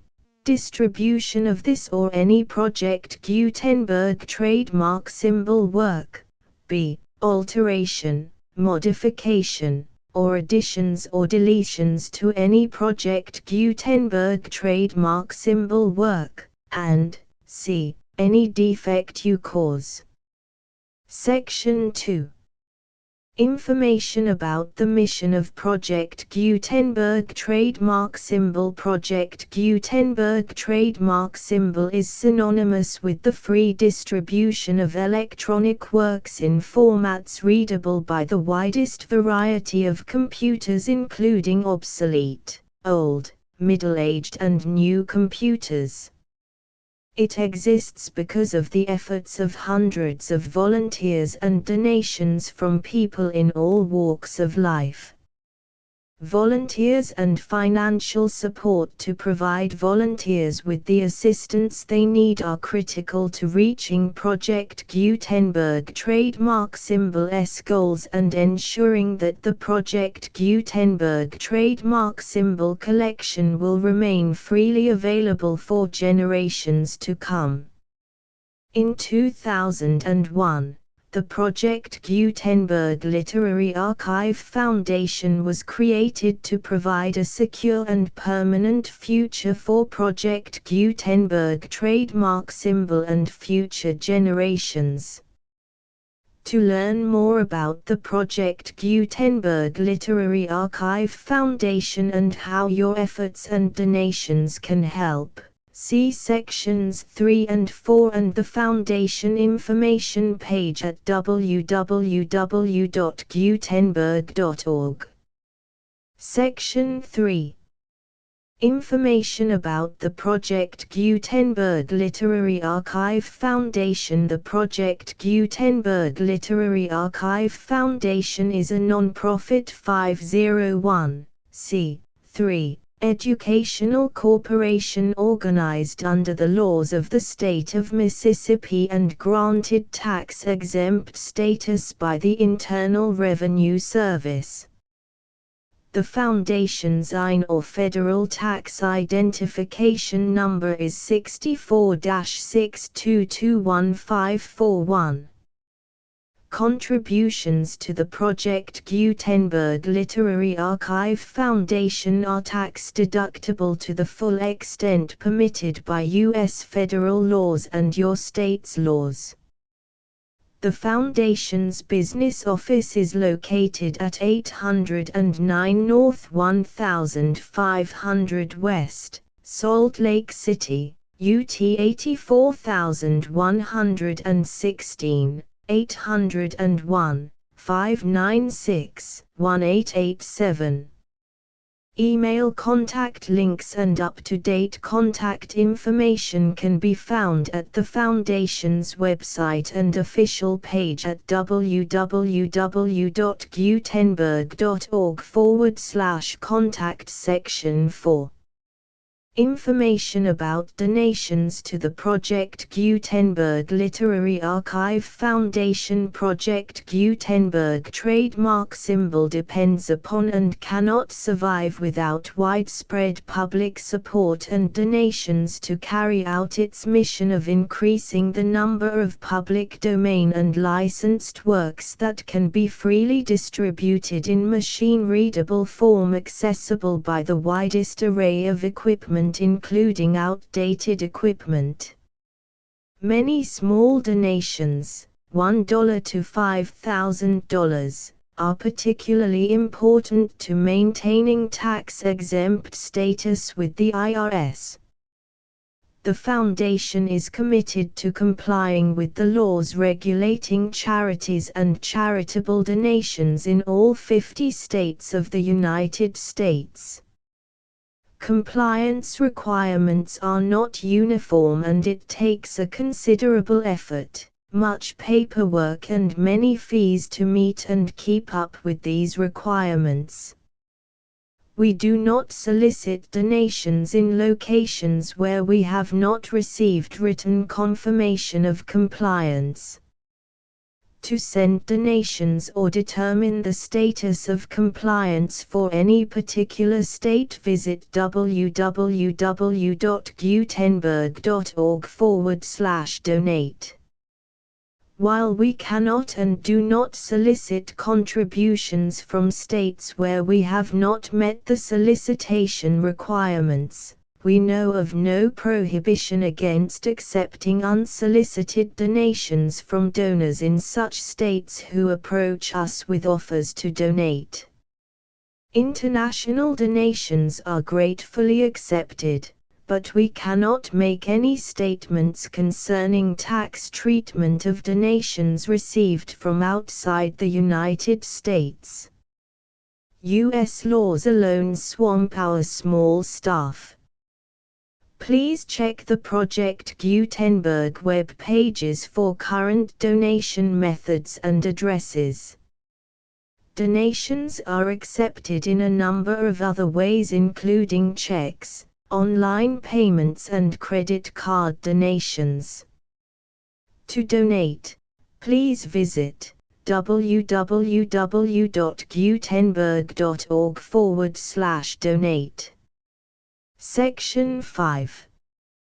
General information about Project Gutenberg Trademark Symbol Electronic Works. Professor Michael S. Hart was the originator of the Project Gutenberg trademark symbol concept of a library of electronic works that could be freely shared with anyone.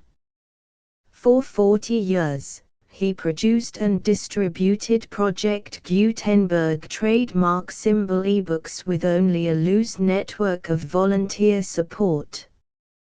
Project Gutenberg trademark symbol ebooks are often created from several printed editions, all of which are confirmed as not protected by copyright in the US unless a copyright notice is included. Thus, we do not necessarily keep ebooks in compliance with any particular paper edition. Most people start at our website, which has the main PG search facility, www.gutenberg.org. This website includes information about Project Gutenberg trademark symbol, including how to make donations to the Project Gutenberg Literary Archive Foundation, how to help produce our new ebooks, and how to subscribe to our email newsletter to hear about new ebooks.